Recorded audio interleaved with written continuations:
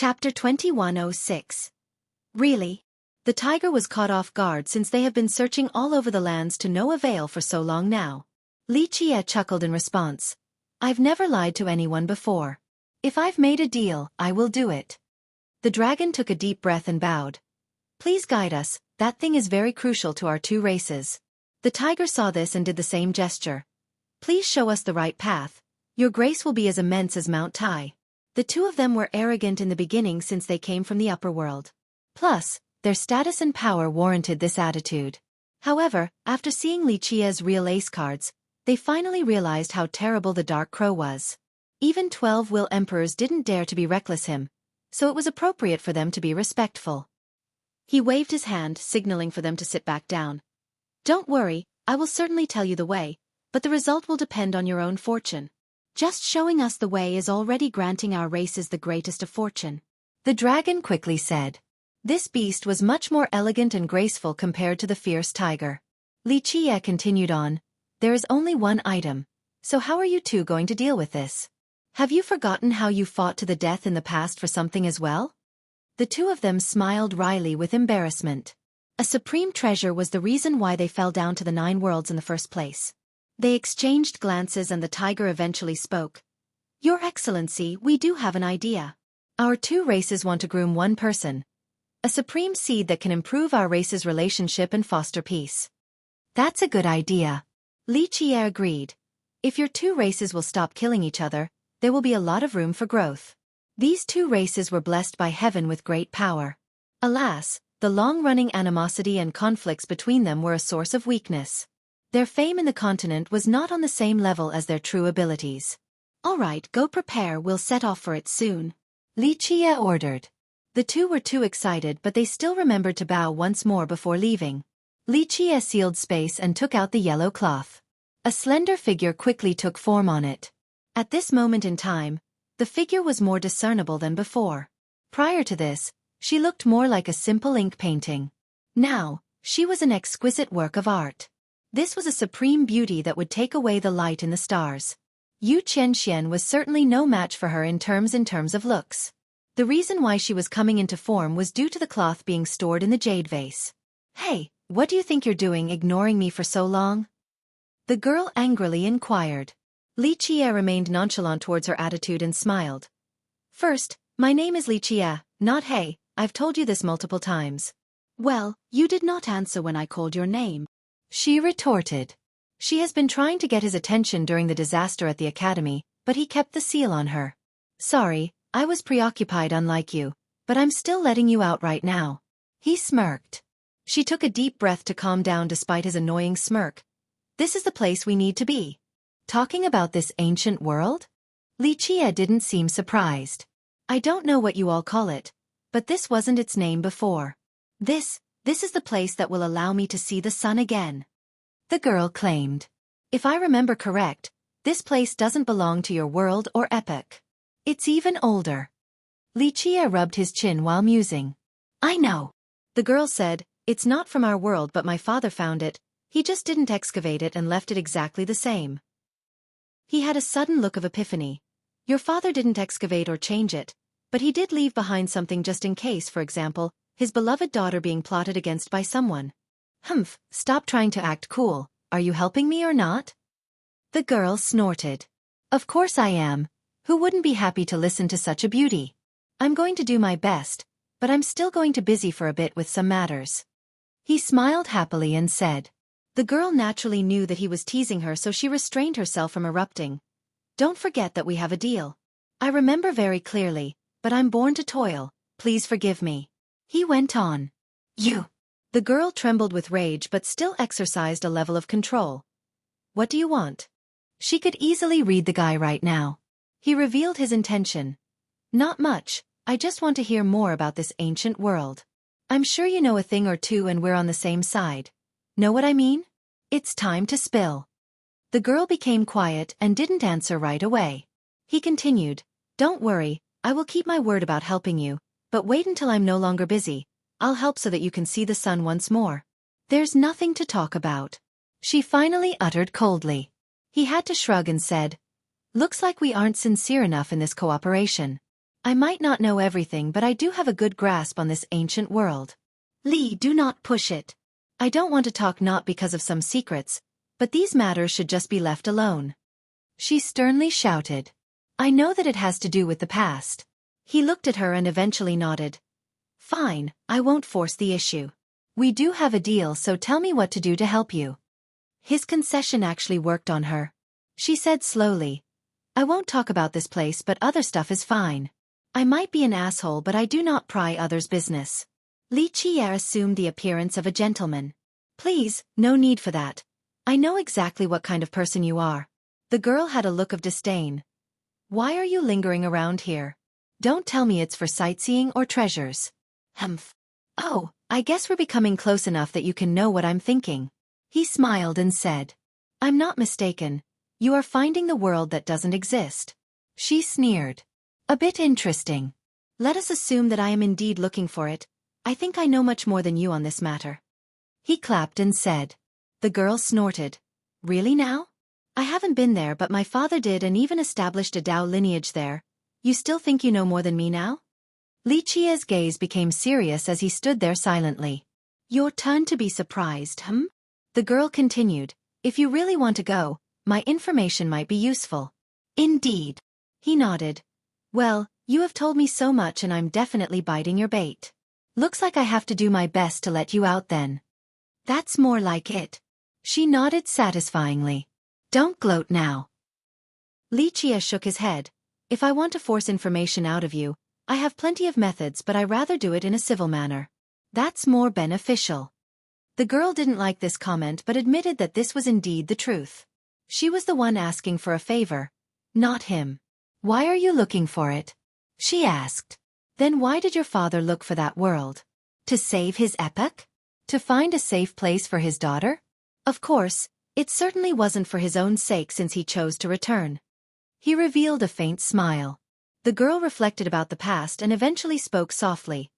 I don't know what he wanted, but he wished for me to go there. Alas, my cultivation was limited, and wanted to fight with him to the end anyway. I'm sure he was strong enough to have ways of bringing you there, he said. The girl nodded. Her father was immensely strong, and there was nothing he couldn't do except escaping the disaster. People need to learn to forget in order to survive. He added, knowing exactly why the little girl doesn't want to leave. It wasn't just because of her father, she still had attachments to others in this world. 1. Chen Qian is getting the short end of the stick in these descriptions. Chapter 2107. I'm sure you don't only want to know about this unknown world, but you're certainly not the only one in history. However, few could do it regardless of their power. The girl said. It's true that I want to go there. A rumor alone isn't worth my time to research. Li Qi'er said flatly. What is your goal? Treasures, escaping, or other purposes? She looked at him in response. You don't look like you're running for your life because you wouldn't wait till now. I could ask the same about your father. He smiled. He didn't do it to escape either. Then why did he go to that world? That's an arduous task, and your father, powerful he may be, must have paid a great price. Across the long trek of history, very few people could truly go there. For our epoch, some of the beings called Dark Overlords can't do it either. The girl pondered for a bit before replying. I don't know what my father was thinking, but since he came back, it should be out of love for the living beings. That makes sense. Li Qi'er agreed. Those with other intents wouldn't come back at all, since returning was death. Well, if you are doing this to save your epoch, I'm afraid you will be disappointed. That place won't be like your imagination and won't have the things that you want. Otherwise, my father wouldn't have come back empty-handed and my world destroyed. That's your father, not me. Plus, who says I'm doing it to save my world and the living beings? He shook his head. Then for what? She didn't think he was doing it to escape since there were other ways.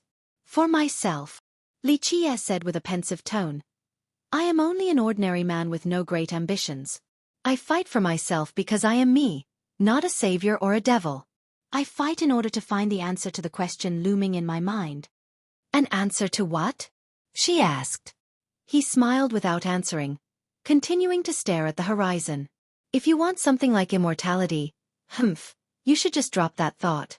She speculated. Immortality? Li Qi'er shook his head. I'm not the bravest man in the world, but death is not scary at all. Many things are much worse.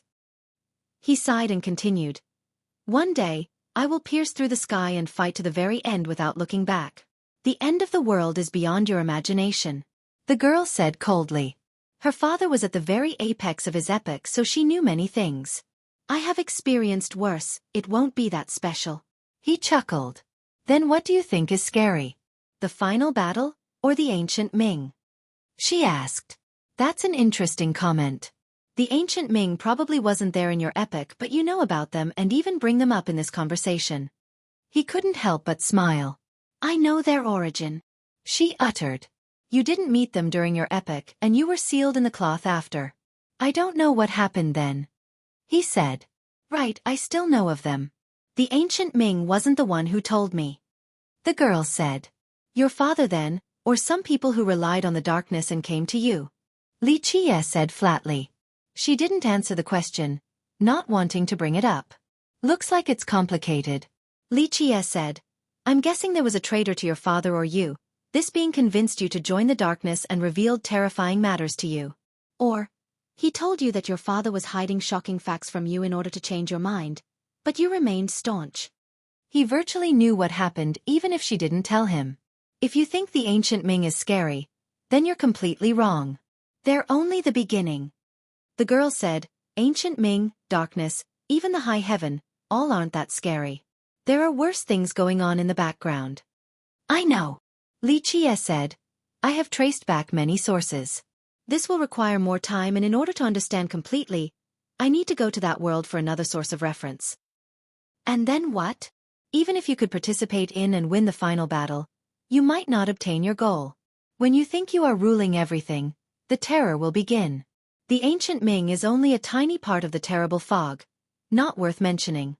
You have only heard about it but don't really know the truth. It is still limited to speculation, a faint outline. He smiled. So what? My father knew even more, but he didn't wish to tell the rest of the world. Xueqi was right again. The girl didn't know all the details, but after that being tried to persuade her, she went to question her father. So you don't know the real terror? Xueqi shook his head. I can tell you that it is not the ancient Ming, or the villainous heaven. The things you're imagining aren't that scary. The real terror is the human heart. If people are pure, then nothing is scary in the world. The heart and mind are the sources of everything. She was moved by this statement. Perhaps the scariest thing wasn't much compared to the heart of men. Her experience was the perfect example. Xueqi continued with a gaze full of determination. Regardless of the outcome of the fight, I will bravely tread forward to whichever location. Even if there is nothing at the end of the world, I will fight at the end of the world. You think you can win? She asked after a brief lull. Terror starts from the heart, but so does courage. As long as my heart is fine, I will be the last one smiling. He gave her the best answer. Maybe you are right. Her voice turned softer. But my father says, if the judgment of the high heaven isn't around, some other, worse judgments will take its place. So your father wavered. He calmly said. He would never. She shouted with a changed expression. You misunderstood me. He explained. I'm not saying that he stopped believing in his ideals and beliefs, but more of himself. He thought that even if he could make it to the final battle, he still wouldn't be able to save his world because, like you said, there are scarier things afterward. That's why your father didn't tell you the real secrets. She gently sighed and said, You're right, that's why he wanted me to hide up above. That might not be useful either. He chuckled. At least there is still hope. He knew that things were much more serious than his expectation. That's why he gave up in the end. He knew that even if he could continue fighting, it wouldn't change anything. This is also why those closest to you also chose the darkness. Xueqi deduced. She fell into silence. Chapter 2108. Serenity filled the ancient world, but this wasn't the calm of the storm, rather a peaceful slumber in the middle of the night with sweet dreams for all the inhabitants. However, the execution continued to pour down on that cliff to light up the Tao runes. Normally, this was a phenomenon that could scare everyone, including emperors. But now, people were still sleeping just fine despite its presence at the academy, treating it as another waterfall. The horde of beasts and birds were the real masters of this domain, but none could be found. All hid deep in their lair. It was no longer about attacking the academy. They were thanking their fortune for not being hunted down. The academy was no longer worried about treacherous thoughts and unfriendly schemes. It had firmly established itself as the orthodox power of the 100 races. The ancient world also suffered heavy damage with many mountains and rivers in disarray. However, it had a mysterious power. These broken landscapes would slowly turn back to their original appearance. Li Qie, Tyrant Tiger, and Golden Dragon were traveling deeper into this world with great speed. One step from them could cross through a massive area, but they weren't in a rush. They took their time appreciating the lofty sceneries. There were numerous fierce beasts around. One diamond ape was as tall as a mountain, but it quickly fled back to its cave after seeing through. They also saw a python the size of a river, taking up a huge area while breathing in and out smokes and clouds. The fish and birds didn't dare to get close. Of course, this python slithered away into the ocean after catching sight of the group. Another eagle with wings blotting out the sky and beak wide enough to take down hills quickly flew away when the group got near. These monsters were certainly strong and intimidating. However, the real monster was Li Qie. Wherever he went, these monsters would run back to their lair or drop to the ground in fear. They didn't dare to get up even after the group had gotten far away. He was the ruler of this ancient world, the supreme paragon, the untouchable master. The monsters had a keener instinct than any cultivator, so they were aware of his status. Fiercest is the right title for you. These monsters and devils are not worth mentioning in your presence. Tyrant Tiger commented while laughing. It was reality veiled as a joke. The Dark Crow was indeed the top existence right now. The beasts consider me as their king because I was the Dark Crow. The myriad races consider me as their leader because I was the sacred teacher. He joked back, stating something quite impressive that only he was qualified to say. The dragon became sentimental, thinking that no one in this epoch could stop him right now. Not even the dark overlords. Rumble. Sounds of wood creaking and stones moving continued the whole time. This world was fixing itself. The cracks on the ground were closing. What a magical world, the dragon said, able to recover from such massive damage. This is the core of an epic, similar to remote wildland. Li Qie replied, seemingly in a good mood. It was even larger back in their era, much larger than the 13 continents and 9 worlds combined. What we're walking on right now is only a tiny piece left. Nevertheless, it is still a treasure land, so it's not strange that it could do this. Otherwise, Immortal Emperor Fei and Deep South Divine Emperor wouldn't have built the academy here. The two beasts nodded, agreeing that those two emperors were visionaries. This place is outside of exploration grounds, yet it is still full of life? Why is that? The tiger wondered. The ancient world didn't belong to their epoch, yet it didn't become a land of death like remote wildland. An unsolved mystery of an unreachable height, touching the question about the existence of immortals. Li Qie chuckled. They do exist? The two beasts glanced at each other. These two have seen plenty of masters before, but not a real immortal. Even 12 will emperors weren't immortals. Li Qie stared at the horizon and said, Our world might not have immortals, but other worlds might. What kind of existence would they be? The two were stirred. This was a long-running topic that others have searched for. Same with the top emperors. Just like us, of course, with 7 emotions and 6 desires. No one can escape this. Li Qie smilingly said. To what level is their power? The tiger was careful when speaking about immortals. Perhaps dark overlords and top emperors were still weak compared to immortals. Perhaps one day you will be able to see it. However, in order to reach this step, the very first prerequisite is having 12 wills. So you're saying they are real? The two deduced from his comment.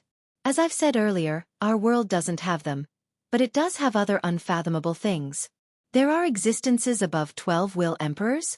Like those dark overlords? The dragon said.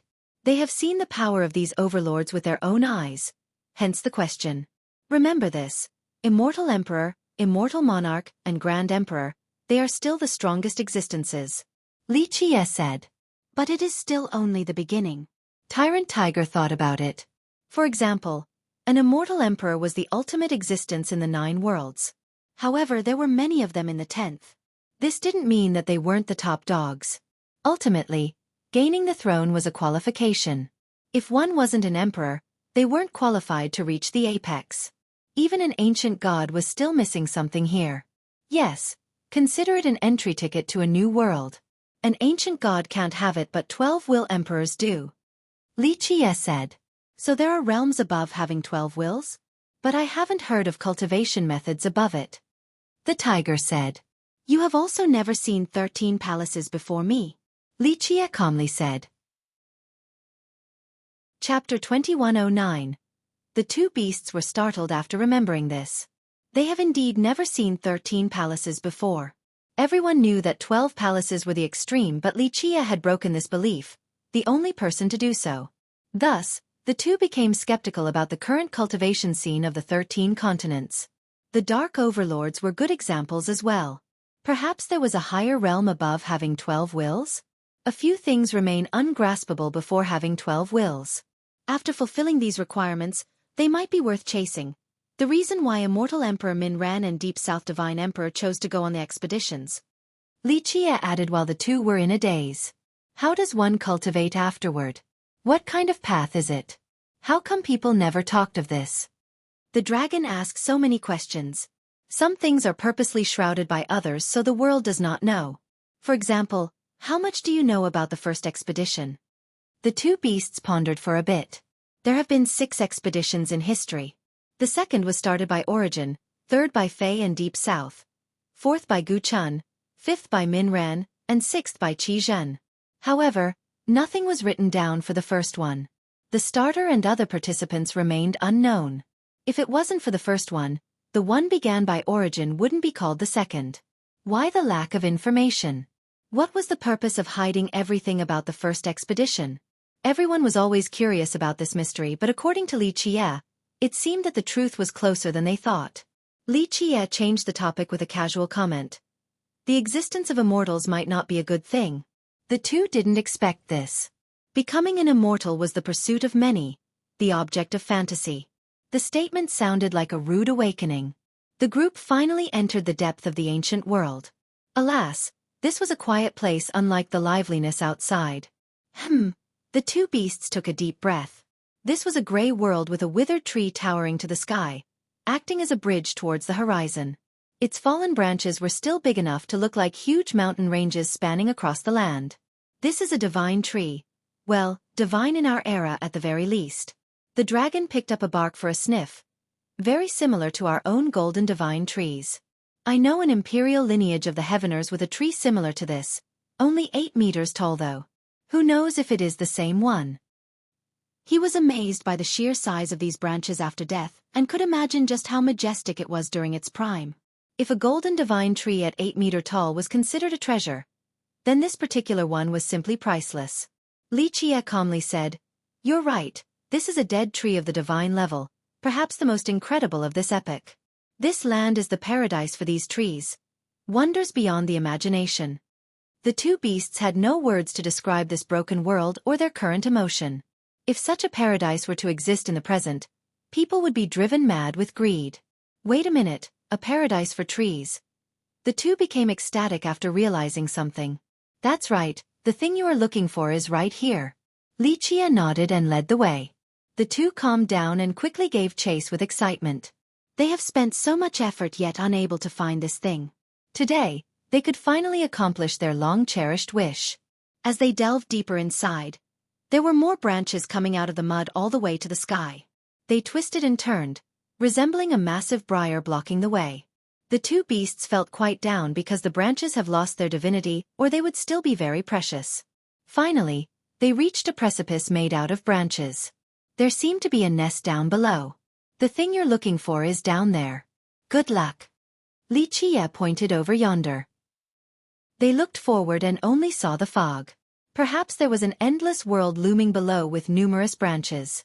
I can feel its breath. The dragon focused his gaze and became serious. Right, just as I've remembered. The tiger arched its chest, seemingly becoming several thousand years younger. I have carried out my promise taking you two here. Li Qie told the two. The two bowed towards him and said, Your Excellency, you are a great benefactor to our races. We'll form a shrine worshipping you in the future. Go now. Li Qie chuckled and left. The two glanced at each other afterward. The tiger asked. Old dragon, are you ready? Million years of searching just for today, let's go. The normally elegant dragon was rather fierce this time around and turned into a dragon to jump into the abyss. I'm coming. The tiger didn't want to fall behind and roared, revealing its true form and jumped into the world below with the dragon. Meanwhile, Xueqi was heading for a different place, even farther inside. He climbed up the sky and reached a gigantic planet above. There was nothing here since no creature could survive in this place. Activate. After a brief survey, Xueqi shouted and created the Tao and laws. The planet creaked heavily and split apart, allowing him to enter inside. It had been blessed before by an apex existence of his epoch, so it was impregnable. A jade pond was inside with surging liquid. This liquid serum was unique, pure with a tinge of gold. Using the momentum to bring back the soul for a body creation, Xueqi said. He then took out the yellow cloth and the figure appeared again. Looks like your father predicted your fate, so he left behind this for you. The girl was silent for a bit before speaking. Just put me in the pond. He smiled and placed the cloth inside. Mist started coming out as it sank to the bottom. Perhaps these strands of vapor were her soul being taken out of the cloth. The figure became increasingly smaller as more mist came out. Chapter 21:10. The figure seemed to be becoming one with the pond, or perhaps the entire planet. I need a very long period to create my body again. The girl's voice came from the pond. The figure and its spirituality were now gradually disappearing from the cloth. If that's the case, I'll be leaving then. I have carried out my promise. You will have to do your part in the future. He chuckled and said, Humph, I can keep my words. The girl snorted, seemingly unhappy with his attitude. Good. He nodded and turned to leave. My name is Long Xiao. Remember well and do not call me a little girl the next time we meet. She called for him. My name is Xueqi. I'm sure you won't forget. Xueqi smiled and left. After he was gone, the cloth was at the bottom of the pond and the figure finally disappeared completely. Who knows what would be born here in the future? Xueqi didn't wait for the dragon and tiger and went back to the academy by himself. They didn't need him to wait for them either. This pertained to their race's origin, so they needed to rely on themselves. He had already carried out his end of the bargain. He called for Yao Ting after returning because he was about to leave. Nevertheless, he was still worried for this little girl.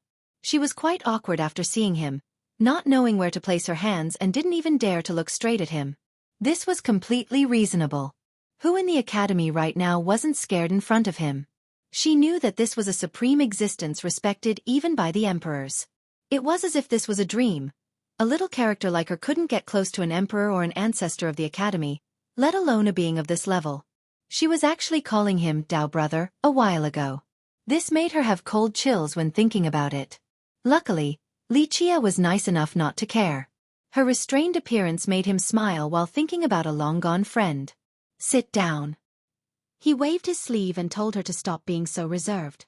She quietly sat down without speaking, head lowered. Just being able to sit before a supreme existence was a great honor. What will you do after graduation? Xueqi asked. She didn't expect this question despite thinking about the answer 1,000 times before. She hesitated, not knowing her direction just yet. I'll probably go back to the village. In fact, she didn't know what else to do besides going back home. She wasn't like the other students from the great powers. They had a clear goal after entering the academy and would go back to serve their sects and kingdoms. Her cultivation journey was one of coincidence, so she had no future aspiration. She was one of the better graduates and had plenty of potential, so many other great powers would want to recruit her. Alas, due to her lack of ambition, she didn't want to join these great powers for more room to grow in the future. Though her tiny village couldn't compare to the great powers, it was still her home, a place where she could feel warmed. That's fine too. No place in the world is better than home, a place worthy of your love.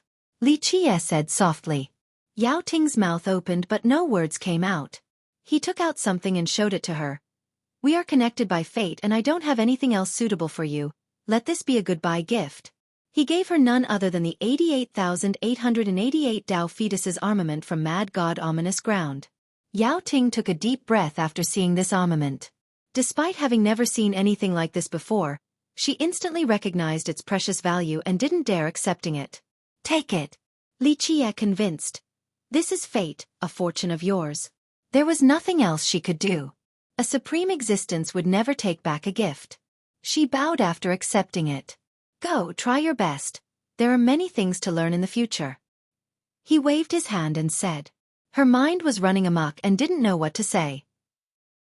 The disparity between their status was too great. He was supreme while she was a nobody. As she was departing, the pensive fella called for her again. The future won't be peaceful. When the disaster comes, the small shrine in the village will be able to help you. And then, as what to do next. Listen to your Tao heart. Thank you, teacher. She bowed once, taking in his words before leaving. He sighed again and stopped being sentimental.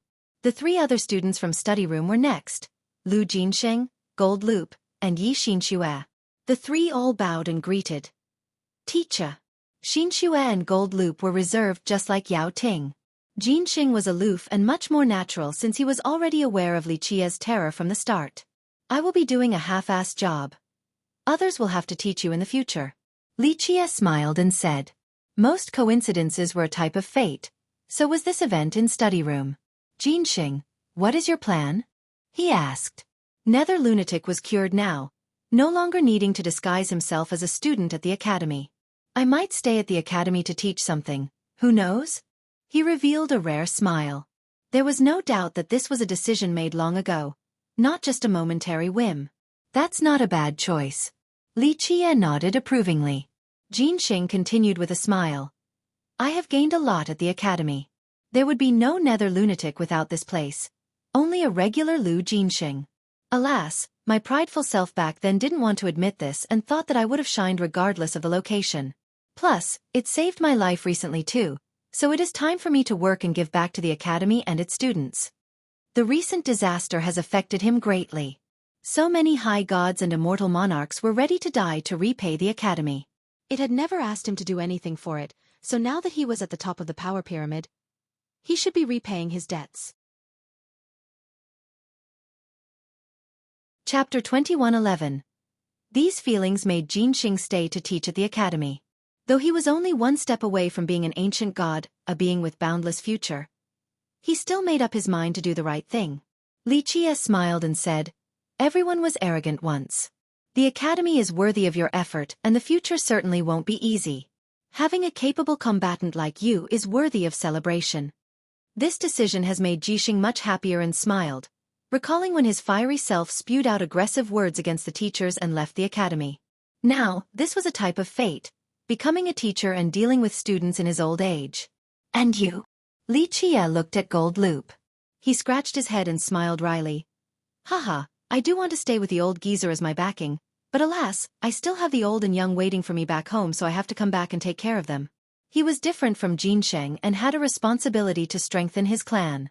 He had found their lost manual, so it was time to return and lead. Go now. A descendant of the Wang should go back. Li Qia casually gave him several treasures. Gold Loop was surprised to see the gifts and performed a full kowtow. Thank you, teacher.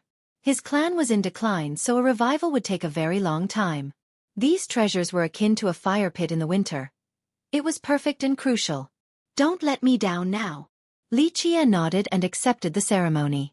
After finishing the bows, he finally got up with a happy heart and went to the side. Xinxue, what about you? He also liked this timid girl, recalling a different old friend. She glanced at Li Qia, then at the other 2, not knowing what to say. The other 2 came to the academy with an agenda unlike her. She came to read and learn as an ordinary student, a purer intention. She didn't know what to do now since she would be the last one here at study room. I don't know. I'll probably just keep on reading. The second sentence had another meaning. Though she came from a powerful clan and was the oldest daughter, she didn't get along with her family and wanted to drown in the books at the academy. Thus, she wanted to stay at this library after graduation, far away from the trouble and complication of life. That's fine. I'll tell the academy to let you stay here after graduation. Li Qia nodded. Really? She became ecstatic. An ordinary student like her couldn't just stay at the academy after graduation. Only the excellent ones had this option, so this was amazing news. Haha, little girl, congratulations. Your dream is becoming true. Gold Loop laughed heartily. She immediately gave Gold Loop and Jinxing a hug. Even the old man was smiling since he saw her growing up and was sort of a senior to her. She almost hugged Li Chia too but quickly stopped after remembering his identity. He gave her a quick embrace and smiled. "Try your best, little one, I'm sure you will be successful in this." Her face turned red and nodded continuously. Words couldn't describe her emotions right now. In the end, the three left and Li Chia went to find soaring immortal prince. The prince bowed and said, "Thank you, Your Excellency, for saving Celestial." Li Chia shook his head. "No need to thank me. This chessboard has been prepared for a long time now, not expecting to actually use it. One can only say that greed is overwhelming even for emperors." The prince gently sighed. So many monarchs and high gods didn't hesitate to end the academy despite what it had done for them. The 13 continents should be calm now after this battle. He said. No one would dare to challenge the academy now after fully seeing its capabilities. As it should. But this is only the calm before the storm, the prelude before the descent of darkness. Li Chia said. It's coming that fast? The prince shuddered, aware of this terror. Li Chia nodded. Yes, it's very near. The Dark Overlords have been hiding all along. No one knew of their existences. But now, they couldn't help but show themselves.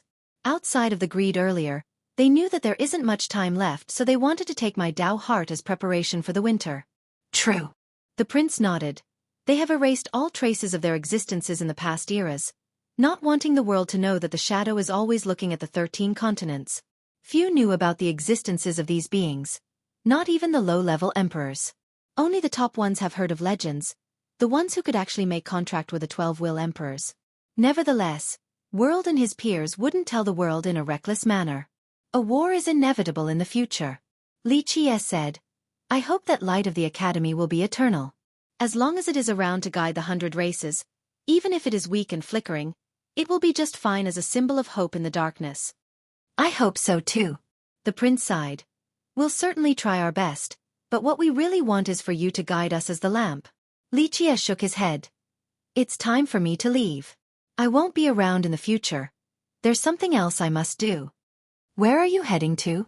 The prince wasn't surprised at all, understanding the importance of Li Chia's task. His father and grandfather also did the same.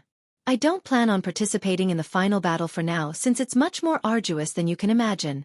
I'm going to someplace else, an untouchable world, for further research in order to reach a greater height. I must open a new page for this epic, or it will be too hard later. Your father and grandfather have thought of this as well. The mythical world that does not exist? The prince asked. He knew many things due to his background. Both the emperors have tried to find the door to this world, but due to a lack of fortune, they gave up and chose the ultimate expedition instead. Yes, the timing and fate weren't right for them, but I have prepared enough for a trip. Li Chia said.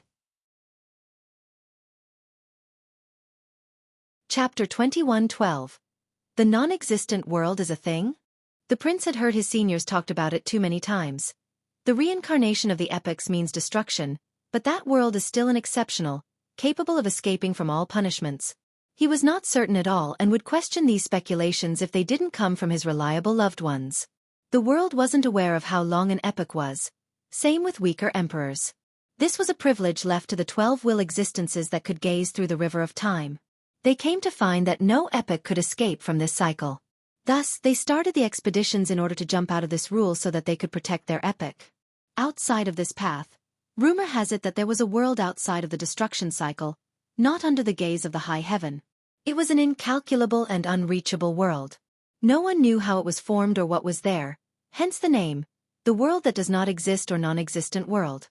Of course, the 12 will emperors could only have a slight idea, unable to actually visit there. Fae and Deep South were certainly at the very top of the ladder in the 13 continents. Their mighty power still wasn't enough. Only lords of the epochs can go there? The prince was shaken, aware of the immense difficulties. The lords can't forcefully do it when the timing and luck aren't right. Li Chia shook his head while pointing at his chest. Sufficient power, luck, and a Dao heart are essential for this journey.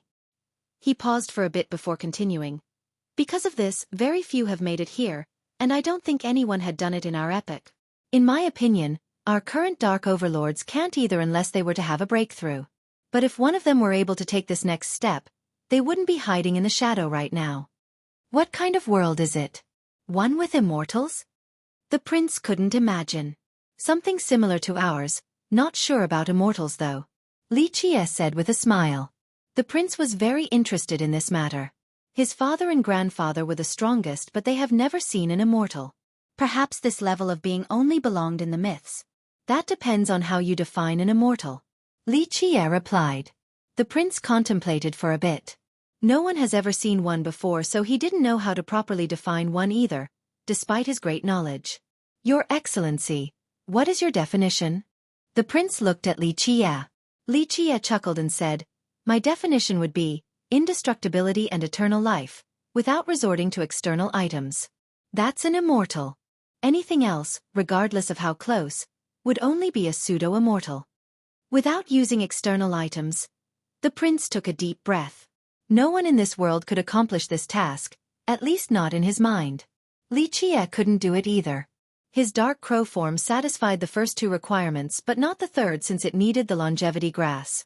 His current self couldn't do so either. He hid his souls already, but he would still die eventually. There were other powers available that could end him as well. An immortal should be unkillable by anything and have eternal life. Then I don't think one exists. The prince smiled wryly after hearing this definition. Lichie chuckled. Indeed, but nothing is certain. Perhaps there are pseudo-immortals outside of our world. Pseudo-immortal. The prince's eyes flashed. It just depends on the individual's definition. What's an immortal in your eyes might only be a pseudo in mine. But either way, our world definitely doesn't have a pseudo or a real one. Lichie said with a smile. The prince sighed after hearing this. His father had indeed said that there was no immortal in their world. Then you are going to the non-existent world because, the prince deduced. Lichie was amused. You think I'm looking for the immortals? Well, not exactly wrong, because who wouldn't chase after immortality? You have been in that state before. I was simply curious. The prince coughed, feeling slightly awkward. Perhaps that world really has existences of this level, but like I said, I'm going there to open a new page for this epic. It would be nice to see these immortals as well. Lichie smiled. I simply can't fathom them at all. The prince said. I don't know what they are like either, only that there are beings that have survived the ultimate expedition. Lichie continued. The prince stared at him and commented. I know that you're one of them. You are only half right. Lichie shook his head. In fact, I'm not the only survivor from our own epic. There are others? The prince was shocked. That's right, even earlier than me in our epic. Lichie revealed. The prince took a deep breath after getting this confirmation. His father had told him of this before. The legend is true then. Fae and Deep South have speculated of this possibility before, but they didn't have any concrete detail. How did they return? The prince asked. I don't know. Personally, the final battle is probably impossible to come back from, but some have made it in our epic. There are too many questions about the first expedition, about the participants. Perhaps they were only cannon fodders for a test. Lichie said with a cold smile and a profound glare. The prince started to think about the mysterious first expedition. Logically, no one should be able to return alive from one outside of an undying being like Lichie. Perhaps all of the survivors were from this period. He eventually sighed and said, the final battle, that's probably even harder. The prince was filled with disappointment. The top beings from all the epics couldn't come back, including his father and grandfather. He knew them well enough to know that they weren't the type to give up halfway as deserters. Thus, their fate could be easily guessed. Well, I can't say either, but I believe there is one survivor from the final battle. Lichie said. Does that mean this person won? The prince suddenly became excited. This gave him hope for his family members. Usually, in many other novels, this is indeed a realm, so I'm going with pseudo. Just note that this would be a bad usage if someone were to say, you're just a pseudo-immortal. In that case, false/fake immortal would work a bit better. In Chinese, this title works just fine as a realm and is tone/attitude dependent to show respect or dead-eyne. Chapter 21:13. Not only was the prince excited about the possibility of his family being alive, the The fact that someone else could survive from the final battle also meant that this epic could still be saved. But if people have returned, why were their epics still destroyed? Why couldn't they guard it? He thought about something else. That's the most interesting part, and one of the reasons why I want to go to non-existence. Li Qie chuckled. If I'm correct, some have made it to the end of the ultimate expedition and left successfully. What? If that's the case, why didn't they return and protect their epic? No one knows. Li Qie shook his head. Well, leaving doesn't mean abandonment. This is why the ancient world is still around. Many epics have been destroyed, but there were remnants, for example, Hope or the Wildland. Nevertheless, there was no life in those places. This ancient world was an exception. It certainly didn't belong to the current epic, yet it was full of life. No one knew how or why someone was able to leave it behind in this manner. Because of this, someone was able to reach non-existence from this place, no more than just one. Nevertheless, even the lord of an epic must go alone on this journey. Being able to take people with them would be too unbelievable. Li Qie said. Wait, why didn't everything end after someone came back from the expedition?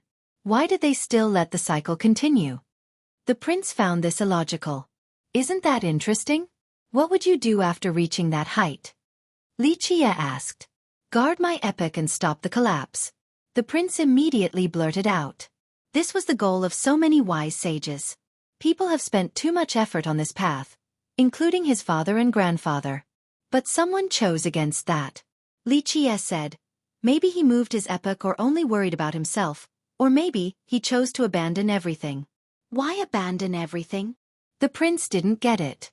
If he had such power, he would definitely never give up on his own epic. I'm not them, so I don't know. Li Qie said flatly. Perhaps he found that the world isn't worth saving, or perhaps he felt that something even worse would come of it. Or, he is actually guarding his epic even now, we just don't know about it. The prince didn't respond since he couldn't look further into this issue despite his considerable power. Then what would you do, Your Excellency? He asked with a serious expression. You want to know whether I'll guard the epic? Li Qie shook his head. I won't, but I won't just leave either.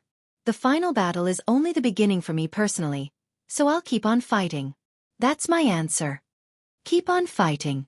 The prince was shaken. Viewing the ultimate expedition as another starting point? When will it end for him? That's why you all need to take care of the 13 continents. Li Qie said softly. If I'm given the chance to make a choice in the future, I want to be a pioneer, opening a new door for myself. The prince nodded, finding it unnecessary to comment any further. Just like that, the two talked about other things such as preparing another strategy for the academy again for the darkness in the future. It needed to survive the dark years in order to become the guiding beacon for everyone else. Boom! Suddenly, a loud explosion resounded from the depth of the ancient world with chaos energy oozing out. A nest from this place flew out, made from some unknown immortal wood. Laws and wondrous light floated around it. It seemed capable of gestating some incredible items. A massive dragon and tiger were shouldering this nest, using the strongest technique in order to raise it. Alas, the nest didn't want to leave and dropped down again. Detonations continued as the two beasts repeatedly struggled to move the nest.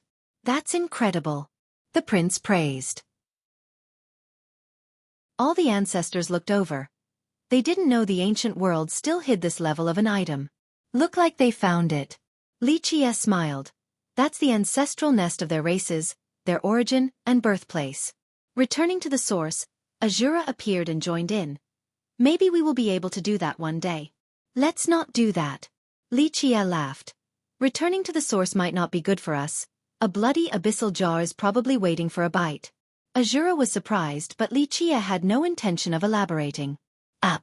The two roared and used all of their power and technique, not even minding burning their longevity blood. Boom! The entire ancient world trembled. Something seemed to have been uprooted completely. Next, the two were finally able to raise the nest fully to the sky.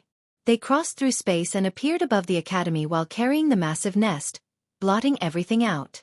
Your Excellency, we'll be going now. The dragon was ecstatic and told Li Qie. If you need us in the future, our two races will be under your command, to the death. Despite shouldering the heavy nest, they still bowed towards Li Qie for what he had done for them. This nest was too important and would change the future of their races completely. Go now, congratulations. Your races will prosper with many children from now, heading straight for the apex of this era. The happy beasts roared and left with the nest. We should go too. Everything was done here, so Li Qie gave the command. Boom!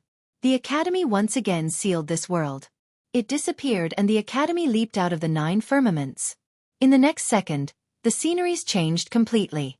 The ancient world was nowhere to be found and they were back in arrogance. Everything was still the same in this place. We're back. The crowd rejoiced after seeing the familiar landscapes. This naturally attracted others' attention and caused quite a stir.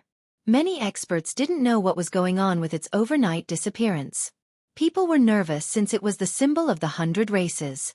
Its return calmed people down and they quickly came to congratulate. Alas, for the sects with monarchs attacking the emperors, they were scared out of their mind. The return of the academy meant that their ancestor monarchs had been killed. This was a terrible development for them. All they could do now was wait nervously for the inevitable wrath. Chapter 21:14.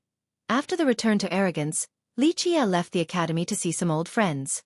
In a vast unknown was a large ship resembling a floating continent with mountains and rivers on top. It was virtually an independent world. This was the vessel crafted by Li Qie. The rest of the group used it to reach the 10th world. The young noble is back. The people on board cheered. Many rushed out to greet him.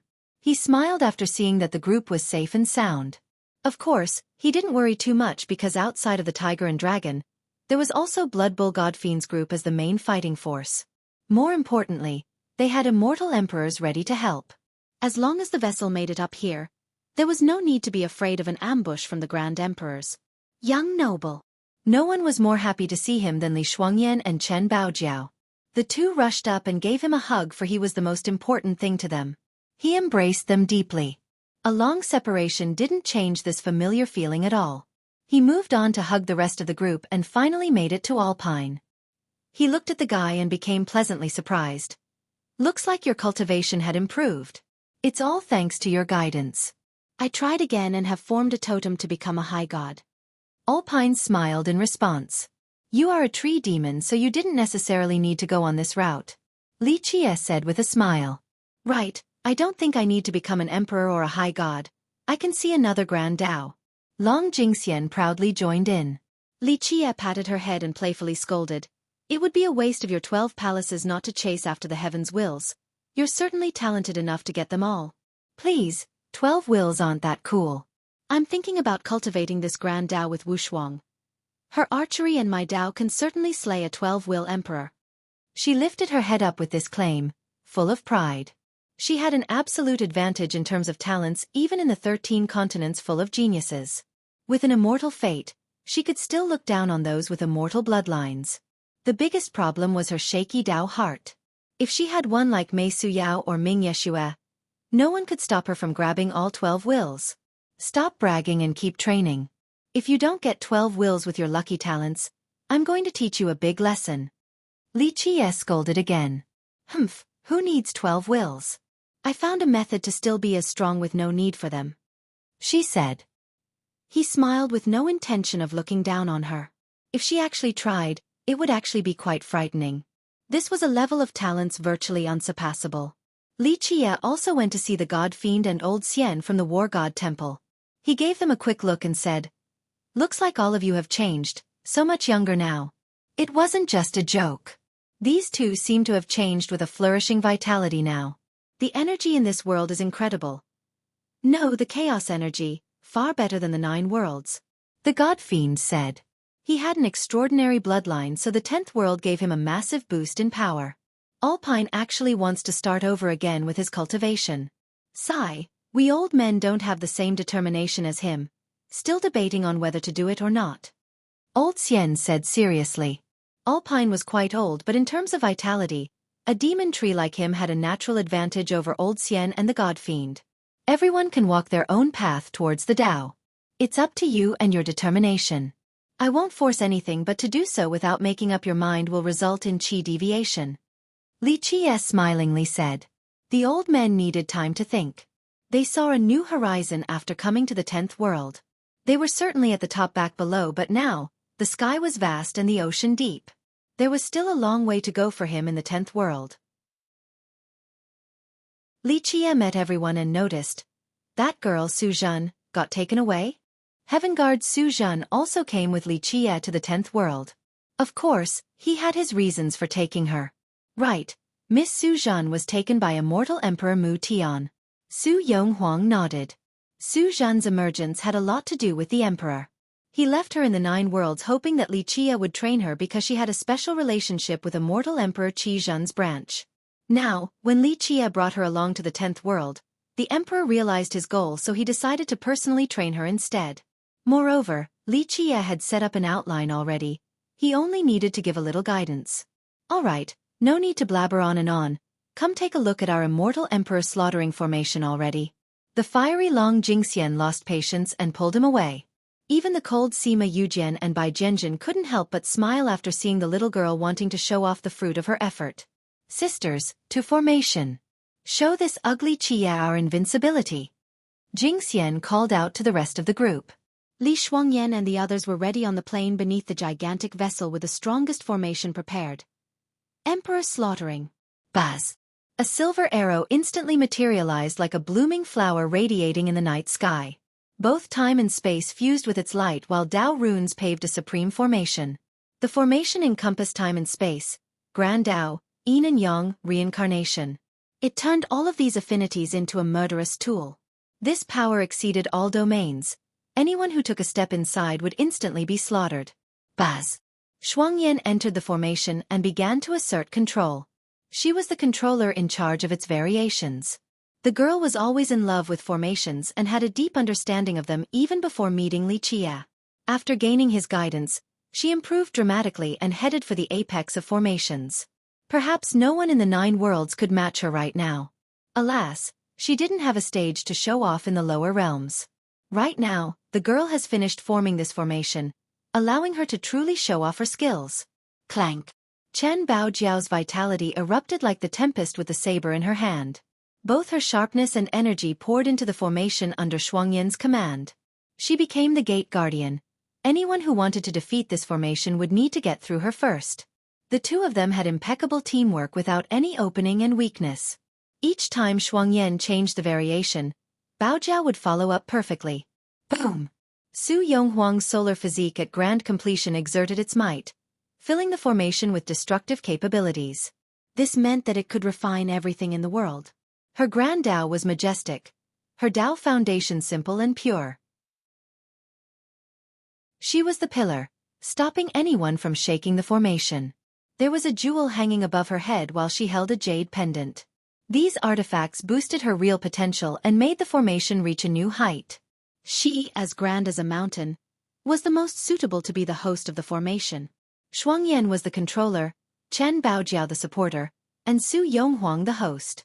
The trio brought the formation back to life. Poof! The 4 matrons from the blood race joined the formation, turning into a primal source of power. They had a unique bloodline, so when their vitality entered the formation, it turned into a massive ocean of blood, fueling the rest of the girls. It didn't take long before the formation was brimming with endless power, capable of fighting till the end of heaven. 1. Note, singular/plural is unclear here for the totems. Assuming 1 unless stated otherwise. Chapter 21:15. After the addition of the 4 matrons, Long Jingxian and Jian Wushuang were ready with their resplendent arrows. They weren't just about physical destructiveness. This was something that could destroy the Grand Dao as well. When these two worked together, they were able to utilize the Grand Formation to boost their archery to the limit by adding their domain with the rest. Anyone who entered this formation would fall under the onslaught of their arrows, the main fighting force of the formation. There was no escaping this prison of arrows. Clank. Zi Queening raised her immortal's blood. It intimidated the spectators with a sanguine glow. She was ready to crucify any imperial existence. At the same time, Bai Jianjin and Sima Yujian unsheathed their sword. Jianjin had a majestic sword Dao with an all-moving momentum. One slash could ravage the myriad eras with its extraordinary sharpness. This bloodthirst became the defining attitude of the formation. Yujian's Dao was different. Her sword Dao was invisible, everywhere yet nowhere, just like her own existence. The two of them were two polar opposites of the same Tao, resulting in an incredible fusion. In addition to Z-queening, they became the offensive force of the formation, creating gales of blades and edges. Pop! Finally, Lan Yunju disappeared as her Tao joined the formation with pulsing radiance, something akin to the reincarnation cycle. What was the purpose of this? The girl was able to fix time, space, and Tao. Any mistake or failure in the formation could be reverted. Boom! With everyone in position, the formation finally exuded its final aura of massacre. Even an emperor would need to put on a serious expression when facing this formation. How is our formation? Long Jingxian gloated. It is perfect. The fruit of our arduous effort. She was rightfully pleased with herself. Due to her great talents, she contributed greatly to honing this formation. The changes didn't mean that Li Qiye's first version was weak. However, his version was suitable for just about anyone, while the latter version was better fitted for the girls, allowing them to utilize it to the fullest potential. Perfect indeed. Li Qiye carefully judged and nodded. The core is strong and able to accept even more power and members without difficulties. Most importantly, as long as the core is there, the formation won't completely collapse. The power of a formation relied on the toughness of the core, so the girls focused on this aspect. More importantly, since they practiced and refined it together, their teamwork was impeccable. Haha, so you're saying we can kill emperors now? She laughed and said. If all of you become emperors or high gods, the formation will be stronger. Li Qiye chuckled. We might not do that. Like I said, we'll open a unique path. No need for the throne. She claimed once more. Li Qiye didn't deny this because it wasn't an impossibility. Li Shuangyan commented, if Miss Mei and Senior Magu were to join us, we'll be even more exceptional with a new variation. That's possible. Li Qiye agreed. It is another way to make the formation more flexible. However, all of you must take another step forward before adding the temporal affinity. The formation derived right now is very strong, but it is still far from the one controlled by immortal Emperor Zhenji back then. If you reach that level on top of having Magu and Su Yao, then your formation can have unlimited variations. No one would be able to break it. Thus, your cultivation needs to be stronger as well on top of adding more positions. Li Qiye assessed the current formation and said. The current version was already immensely powerful, but he held them to an even higher standard. If Shuangyan could control a formation to the same level as immortal Emperor Zhenji, then she could be responsible for an entire domain by herself. Remember, this emperor used formations to prove his Tao and was considered the greatest formation master in the 9 worlds. Come try and see it then. Jingxian challenged. Alright, I'll play along and train you all a bit. Li Qiye laughed and entered the formation in a domineering manner. Defeat me and you can dominate the myriad ages. He believed that as long as these girls could take another step forward, the future would be quite promising. Boom! His vitality erupted with the 4 immortal physiques crushing everything. His heavens will floated above, granting him absolute tyranny. Let's go! The girls felt an unprecedented urge to fight. They have polished this formation all along just to test its power today. Rumble! The earth and sky trembled with rambunctious detonations as Li Qiye took the formation on by himself. In the next several days, Li Qiye either trained the girls on the formation or taught the older men the cultivation methods of the 13 continents.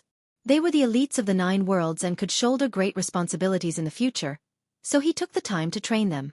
Moreover, he meditated for better focus, waiting for the right time to climb. On one day, he suddenly opened his eyes, interrupting the meditation session. They became profound as he gazed across the world. He did a swift calculation and became surprised.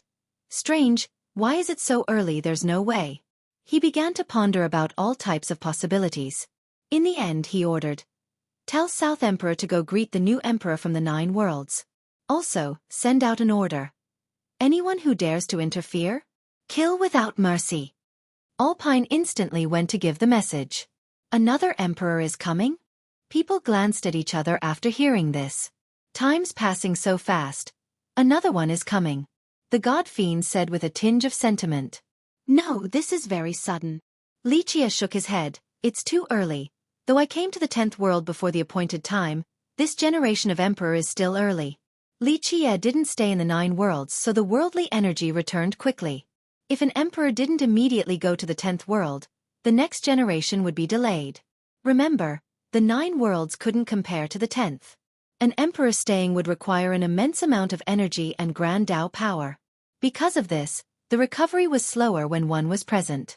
This wasn't the case for Li Qie. He left right away so the next heaven's will would come early. But according to his calculation, this was still too hasty. Chapter 21:16. The arrival of a new immortal emperor was felt by the other emperors as well, evident by the gentle ripples in the atmosphere. Ordinary people couldn't detect this minute change, but the emperors could sense it and tell that a new emperor was coming. They were surprised as well because this was too early, not knowing what was going on in the 9 worlds. Why did one come into being so fast, and why is this person ascending so quickly as well? They wanted to know the reasons behind this development.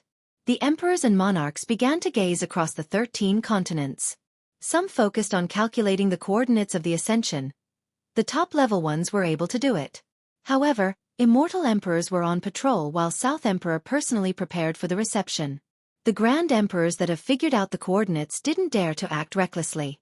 Everyone knew that South Emperor was a disciple under the Dark Crow. His reception must be representing the will of the Crow.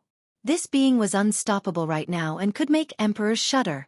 He recently killed more than 10 emperors and made a Dark Overlord run for his life. Even World Emperor lost the previous time. Anyone else that goes against him simply had a death wish. Boom!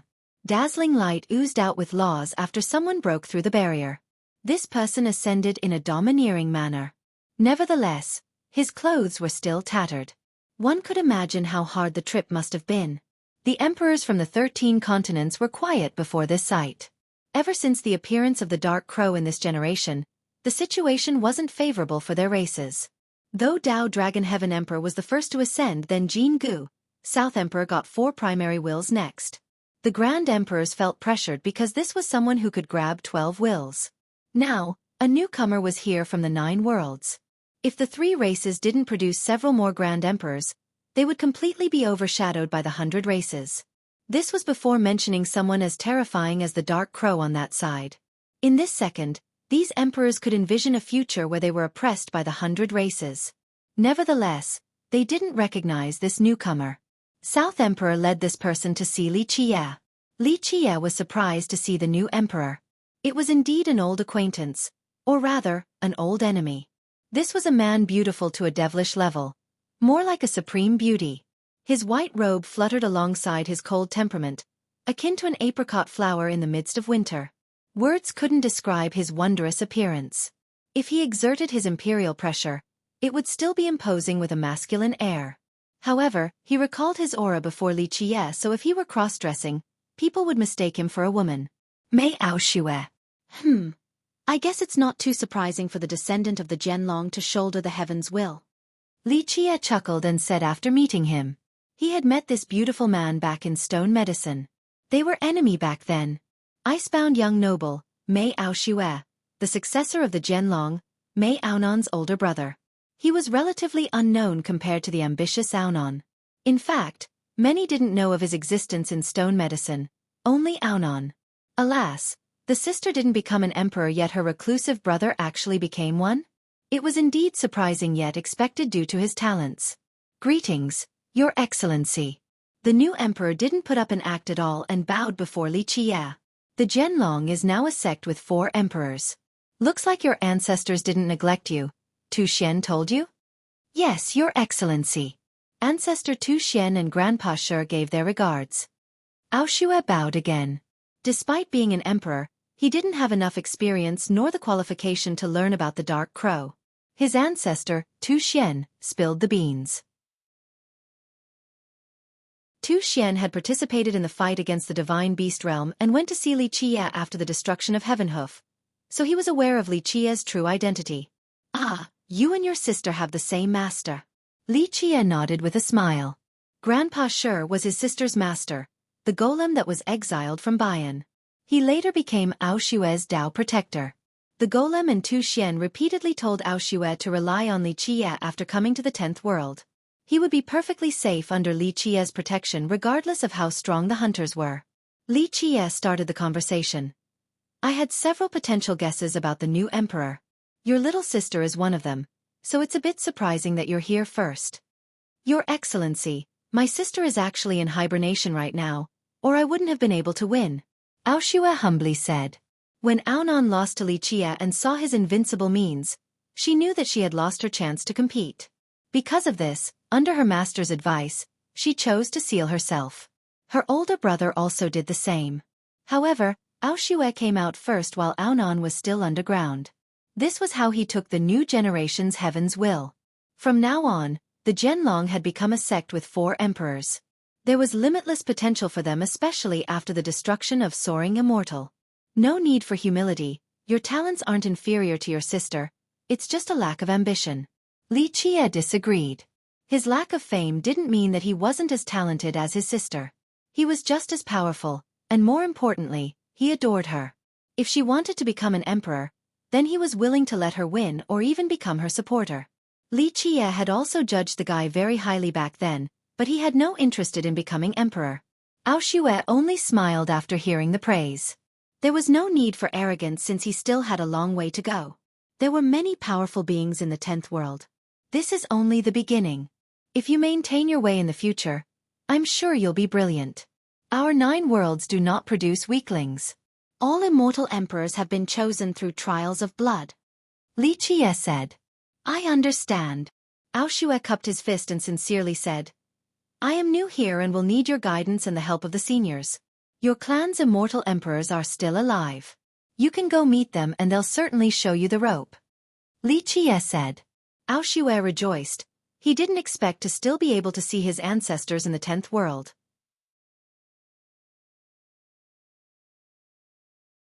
Chapter 21:17. What's happening in the 9 worlds? A new emperor is coming so early. Li Qie smiled, seemingly in a good mood. Xueqi gently shook his head. The 9 worlds have enjoyed peace since you left, Your Excellency.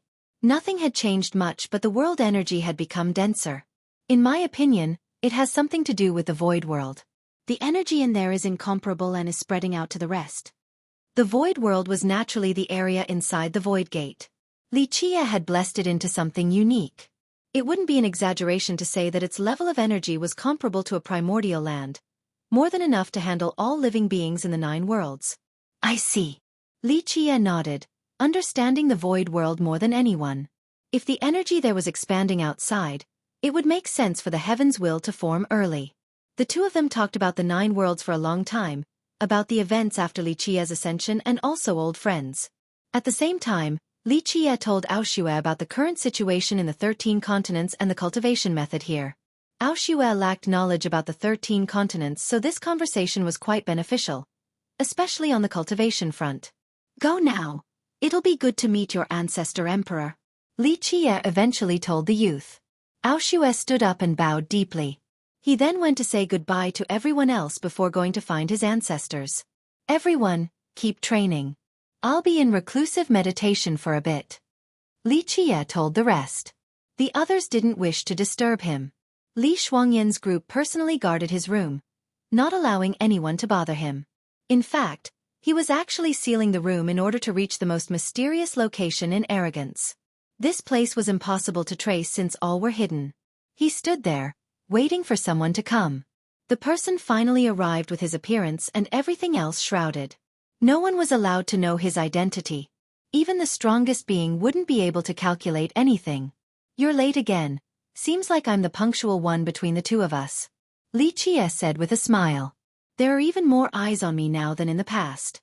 You should know how hard it is to make this trip. We shouldn't meet up too much. The mysterious person said. I know this might be the last time, so before leaving, I'll hand you a few things as ace cards for this world. Li Qie said. You want to go to non-existence? The being could guess his intention. These two visionaries have been scheming for so long and had many beliefs in common. Yes, I have too many things to do and can't be held back by the 13 continents. If my goal is the final battle, then I need to go to this world. No one can be truly confident about this path. Too many failures before. Li Qie said with a serious expression.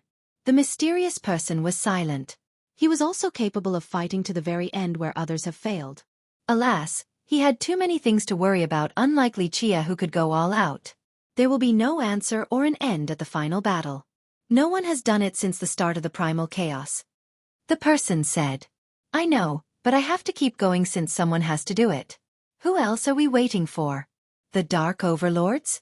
Or the villainous heaven? Those Dark Overlords are simply cowards. If they do not dare to come out today, they certainly won't do so in the future. We can't rely on these men who won't guard their own epic to come out for the final battle. They only want to live a borrowed life. Lichia uttered coldly. True. The person sighed softly. The path ahead will be yours alone. I'm afraid no one will be able to work with you. Lichia said, this didn't matter in the past, but now, the Dark Overlords are getting impatient. Darkness will come soon. I know. The person nodded. You know, my path will need 12 will emperors and ancient gods. Yes. Lichia said, when necessary, mortal reversion will help you, but this will expose many things, so be careful. As for Yi, he can't do much right now since he needs isolated cultivation. Another step forward. The person naturally understood this. If immortal monarch Yi could do this, then it would change a lot of things. We are missing emperors who can take on these dark overlords by themselves. That's why he's doing it. If our 12 will emperors can't take on the overlords, the situation would be very grim.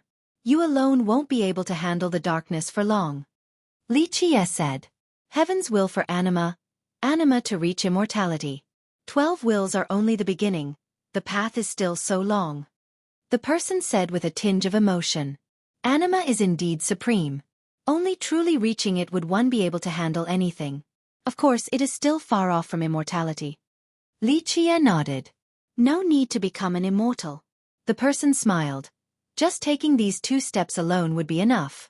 I don't believe anyone can be stronger than Samsara in this world right now. Lichia replied. That's hard to say. Some have been slumbering for a long time while some of the fallen are trying to evolve. Ultimately, relying on external items doesn't make one the strongest. Paragon artifacts and heavenly treasures alike. If a person wants to truly jump out of the restraints, they would need to use anima.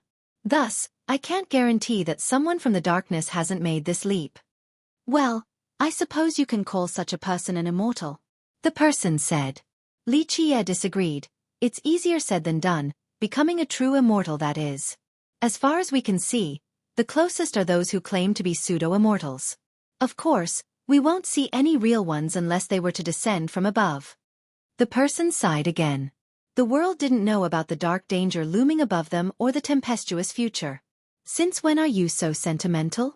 Lichia joked. The person stared at him and said, how about we switch place then? I'm sure you'll be sad too. I have to deal with the mess you left now. Don't worry, people will help you. Our 12 will emperors aren't just sitting idly by. Like Yi, he just needs to take another step and his battle power will be immense. Lichia said. I hope he'll be able to truly grasp anima. We'll have another incredible general at that point. A firm pillar for the 13 continents. The person was certain of this. The future is incalculable and uncontrollable, but my massacre just now had somewhat flattened the way. At the very least, the chance of having backstabbers is lowered now. Lichia said. I hope so. The person said, what a shame, if only Flame Emperor and Min Ran are still here. If all of us work together right now, we would definitely destroy the darkness. It won't change too much since the darkness is only one corner of the overarching situation. Min Ran has his own goals and is walking even further on this path. Same with Faye and Origin too. Lichia said. I guess everyone has a different view. The person added. Each of these beings viewed the situation differently, so they made different choices. Some chose to guard the epic while others embarked on the ultimate expedition. 1. The latter is more of a joke. I wouldn't take this literally. He's not saying that there are immortals above. The tone is harder to convey here too. Yeah, this sounds like world.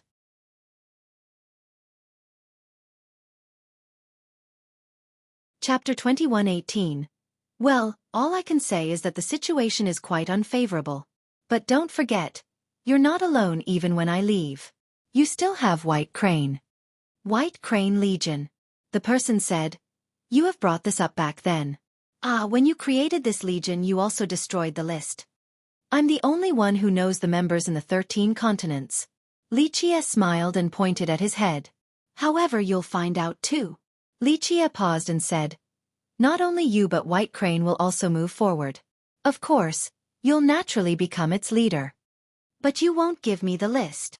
The person smiled, understanding the Dark Crow after cooperating for so long. Right, it's not that I don't trust you, but we don't know who else could be potentially eavesdropping. You'll find out all the members eventually. Lichia chuckled. Then I'll look forward to it. The person didn't mind at all. Their trust was unquestionable. The guy naturally had his reasons.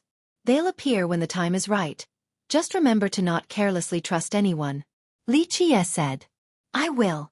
The person nodded. This legion has always been mysterious.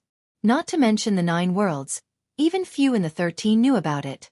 In fact, despite their long-running partnership, Lichia had never revealed any member of the legion to him. When to start an expedition? The person eventually asked. Eventually. Lichia said, the final battle will determine everything. A few things are unpredictable too, like the ancient Ming back then. I'm sure no one hopes for another race like that to come. The person became serious as well after hearing this name. It'll be really bad to experience another ancient Ming. Not just bad, a catastrophe. Lichia said, so that's why the expedition will come, just not right now. I don't want any mistake along the way. But that's not within your grasp. Even if you don't start one, others might. For example, that great Buddha. The person said. He will do one sooner or later. Maybe even before me. Lichia nodded, but he won't be able to do it despite his confidence. Don't forget, he had prepared for this battle for a long time now, even longer than you. The person revealed. I know. Lichia smiled. But longer isn't always better. Plus, he doesn't belong to our epoch, so he's at a great disadvantage from the very start. Otherwise, with his effort and accumulation, he would amount to even more. The final battle required our own epoch as the main banner riser, or it would be the reflection of the flower in the morning dew or the moon in the night water. The person contemplated for a bit and said, if you were to win, what will you replace it with, yourself? You're overthinking it. Lichia laughed and shook his head. You think I would do something so tasteless? Plus, the world won't change when my dirty hands take over. Not much at all. Then what? The person remained tense when asking this question. The judgment of the heaven and earth. The only thing that is impossible to fool in this world. Lichia declared. The person's eyes became serious and eventually replied. I don't think it can be carried out. Who says so? Lichia answered solemnly. You should know that it is very real, not just in theory. The thing exists but we simply can't touch it. Few understood this concept for what it is, limited to using the common adage to stand for justice, more so in the mortal world. However, cultivators were gods to mortals. They didn't need to believe in a higher power. Nevertheless, this mysterious person understood the existence of this ethereal arbitrator. The exact details remained elusive because no one could truly grasp it. I have toiled for generations, not for survival like those dark overlords and epic lords that want to protect their world. All I wish for is to fight to the end. A terrible light flashed in Lichia's eyes. One day, people might think you will become the devil as you keep on going down this path. The person said.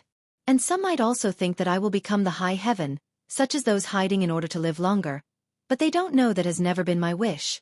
Lichia smiled. The person sighed again. The Dark Crow's thinking was always unexpected because his vision was much more insightful than others. Being hated as a devil or being worshipped as the high heaven. Either one's fine. I will only be doing what I want to do, that's all. Lichia concluded. The person looked at Lichia and said, as you have said earlier, the future won't be easy but I won't let the current situation fall completely. I don't care what you will do or become, devil, high heaven, judgment, whatever. Just guarantee me that a second ancient Ming won't appear. You are aware of the grave consequences of that happening. I can't. Lichia replied. The only thing I can guarantee you is that if a second race of that nature appears, I will be the first to cut them down, no matter where I am, alive or otherwise. Is that enough? The person couldn't say anything after hearing this. This guarantee from Lichia was stronger than everything else. They kept on talking about secretive plans regarding the fate of the 13 continents.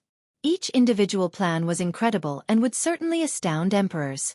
Eventually, the conversation was heading to an end. The person said, "I wish you luck. Maybe you will meet immortals or become one yourself. At that point, no one will be able to catch up to you." The person sighed. Regardless of the future, the Dark Crow will still be the Dark Crow. The existence of immortals might not be a good thing. My becoming an immortal will not be good news either. If you catch wind of this news, I'm telling you, run as far as possible, dig yourself a hole and hide, don't ever show up again. Xueqi said slowly. It sounded like a joke but carried a realistic stench of blood. All right, I'll be the first to run then when that happens. The person joked back. The two of them disappeared without leaving any trace of this meeting. No seer could ever detect or calculate it. The 13 continents were quiet after the battle at Celestial like a serene pond. Many imperial lineages have closed their doors and connecting portals. People even felt as if the emperors themselves didn't dare to breathe loudly right now. Everyone was playing it safe. All of this was interrupted by auspicious energy coming out of nowhere, something similar to when Racier Mushroom came out. In just one night, majestic power of Grand Tao and chaos energy slowly emerged. The world seemed to be heading towards the original chaos once more. All of these powers were connecting together and headed for the same direction. Though it wasn't that fast, the sheer amount coming from all 13 continents gathered like endless rivers with loud detonations. These rivers flowed above the sky and everyone could see and hear them. 1. A sign of good luck.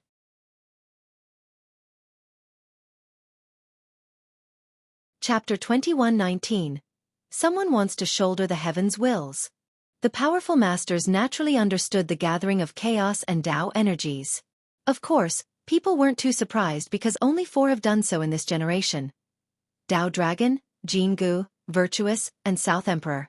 Outside of Tao Dragon, the other 3 haven't done the second shouldering process. Wait, just 2 because Virtuous was dead now. Thus, there were plenty of wills to go around. Everyone knew that several more monarchs could appear from the 100 races. Why just the 100 races? People didn't need to waste words to understand why. The power of the wills emerged, letting people know that someone powerful was going to take them. Something's different. An emperor immediately recognized something peculiar. The scale is too grand. Someone is moving all of these wills. What are they doing? Chasing away the wills or some other reasons? What technique is this? This Tao is strange too. A high-level emperor could sense a majestic Tao, different from everyone else. This Tao was one from the beginning of the world. Another master is appearing?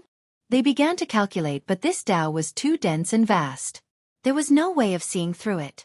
Perhaps it has something to do with a heavenly treasure. Another said with uncertainty. The sheer amount of this Tao and its crazy transformations were too much for one person to do.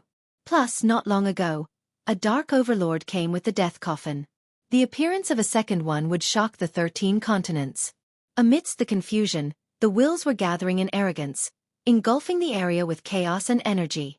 Each grass and leaf in the area was permeated with this force. Divine beasts were jumping in the chaos. Phoenixes and dragons. These wills were full of life and power like spirits brimming with the presence of Grand Tao. The emperors became increasingly confused because such lively heavens wills were practically unheard of. Even World and Profound didn't create this visual phenomenon during their ascension. Must have something with their cultivation Tao. Finally, a high-level emperor concluded, "It's not from our Tao system, so strange, similar to Immortal Tao City?" All eyes were on the place where the wills gathered. Everyone understood that someone was about to ascend, provided that there was no interruption such as an ambush. An ethereal figure took form in the chaos, dressed in a white robe, as transcending as a supreme immortal with features beautiful beyond description. However, the spectators were confused because no one, emperors and geniuses alike, could recognize her. Weird. A knowledgeable sect master curiously wondered, "Who is that? An unknown person actually becoming an emperor?" Others felt the same way. Someone who was about to become an emperor should be a supreme genius or a dominating master. However, no one has seen this beautiful woman before, as if she had just come out of thin air. Luna grasped Fairy. However, South Emperor could recognize her. Empress Hong Tian in the past and Lunar Grasp Fairy now. The world is so cruel. He helplessly added. Those not from their era would never understand how monstrous they were. Hong Tian, the ill-starred conqueror, Jian Wenxin, the ocean's wisdom, Mu Yueli, the immortal's legacy. These brilliant women overshadowed all the men during that period. Empress Hong Tian was the least talented out of the three but also the most terrifying one. She was someone who would become fiercer as a fight went on. A battle against her would result in a bloody spectacle. No one was able to suppress her undying battle intent.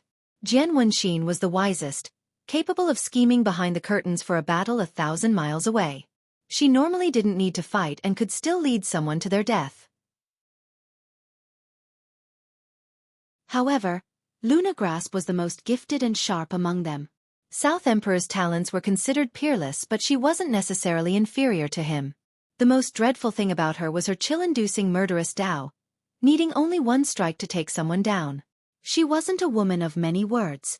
Because of this, people got chills whenever they heard her name back in that era. Lunar Grasp was only a literary title, for she was the clutch of death. Life Grasp would have been much more accurate. South Emperor shook his head with a wry smile. Fairy Grasp was also here, on the verge of becoming a monarch. Such an unexpected development. Suddenly, Li Qi'er emerged next to him. You should feel pride instead. The two of you are from a majestic era with the most impressive and beautiful competition for the heaven's will. South Emperor agreed. Their era had too many geniuses and stars. Alas, they were still overwhelmed by Empress Hong Tian and Lunar Grasp Fairy. He pitied his fellow geniuses. Just him alone was bad enough, but the other three women as well? Well, that's bad luck for you, being born in that era. He said wistfully. The competition back then was incredible, especially when Empress Hong Tian took on everyone by herself, unleashing one secret art after another and sweeping through the enemies. No one could stop her emperor suppression art, so she paved her bloody path with bones of geniuses. She couldn't become an immortal monarch, but she was about to write a new tale by becoming a monarch. She remained emotionless inside the chaotic expanse, as calm as a well before her ascension. It seemed that nothing could make her happy or sad. Buzz! A portal appeared not far from her. A muscular old man came out with 4 followers. Divinity pulsed around him with waves of light. He stood there, seemingly capable of ruling the 9 firmaments with the power of the gods. His followers had the same aura and could crush the stars with a single swing. Niu Rui Chang. A monarch was surprised to see this old man. A few high gods felt the same way. One of them said, Bull Chief, an 11-totem high god, ancestor of Bull Mountain, why is he here with 4 other gods? Does he want to take this woman down? The sudden appearance of this group naturally scared some of the crowd. Lunar Grasp turned and coldly stared at the uninvited guests. Ma'am, we come bearing no ill wills, as long as you tell us where your grand Tao is from, Bull Chief said. And if I don't? She said in a cheerless manner. Then we must take action and force you to hand over your Tao origin. The high god's expression darkened. People began to wonder why a high god like him would care about the Tao lineage of a nameless junior.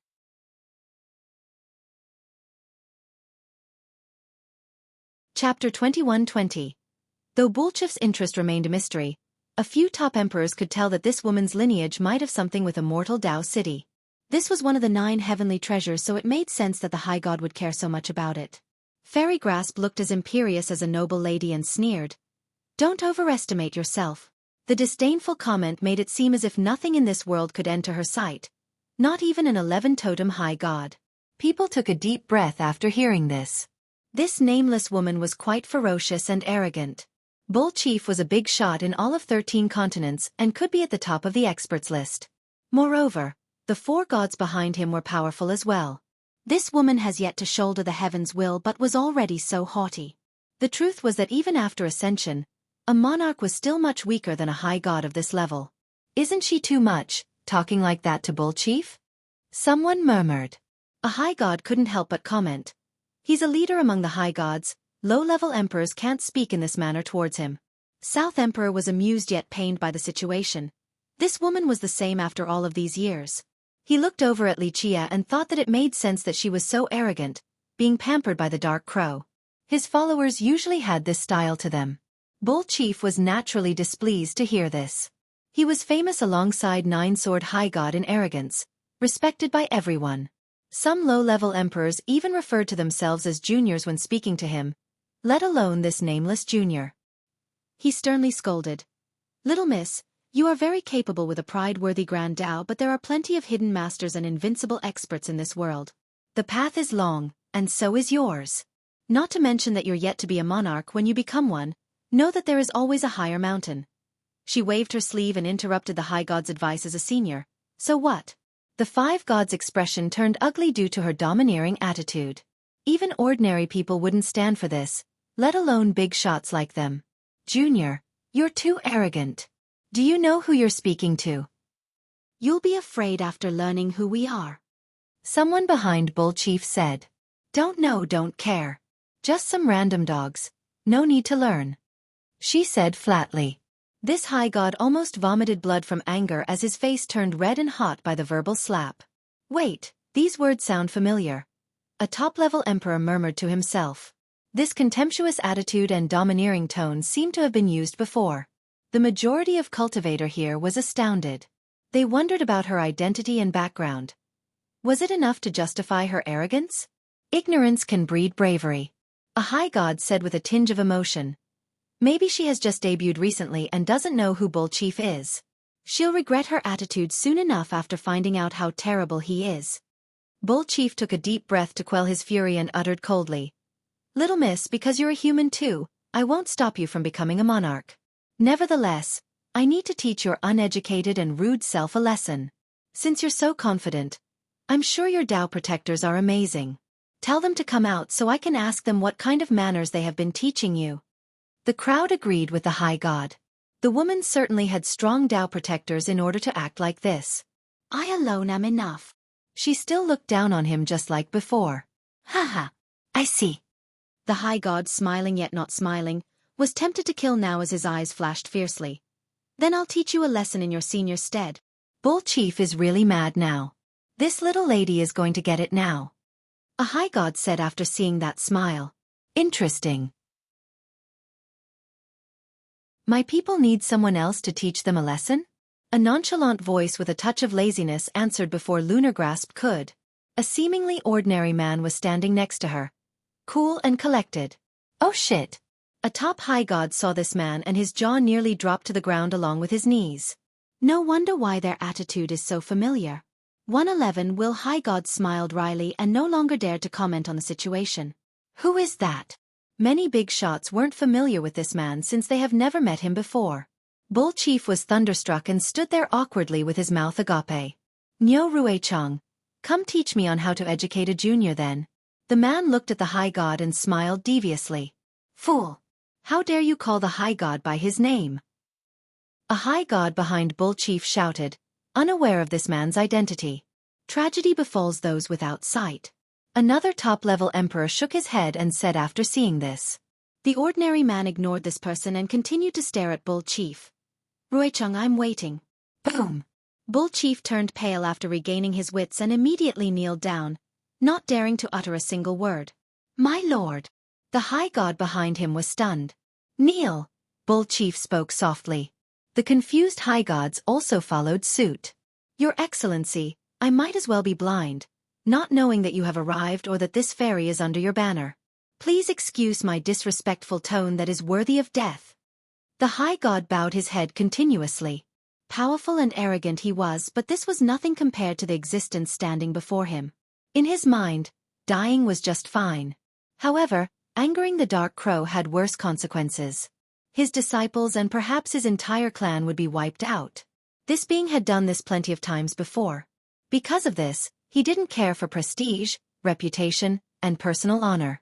Accepting defeat was necessary in order to save his clan and people. Plus, it wasn't that shameful to kneel before the Dark Crow. How many would dare to stand straight before him?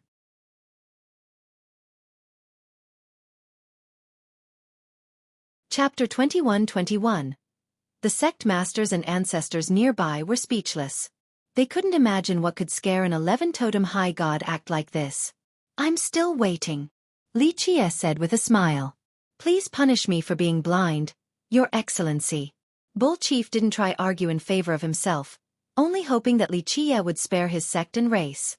Just one word from the Dark Crow was enough for numerous emperors to destroy their Bull Chief mountain. The immediate concede from Bull Chief made the gods and emperors sentimental. A while ago, a few top experts were courageous enough to speak boldly before the Dark Crow. Alas, after the battle at the academy, this was no longer the case. He massacred more than 10 emperors, including big shots like Free Sky and Dragon Spear. Even a Dark Overlord started running away in defeat. Same with World Emperor. Nowadays, no one wanted to provoke the Dark Crow. Even if they weren't afraid of death, they still needed to think about their descendants and race. Forget it. Li Qiye gently waved his sleeve after seeing the kneeling high god. It's not easy for someone to accept defeat, so I won't make it hard on you. Scram now. Thank you, Your Excellency. Thank you for sparing me. Bull Chief was ecstatic. He didn't expect to leave this place alive and was already content with Li Qiye sparing his sect. But now, this was a special showing of mercy. He bowed again and took a hike, not daring to linger around. After the 5 high gods left, the emperors knew that it was nothing to the Dark Crow to kill an 11-totem high god. That's why the begging worked. The Dark Crow was too lazy to kill him. Only 12 will emperors and dark overlords could pique his interest. As long as people didn't provoke him, he wouldn't give a damn about them. Meanwhile, Lunar Grasp only scowled after seeing him. Okay, you can continue now. I am your Tao protector. Li Qiye turned and smiled at the fairy. He wasn't only telling her but also the rest of those qualified listeners in the 13 continents. He couldn't make it more clear that she was under his banner. It meant that anyone who dared to ambush her from now on would better think twice about this suicidal endeavor. No one dared to comment, realizing that this woman was untouchable. Just good at bragging. She didn't feel grateful at all and commented, I'm just waiting till you're strong enough to challenge me. Li Qiye leisurely said, not minding her attitude. I will, you won't be so arrogant for too long. She coldly uttered. What can I do? It's a bad habit. If you don't like it, come cut me down. Li Qiye said with a smile. One day I will. Her calm self was finally annoyed and angrily said. She was the only one who dared to speak to the Dark Crow like this. Boom! The chaos in the sky finally connected together to form a maelstrom. Rumble! With continuous detonations, the wills followed the flow of the chaos around the maelstrom, seemingly wanting to turn into one gigantic one. Humph! The fairy scowled and focused on the heaven's wills with a fierce flash in her eyes, like a divine sword unsheathing. She had prepared to go whenever. At the same time, Li Qiye nonchalantly stood there as if he didn't care for the ascension. Of course, just his presence alone was the biggest deterrence. He had already made his stance clear earlier. Rumble! The wills resembling dragons jumped up and down, wishing to run away towards the high firmament. Now! Li Qiye shouted after seeing this. Despite her irritation, she still trusted him like before. Clank! Tao laws soared to the sky and locked the fleeing wills. The world seemingly stopped as if the sky vault was being dragged away. An indescribable power engulfed the area. It broke apart the ocean of chaos energy and revealed the lock wills inside. 12. The crowd was slack-jawed to see her locking 12 wills at the same time. This was too greedy, attempting this impossible task. Even Li Qiye smiled wryly and simply watched on without commenting. Down! She ordered with a voice as wondrous as a phoenix cry, capable of piercing through the world. Rumble! The 12 golden wills were actually dragged down, but they struggled in order to escape from the laws. Clank! Her laws emitted a terrifying aura with an ancient glow. They didn't seem to belong to this particular era. Each was filled with primal chaos energy as if they were stored away for a long time and finally got out right now. They became thicker and maintained a firm grip on the wills. There was no escaping. She roared and pulled down, causing the space around her to crumble. She mustered all of her strength and was extremely tense, not giving up while utilizing her Tao to obtain those wills. Does she want all of them at the same time? Someone murmured while watching this insane scene. She can't do it. An immortal monarch replied.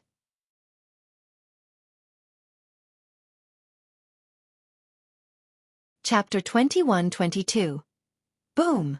She was winning in this struggle since the wills inched closer and closer. How can she do this? If she could shoulder 12 wills in one attempt, it meant that she could get 36 in total, and no one could match her afterward. Someone was startled after seeing Lunagrasp's ambition. The emperors present were astonished by the sheer insanity of this task. She's unbelievable, a low-level Grand Emperor said. Does the Dark Crow not know that this might bring about the heavenly execution? Not necessarily. An older top Grand Emperor spoke with a discerning glare. The Dark Crow is allowing this. It might have something to do with a legend. The low-level Grand Emperor asked. What legend? Rumor has it that a very long time ago, our Grand Emperors were just like the immortal emperors, needing just one shouldering process. The old emperor slightly raised his eyes. Just one time to shoulder all 12? Does that mean 36 in total? The low-level one said. The old one replied, 12 wills are our ultimate limit, one process or 3 alike. No one can break through this limitation. However, the legend says that we didn't need 3 processes in the beginning. The low-level one remained skeptical. Really? That shouldn't be possible. It's not written down at all. He didn't have that many heaven's wills but had lived for a long time. One Grand Emperor was able to do it. Pure Wood Divine Emperor. The older one revealed. Pure Wood. The low-level one was stunned. This was a mysterious emperor that couldn't be traced. He also had 4 primary wills and have gone further than all the other emperors. Really? He got 12 wills in one process? The low-level one said, not quite believing it. I can't confirm, but one thing is for certain. The 3 processes began with Qian Dao Heaven Emperor, progenitor of the Qian clan, rumored to be the next Grand Emperor after Pure Wood Divine Emperor. The Qian might not be the first sect with 9 emperors, but it was certainly one of the oldest lineages in the 13 continents. Qian Dao Heaven Emperor had 9 wills, so he wasn't that exceptional. However, he was virtually a living fossil, the only person confirmed to have met Pure Wood Divine Emperor in person. He had experienced the long history of the 13 continents. Rumor has it that Pure Wood shouldered 12 wills at the same time, but Qian Dao Heaven Emperor tried to grab 6 and failed. Later on, Pure Wood taught him to divide the shouldering process into 3 stages. The old emperor explained. That's something I'm sure of. The current ascension system started with Qian Dao Heaven Emperor. What's the benefit of grabbing all 12 at the same time? The low-level emperor inquired again. No clue due to a lack of records. The old emperor said. Some speculated that doing it in one go allow the wills to fuse together in complete harmony, or greater power. Or, doing this allows the 12-will emperor to reach an even higher level easier. But then again, who knows if this is true or not? He then turned his gaze over towards Li Qie. That Dark Crow over there knows something we don't, that's why he's not stopping her. Boom! The 12 wills were very close to the ground now, but they were finally tapping into their true power. This was quite a devastating event. All the spectators held their breath, wondering if it was truly possible. It would break the common belief for millions of years. If this woman ahead could do it, she would be giving an answer to this particular mystery. The wills exploded with their real power, something completely unimaginable. The torrents assaulted the mountains and rivers nearby, truly splitting the earth apart. Crack!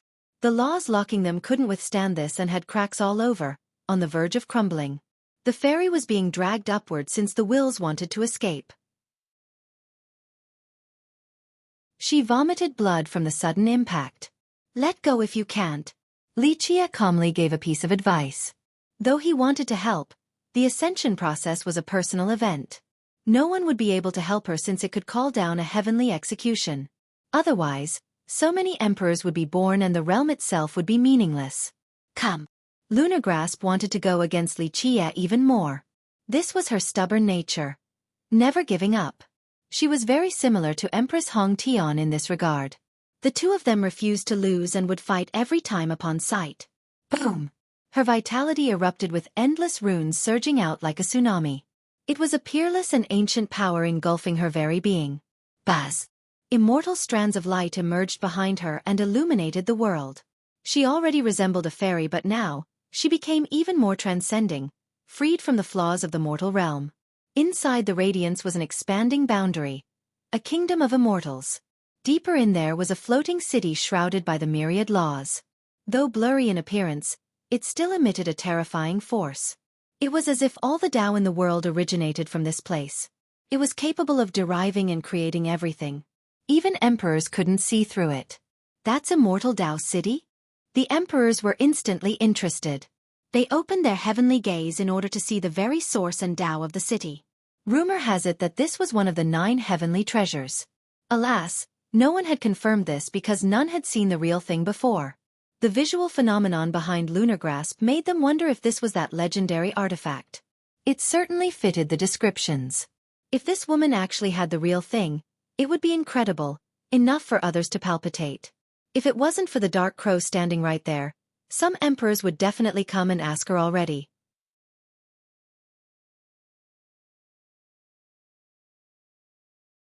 Chapter 21-23. Immortal Tao City was full of mysteries. Some said that it was the origin of all the laws in the world. Others believed that it could create any merit law. Possessing it meant that merit laws and techniques were no longer a secret because one would be able to create any of them. Even the Tao runes of a high heaven scroll could be derived. Of course, these were still legends since it had no known owner. At this moment, all eyes were on this city behind the ferry in order to learn the real secrets. Alas, the city was hidden completely. Even the strongest could only see tiny aspects. Everyone understood why the dark crow was here now. If it wasn't for him, some emperors would have taken action. The city was too tempting. No one was an exception. Xueqi calmly watched the whole scene, not surprised to see the city behind her because no one knew more than him about this secret. Of course, this wasn't the real city.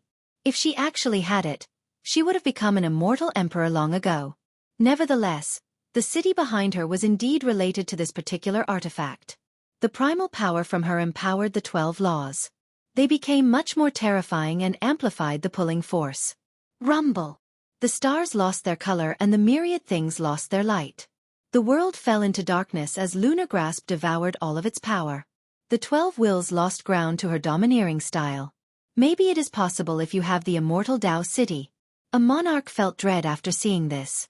The rest watched with bated breath. If the woman could do this, it would be a miracle of the ages, the birth of another immortal monarch with 12 wills. Boom! Suddenly, a lightning bolt thrusting through everything descended. Nothing could escape from its unopposable punishment. Heavenly execution. People turned white at this sight, including emperors. The only way to survive was to run back to exploration grounds. Resistance was futile. How can this be? People were confused. An emperor of the current generation had a negligible chance of experiencing these executions. Some even believed that the probability was virtually zero. Only the unluckiest emperor in history would have something like this happen. But now, she has yet to shoulder the heavens' wills, but it was descending down on her. They were witnessing an impossible development. Pluff! She already spat out a mouthful of blood even before the bolt made contact. The power of this tribulation was insane. Death was certainly her fate if struck.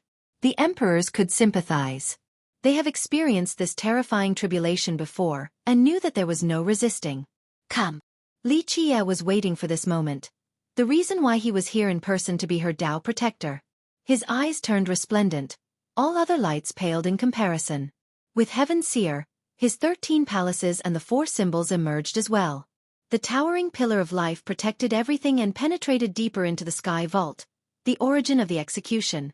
The spring of life poured out healing power for lunar grasp. Her wounds were closing at a visible rate. The cauldron of life issued rambunctious detonations with runes appearing, intending to refine the execution. The bolt slammed on Xueqi instead and destroyed his outfit. Blood still spilled, but he managed to divert some of its attention. Lunar grasp moved next to him for protection while the water of life was curing her wound. Normally, a wound inflicted by the execution would leave behind a permanent wound, but the water could alleviate this. Crackle! Xueqi withstood the bolt, then threw it at the sky straight for Celestial. The ones at the academy were horrified to see the execution and thought that it wanted to destroy the school. Boom! Xueqi aimed it at the small mountain in study room. In fact, it has been assaulted by lightning bolts the entire time. More runes were lighting up. The additional bolt slammed into the cliff and joined with the existing one, amplifying the force. Rumble! The entire place was being split apart. What the hell are those rocks? People were confused to see the area withstanding the bolts the entire time. On the other side, Lunar Grasp finally took the wills down. She instantly opened her palaces in order to shoulder the wills. The emperors were nervous since they were on the verge of witnessing a miracle. 12 wills in one go. Boom!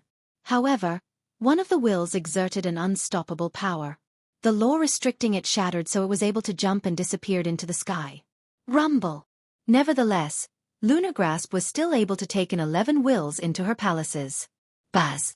The chaos disappeared and she had an imperial radiance illuminating the entire world to her now. The aura of a monarch ravaged arrogance and the 13 continents like a tsunami. When she opened her eyes, she could create a world inside and devour the stars.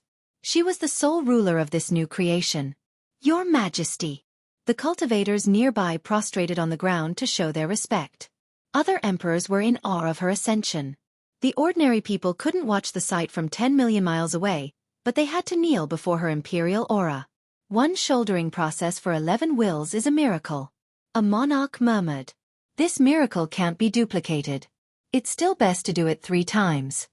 A grand emperor spoke with certainty. People understood why the emperors needed 3 ascensions. Doing it in one go would incite the wrath of the heaven. It didn't matter if profound divine emperor created it or not. The 3-step method became necessary, a blessing for the rest. Plus, Lunar Grasp Fairy had both the power of the immortal Tao City and the protection of the Dark Crow. Otherwise, she would have died under the execution. Thus, this achievement was also partly due to the Dark Crow's protection. She couldn't do it by herself.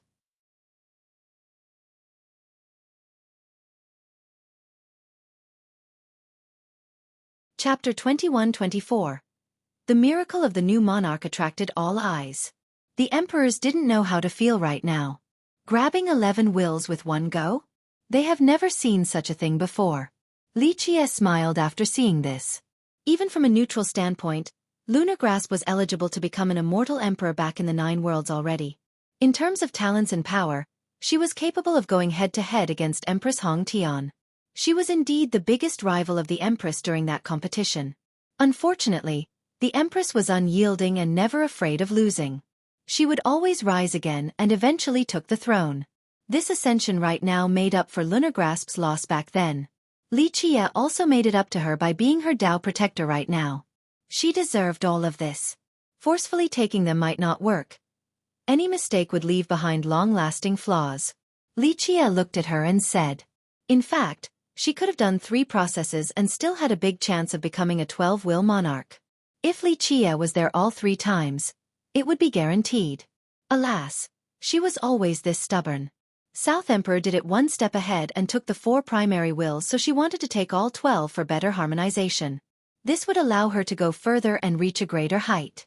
This attitude almost left her an indelible wound from the execution. Ultimately, she was still going to be a 12-will monarch after grabbing 11 right now. None of your business. The fairy coldly glared at him. Alas, this coldness had its own kind of charm. It only lasted a split second, yet words couldn't describe its allure. Xueqi smiled and said, if something were to happen to you, that would be one less person wanting to kill me. Being too invincible is quite a lonely life. Having people who want to take me down makes it more exciting and hopeful. So shameless, the fairy said. Her coldness was dwindling down a bit compared to before. That's nothing new. You already know that I'm shameless, but being shameless is a type of art too. Xueqi retorted with a free and comfortable smile as if he was basking in the spring sun. Wait till I have 12 wills, I'll take you down then. She glared at him with a touch of coquettishness. I'll be waiting, he said, but it's such a mood killer to talk about killing each other. We're still old friends. I have some nice immortal tea leaves and good water for brewing. How about a nice talk? You wish. Lunar Grasp didn't like wasting her precious words. Nevertheless, even her harsh comments sounded so pleasant and warm to the heart. Of course, this particular tone was for Xueqi's enjoyment alone. She gave him one last glare before drifting towards the horizon. He smiled while watching her depart without holding her back. A talk would come when the time was right. He was patient enough to wait. He then shifted his attention towards the execution, hitting the cliff back at study room before leaving as well. Will 2 12-will emperors come out in this generation? A monarch wondered with a serious expression. South Emperor had shouldered 4 primary wills, so he was highly regarded by his peers. If he continued to work hard, the chance of him grabbing 12 wills was very high. Of course, this was predicated on nothing unexpected happening. And now, this lunar grasp fairy came out of nowhere and took 11 wills. Though she couldn't obtain the last one, she still had 2 more attempts to finish the task. The probability of success couldn't be higher. It meant that 2 top emperors could emerge for the 100 races. This potential future left the Grand Emperors breathless. If it came to that point, the 100 races would become too strong since they had immortal monarchy as well. Nevertheless, her miracle broadened everyone's horizon, opening a new door. Looks like the legend is true. Profound Divine Emperor could have grabbed 12 wills in one go. The old Grand Emperor concluded. Lunar grasps showing today made people rethink the common belief of 3 will shouldering processes. No one knew who created this method. Perhaps Pure Wood Divine Emperor. This started with Qian Dao Heaven Emperor. If one could separate the execution from the potential emperor, then they could indeed grab more than 4 wills in each process. This would give future experts a better chance at becoming a 12-will emperor. The emperors here were all contemplating about this possibility. However, there were 2 difficulties. First, the genius must be at Lunar Grasp's level, or they wouldn't be able to grab so many wills at once. Perhaps someone as supreme as World Emperor during his youth would be capable of doing so as well. Anyone less talented couldn't replicate this task. Secondly, they needed someone to divert the tribulation, up to 3 times potentially. Thus, the problem is finding someone who could withstand the execution. No emperor wanted to try it for their juniors because death was the most probable outcome. This took them back to the starting point. They understood that there was no replicating this miracle since there was not another Dark Crow in the world. The older emperors thought that Pure Wood Divine Emperor came up with this 3 processes method in order to give future generations a bigger chance, reducing the difficulties of reaching the throne. It's only in theory now. A high-level monarch smiled wryly, knowing that the Dark Crow was the only one who could do this. Maybe Pure Wood Divine Emperor can do it as well. A Grand Emperor said hopefully, believing that Pure Wood was on the same level as the Dark Crow, capable of creating this miracle. Alas, this emperor was too mysterious and elusive. Few had actually met him, so even if he was capable of doing this, they couldn't find him anyway.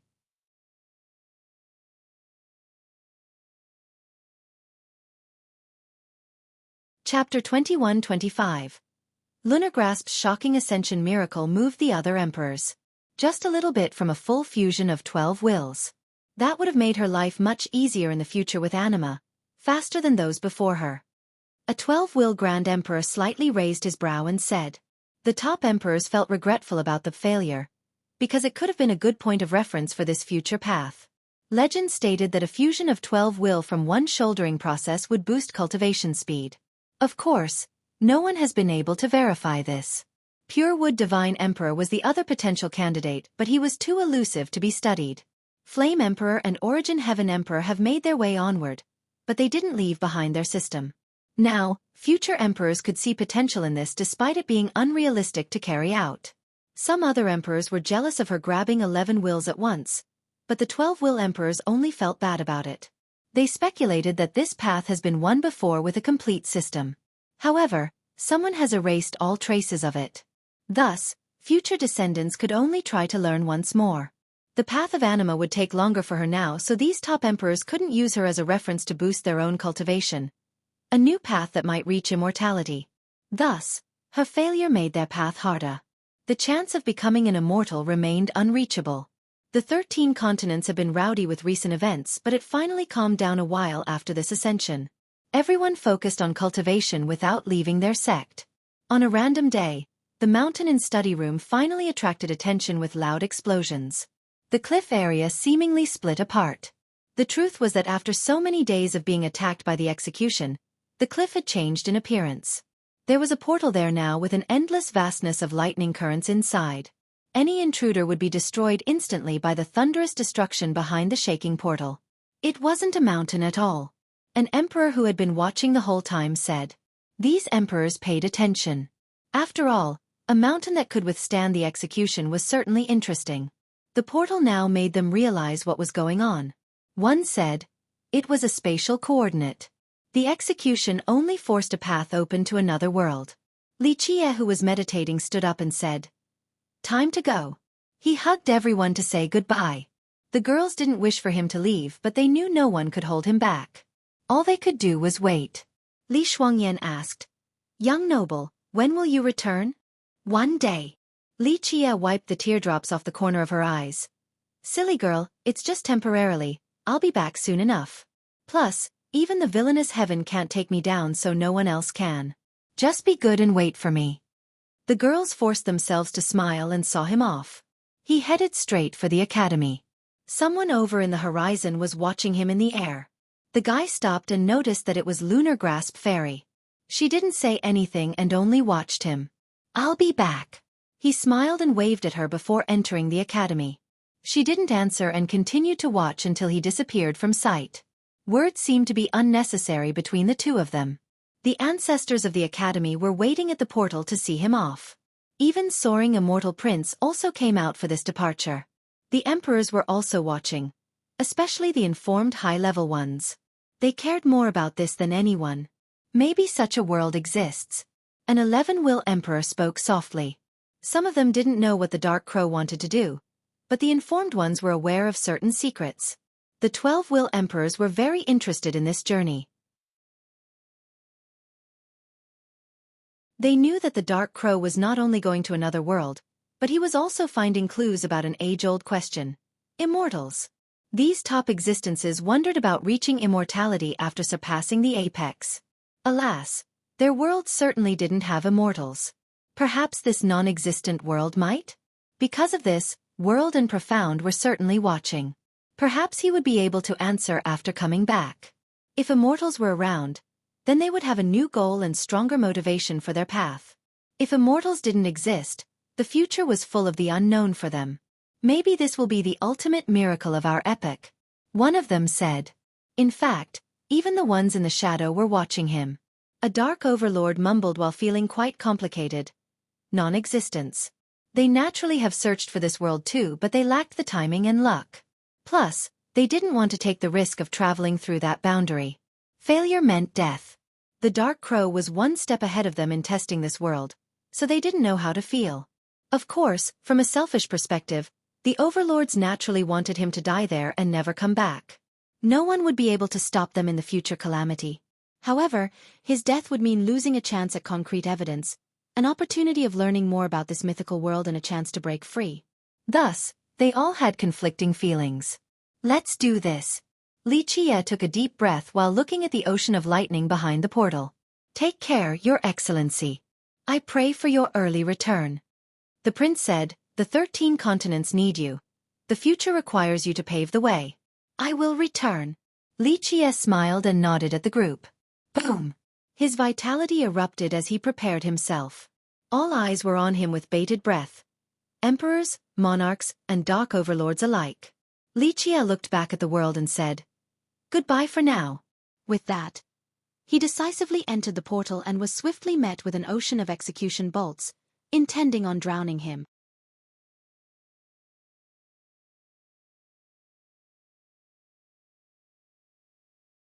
Chapter 21-26. Li Qie was well prepared before entering this world. He was in his best state with supreme laws and Tao for protection on top of the crystal physique. All of this culminated in what was perhaps the best defensive line. Crack! The ocean of execution smashed straight into him and the crystal physique instantly shattered. Many emperors took a deep breath. They understood how strong this physique was, but the ocean instantly took it down. This was perhaps several hundred or even tens of thousand times stronger than the execution experienced by the emperors. They would instantly be turned to ashes in this particular space. Pluff! Blood gushed out of his body since the executions penetrated his body just like arrows and turned him into a sieve. Their power was beyond description. Few beings were stronger than Li Qie right now, but under his full defensive state, the executions still made short work of him. Dark overlords narrowed their eyes. If they had the fortune of stepping into this world, would they be able to survive this execution until they make it to the non-existent world? The girls gasped while covering their mouth after seeing this. Activate! Li Qie roared and opened his 13 palaces, revealing his primordial will. The 3 maelstrom and 12 laws came together to form an impregnable battle armor. At the same time, he put on the human skin and covered himself completely. The last line was chaos energy and more laws tightly wrapping him up, resulting in a cocoon shape. The execution crushed through the chaos energy and laws, smashing into him once more. Everyone was horrified. Even 12 will emperors and dark overlords wouldn't last that long in this ocean, let alone finishing the journey. The waves of currents lifted him up and threw him deeper inside as if he was a tiny boat experiencing the worst of storms. The spectators saw this and wondered if anyone could make it through this ocean of lightning? And returning alive too? The portal crumbled into dust afterward and the torrential world disappeared. There was no trace left of the portal, as if it never existed in the first place. What a shame. Only one opportunity.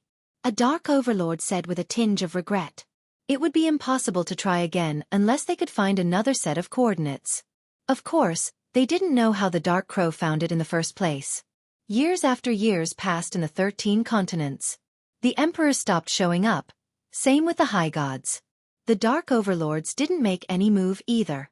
Some began to celebrate the absence of the Dark Crow. If he were to really die in there or never able to return, it would be their era in the future. They would become the real rulers of this epoch. Our time is coming. We should descend soon to take our epoch. Others are just passers-by. We're the real masters. Someone claimed in the darkness. The myriad races are only our slaves. One being woke up with a terrible gleam in his eyes. They were anxious now after sleeping for so long. The disappearance of the Dark Crow exacerbated their impatience. Dark Crow, you have to return soon or it will be over for the 13 continents. Nothing but wails of lament will remain. A guardian of the 13 continent could sense the unrest. One side was ready to make trouble while the other side was worried. Many years later, visual phenomena descended from the sky and the world changed completely. In the ocean of heavenly executions and the unceasing thunder, the assault continued on Xueqi. However, the Tao of the world protected him. Each time it crumbled, chaos energy rose again to build completely new Tao and laws to form a new barrier. This process of creation and destruction went on and on. This ended up refining his Tao even more. Each destruction and recreation was a chance to improve, to become even stronger and purer than before. Just his Tao alone was not enough for protection in the beginning.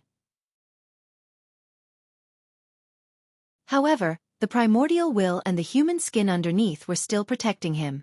If these two defensive lines could be penetrated, nothing else could actually defend him from this assault. This ocean was truly terrible. As time went on, the human skin was finally broken through in multiple places. Remember that he got it from some Samsara wild ancestor. Skin rumored to be from an immortal. Truth or not, its toughness was unquestionable. Nevertheless, the bolt still made it through. Luckily, the primordial will was still there in its armor form protecting him. This was Xueqi's biggest ace card and most powerful defense to survive this ocean. Just the myriad Tao and the human skin weren't enough. If the primordial will wasn't this heaven-defying, then the everlasting Shao Shi from Immortal Demon Grotto wouldn't have been searching for it. Several epoch lords desired but failed to find it. It wasn't easy reaching the non-existent world. Only epoch lords could do so using their own power to make it through this ocean. Anything less would certainly die. Xueqi's current cultivation wasn't enough. The only reason why he dared to do so was due to his artifacts and different methods, but most importantly, the primordial will.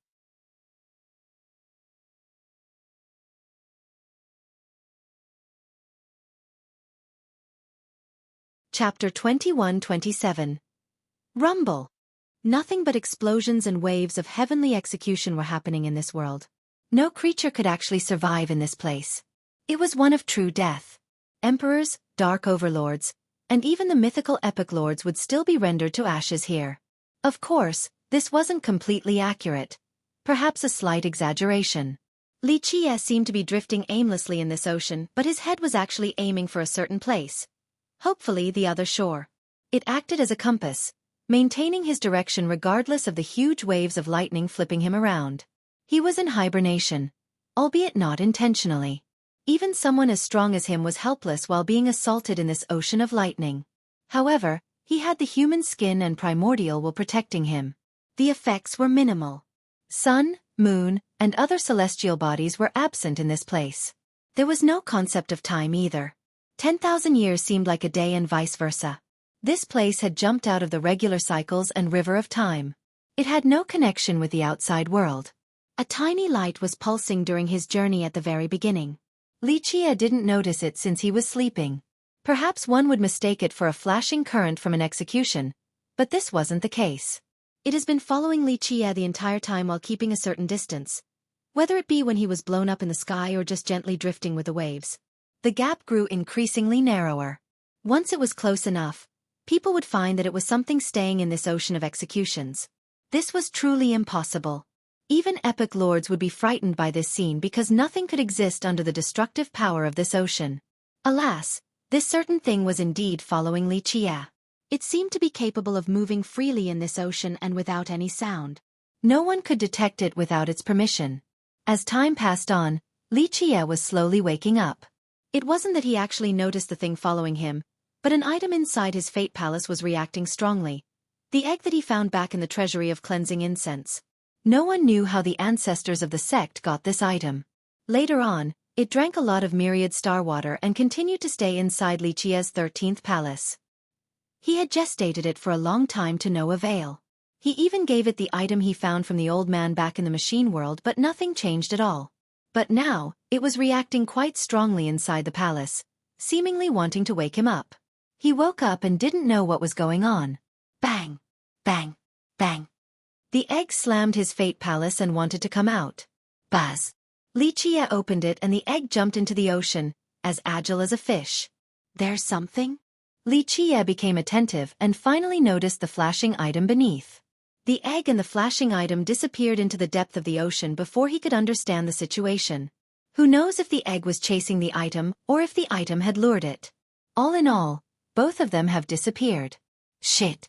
It was too late since he couldn't get the egg that has been with him for so long back. Your father wasted so much on you throughout the years, even the temporal item from the machine world, but now you leave just like that? He smiled wryly. There was nothing he could do since the two of them were gone now. He went back into slumbering and stopped thinking about the egg. If it meant to be his, then it would come back to him. After all, it had stayed in his fate palace for so long, so there was a unique and indelible marking there. Other marks could be destroyed by different methods or the long years, but one made by the 13th palace was peerless. As long as the egg was around, so would the mark. He drifted across this ocean with no concept of time. He couldn't sense any difference even if 1,000,000 years had passed. The lightning bolts became weaker and weaker while the ocean became smaller. The heavenly executions eventually disappeared altogether, leaving only behind weak lightning currents. He finally made it out of this ocean after an unknown period of time. When he opened his eyes for the second time, the ocean was far behind him now. The world of execution was over. Next was a vast, empty expanse devoid of everything else. The same deathly stillness as before, just like the perimeter of another world.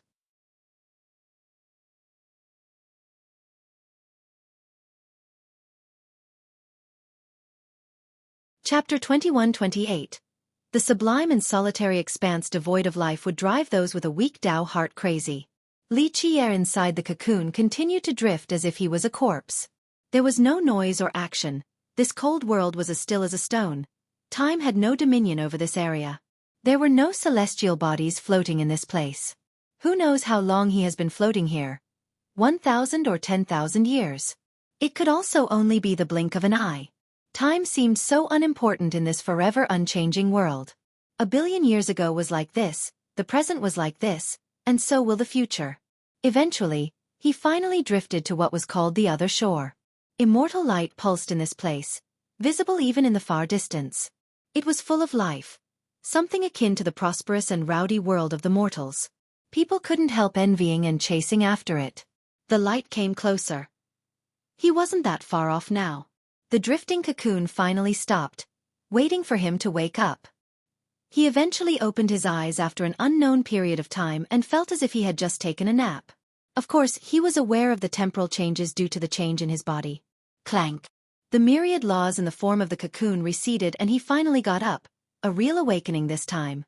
He looked down and saw numerous holes on the human skin, damaged beyond repair and usability. This was another testament to the power of that ocean earlier, capable of destroying this bulwark of an artifact. He took it off and praised his fortune that the primordial will beneath was just fine and well. This armored form of it was simply unbreakable. If it wasn't for the will, he wouldn't have made it to this place. The laws in human skin could only weaken the execution, not nullifying it completely. He smiled and took a deep breath. Ultimately, he had survived the hardest part. Everything else was much easier compared to the ocean of executions. He stood up and looked around, noticing the pulsing radiance ahead. These pillars of light towered endlessly. This was a world full of immortal energy.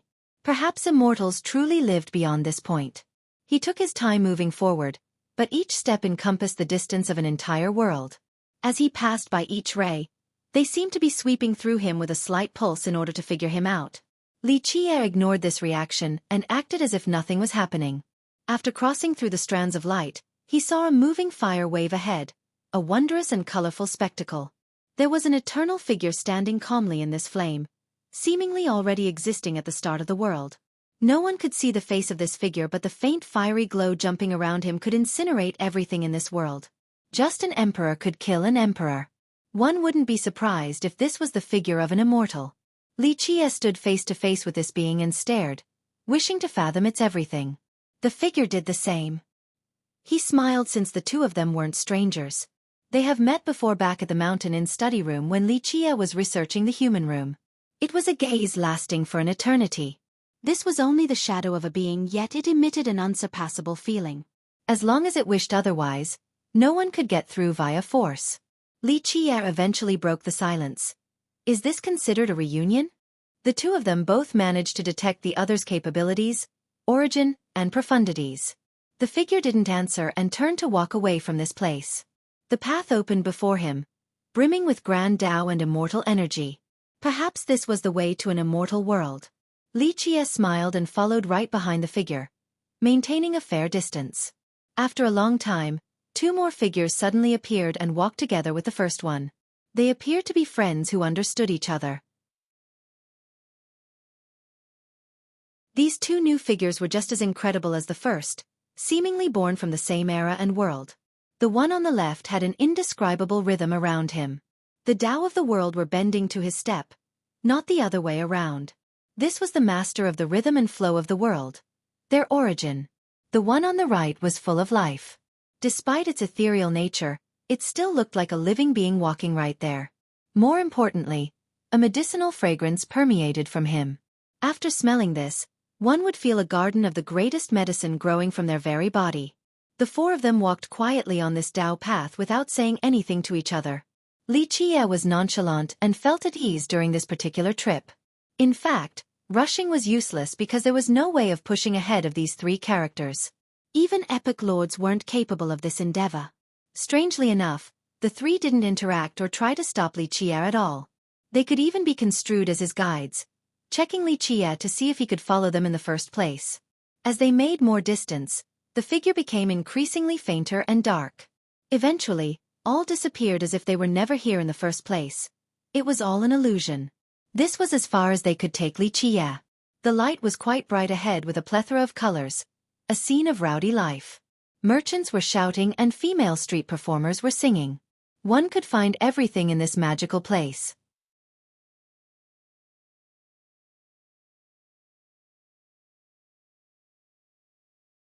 Chapter 21-29.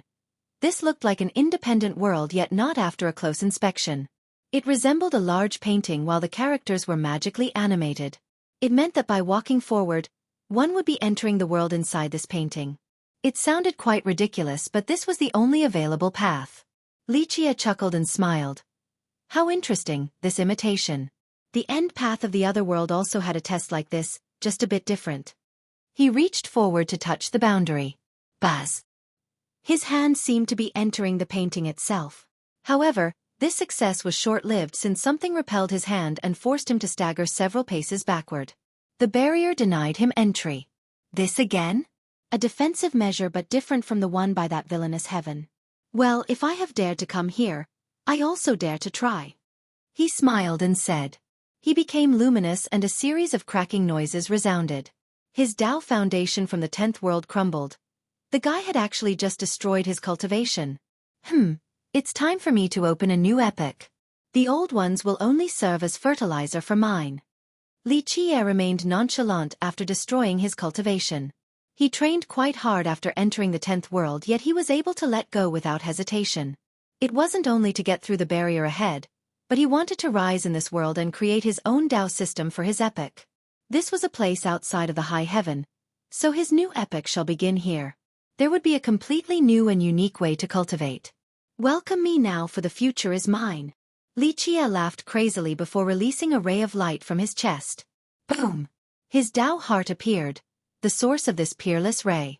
Nothing could stop the power from his Tao heart, capable of piercing through all things. The ray pierced through the barriers with a force capable of piercing through 3,000 worlds. The barrier was no longer the one in control of its own light. Li Qie's Tao heart was illuminating everything now, turning him into the sole ruler. Even the world of immortals couldn't escape from his reign. The barrier lost its colorful light of the mundane world. Only a dazzling glow was left, representing Li Qie's supreme Tao heart and immovable will. I am here now. Even if there are immortals, they will need to play nice or I'll kill them all the same. I'll be the last one standing till the end of time, he proudly claimed. His voice echoed across the area. If there were immortals across the barrier, they would wait for him with prudence after seeing the power of his Tao heart. Buzz! The barrier then turned into a watery expanse that started spinning, resulting in a large and blinding maelstrom. Pop! It sucked Li Qie inside, allowing him to go through the barrier. This was no easy task, as always. Even a 12-will emperor would have a hard time doing so, but Li Qie's Tao heart was terrifying and powerful enough. He instantly crossed through the massive space and appeared in a world full of runes. Exuberant continents were floating everywhere. Each continent had formed its own world filled with the power of the Tao, with life forms running around. The common adage, 3,000 worlds, would perfectly describe this scene of floating landmasses. Buzz! An erased memory suddenly popped in his head. This had to do with an old man's memory. In the past, the Dark Crow was captured by the old man in Drystone Courtyard. The old man investigated him for a long time. The two of them even exchanged their sea of memories. However, Li Qie was able to turn the tide and managed to escape, on top of stealing many things from the old man's memories. However, in order to avoid complications, he erased the important memories so that the immortal demon grotto couldn't have them. Right now, these memories were resurfacing after reaching this world. There was no doubt that the old man underneath Drystone had been here before. He also left behind markings that would invoke these memories. A welcoming of sorts. Over there. He latched on to a set of coordinates after gaining new information. Clank. His primordial will focused on it and took him there. Clank. However, the moment he got there, a layer of ice was invading his space. The primordial will became an armor and protected him from any damage. Motherfucking old man. You even left a trap here? I'll peel your skin after coming back to the 9 worlds. The moment he finished cursing, he became an ice sculpture. This freezing power was too much. An emperor would be killed instantly, but the primordial will managed to protect him. Nevertheless, he still fell into the old man's trap after coming to this world. Of course, this wasn't a trap specifically created for Li Qie. It was meant for anyone who could obtain his memories. This world was named 3 Immortals, or 3 Worlds.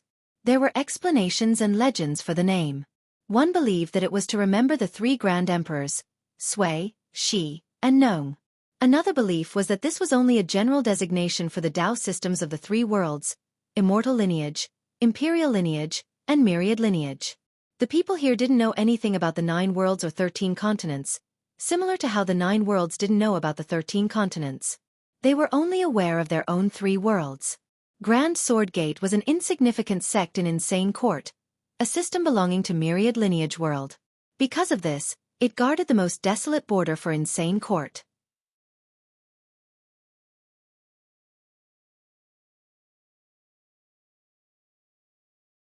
Chapter 2130.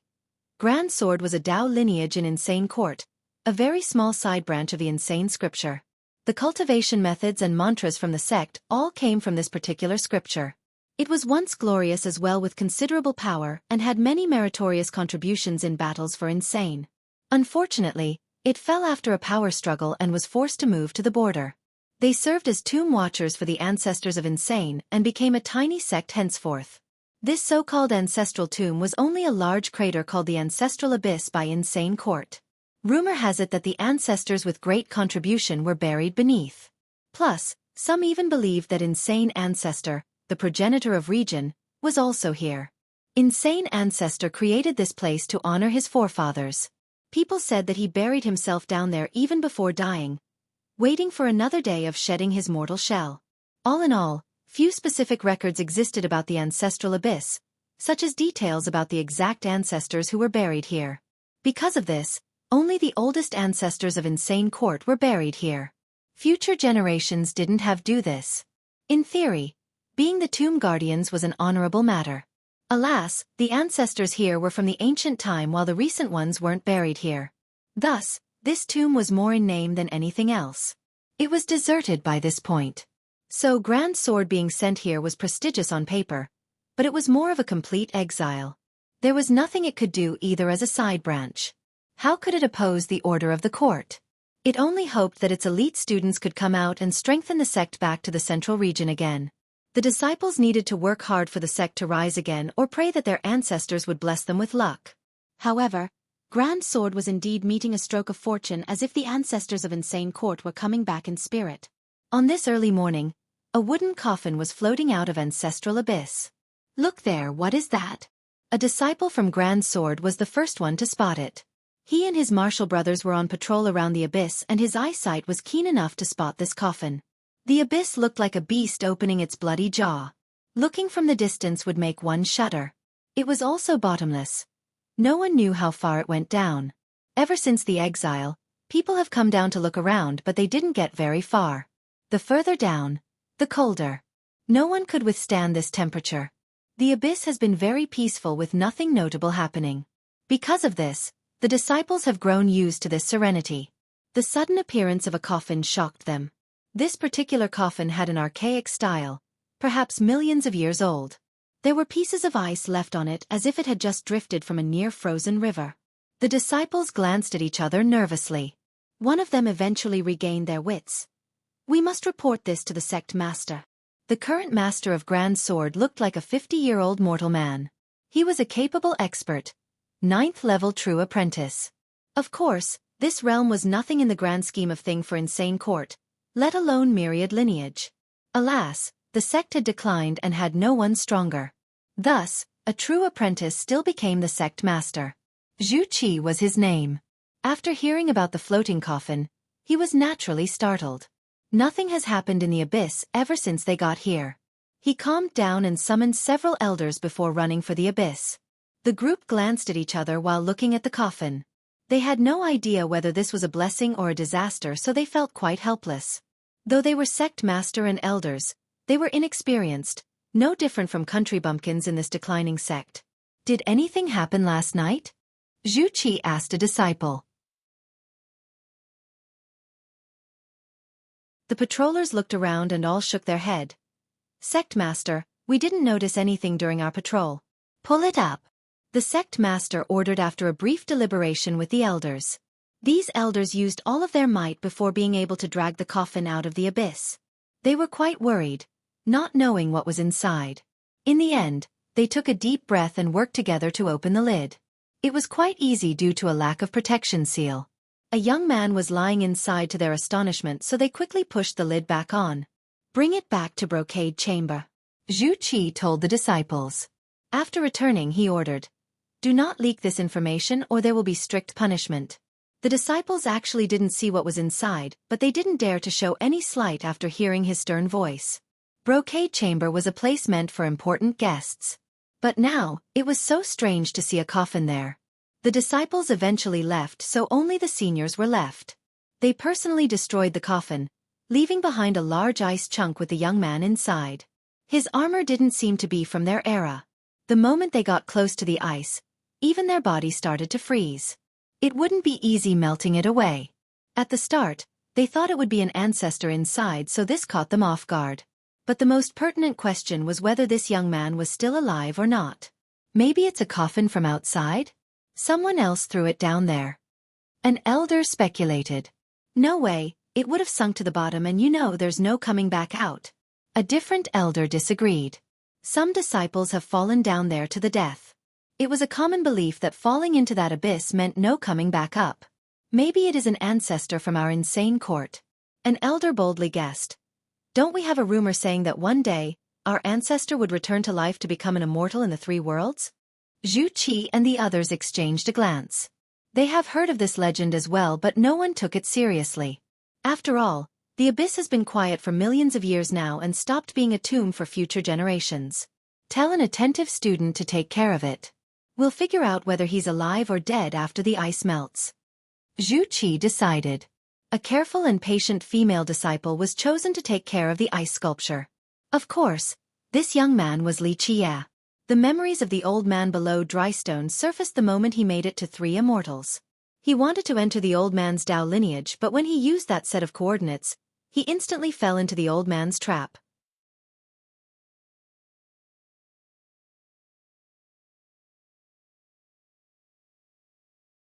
Chapter 2131. The melting process took several months to even begin. Crack. The girl watching over it felt her soul leaving her body from horror when there was movement from the young man inside. She has been here all along. Looking over a potential corpse was naturally scary. What if the corpse came back to life as a monster and jumped out? Fortunately, there was no reaction at all, so she eventually felt at ease, until this moment. Nevertheless, the corpse didn't break out of the ice. After regaining her wits, she immediately went to report to the sect master. Xueqi and several elders were alarmed and ran over. They saw Li Qie waking up from his slumber and slowly sat up. In the beginning, the others thought that Li Qie was just a corpse inside the ice. Seeing him coming back to life made them lost. He glanced at the group and calmly spoke. Who is in charge of Insane Court right now? This comment was more than telling enough and shocked the entire group. Grand Sword had fallen to the level of an unknown sect and had no contact with the central power. The Lord of Insane Court was an unreachable character for them. Thus, they were rightfully horrified after hearing this and didn't know how to answer. SIR Insane Court isn't under anyone's rule right now. Xueqi felt his mouth parched, unable to speak clearly. This youth was very young but instantly asked a loaded question. Could this really be an ancestor of Insane Court? Li Qie gave him a leisure stare, but his free attitude shocked everyone once more. May I ask how to address you, sir? Xueqi mustered all of his courage and asked, still feeling afraid inside because he didn't know of this youth's identity. Any provocation might end with the destruction of their sect. Oh. Want to find out who I am? When I discuss the Tao with Insane Ancestor, your ancestors have yet to be born, so you won't know even if I tell you who I am. The group turned pale while their legs trembled like crazy. Insane Ancestor was the progenitor of this region. The entire court and Tao system were created by him.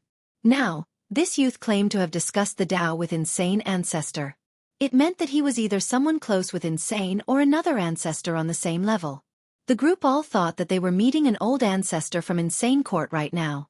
In fact, Li Qie wasn't lying about this at all. Insane Ancestor was the old man beneath Drystone. Back in his own epoch, he had come to three immortals in order to find a few answers.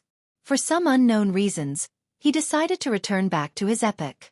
During his time here, he experienced many things on the cultivation path, resulting in this Tao lineage named Insane. Of course, he wasn't called Insane Ancestor in his epoch, only in three immortals. Later on, he caught the Dark Crow and the two shared memories. During that long and boring period, he did indeed talk to the Dark Crow about the Grand Tao of three immortals. Li Qie decided to erase the memories of these conversations in order to avoid the grotto from knowing about it. Only when he actually made it to three immortals did these memories resurface. Xueqi and the elders, frightened, all got on their knees. Your descendants didn't know you are back, venerable ancestor. Please forgive our impropriety. They were stammering, too afraid to even lift their head and look at him. He waved his sleeve and said, Leave, I'm a bit tired and need to rest. These guys were completely obedient and bowed their head again, not daring to interject before quietly leaving in fear. Li Qie meditated because too many things have popped up in his head. Memories of Insane Ancestor and more information about Immortal Demon Grotto and even Samsara Wild Ancestor. When he defeated Samsara, he took his everything. Thus, hidden knowledge of Samsara also surfaced after coming here. From this massive trove of intelligence, Li Qie had a good understanding of three immortals and the current situation here. Meanwhile, Xueqi and the elders met again in another room for a discussion. They didn't have a good plan to deal with this. An ancestor with a shocking identity appeared out of nowhere, so the inexperienced group was lost. We should really report this to Insane Court. One elder suggested. This is a huge matter. If we don't report it, we won't be able to bear the consequences if something happens later. The other elders agreed. They had no excuses not reporting the resurrection of an ancestor from the court. Well, this is also a huge opportunity for our sect. A different elder became excited. We're the ones who found him, so we are at the top of the contribution list. Maybe this could even be our chance to rise. The rest of the group became excited. Their sect had fallen beyond repair. Only an old ancestor coming back to life could solve this. But what if, just what if, he is a fake? A relatively cautious elder quietly said. The rest felt that someone had poured cold water over their head. Their excitement extinguished right away. The group became skeptical. Of course, they wanted Xueqi to be the real thing. But what if he wasn't? Maybe we can try to find out? One elder began to plan. How? How do we figure out if he's real or fake? If it's the former, he'll be angry if he knows what we're up to. Just one finger of his alone would destroy our whole sect. Xueqi said. The elders became quiet because they had no method of verification. Xueqi was right. They couldn't afford to provoke the real thing. We have to ask Ancestor Yang then. An elder came up with this. No, we can't. Ancestor Yang is our only backing, the only person who could speak for us at the court. If we were to involve him and fail, we'll lose everything. Another elder said. Then you have other ideas? Plus, you think the court will believe just us if we tell them we found an ancestor coming back to life? If Ancestor Yang stepped up, he could at least talk to the court. He's much more experienced too. Maybe he can tell if the guy is real or not. They deliberated for a while before Xueqi made up his mind. All right, go invite the ancestor, at least there's hope in this. An elder was sent to personally invite Ancestor Yang afterward.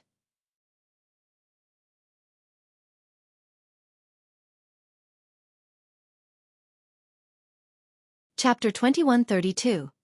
Sometime later, Xueqi opened his eyes and saw the face of a young girl. This was a disciple from Grand Sword who has been taking care of Xueqi. These last few months have not been easy for her. In the beginning, she thought that he was a corpse, so it was very creepy watching one all day.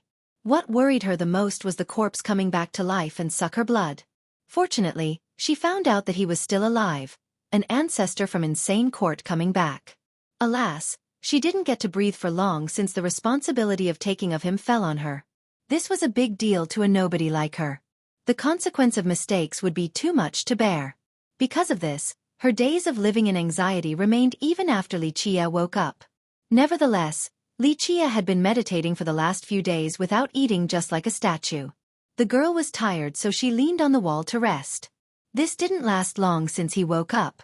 She stood up and respectfully served by his side. Ancestor, do you need anything?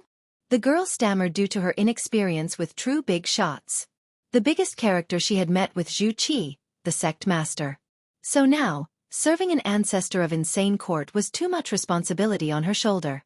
Keep in mind that Insane Court was an unreachable existence for even Xueqi, let alone someone like her. Furthermore, Xueqi would need to bow to a regular disciple from Insane Court. But this guy was an archaic ancestor.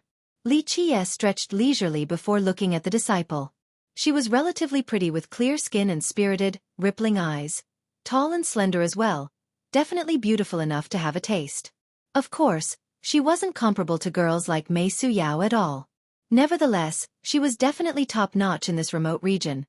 Her pure face looked like an untouched gem, just waiting to be carved. Xueqi didn't focus on her facial features but rather her white as snow, soft neck, to be more exact, the slightly glowing lines running down her neck. It truly resembled a necklace, but the shape by the chest area was hidden by her shirt. She also felt his gaze on her neck, so she pulled up her shirt in order to hide the symbol. What's your name? He asked. Ancestor. My name is Zhu Xijing. The disciple spoke with her head lowered. Despite maintaining her composure and speaking quite clearly, she was still as prudent as ever. Mute Bane race. Quite rare. Xueqi stated while looking at her. A majority of his memories has returned, so he became even more knowledgeable than before. He had other sources beyond insane ancestor as well. Xijing lowered her head even more, not daring to meet his eyes. She didn't know what to do aside being a nervous wreck.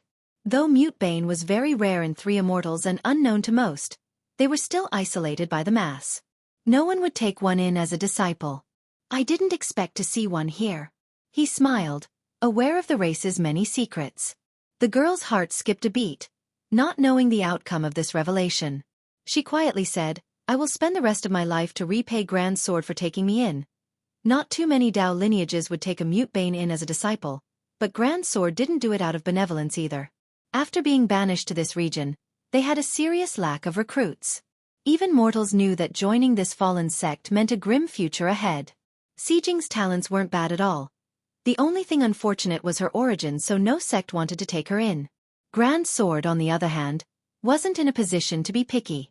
I have no prejudice against your race. Lichia waved his sleeve and said, there are countless races in the world and they all exist for a reason. She heaved a sigh of relief because if he were to hate her race, just one word from him would mean banishment from the sect. Your true energy is pure, but still weak. Lichia judged. Your meditation law is only a minor branch of insane scripture. It's because I'm incapable, can only learn on the surface. She said with embarrassment. The truth was that her cultivation was quite good at Grand Sword, 6th level true apprentice. The sect master was only at the 9th level and she was much younger. At Grand Sword, she could even be considered a little genius. If it wasn't for her race, powerful sects under Insane Court would have tried to recruit her with haste. Let me take a look at your training, he ordered without passing judgment. She was surprised but didn't dare to refuse and got down on the ground with her legs crossed and hands on chest. She focused up to channel anima through her meditation law. A resplendent glow exuded from her body with a faint shadow 3 feet above her head. This was her anima faint because of her weak cultivation. Her true fate came out and fused with the animal. It took a while but was relatively smooth. Her anima was also meditating and absorbing primal energy. This energy washed her body as a tiny maelstrom formed by her stomach. It absorbed the primal energy released by the anima and turned it into streams coming to one place. Using the anima to absorb primal energy. This was the cultivation method of 3 immortals. Next, turning this primal energy into true energy, something not restricted by the world. This was the biggest difference between the cultivation method of 3 immortals versus the 9 worlds and 13 continents. The worldly energy from the 9 and chaos energy in the 10th all came from the heaven and earth. It meant that the cultivators there would be restrained by this entity, unable to jump out. This wasn't the case for 3 immortals. The cultivators here had their energy coming from the anima, not the world. Back in the other 2 worlds, only high gods with a set of 3 totems of emperors with 3 wills could truly cultivate the anima. In essence, the cultivation basic there was much slower. In the early realms, cultivators from these worlds were virtually the same. However, at the imperial level or something similar, 3 immortals cultivators had the advantage. It meant that on the path towards the origin, 12 will emperors were slower than true emperors in terms of cultivation. From this, the gap would continue to widen. Lichia continued to observe her meditation. He could be considered a master regarding the cultivation method of 3 immortals right now.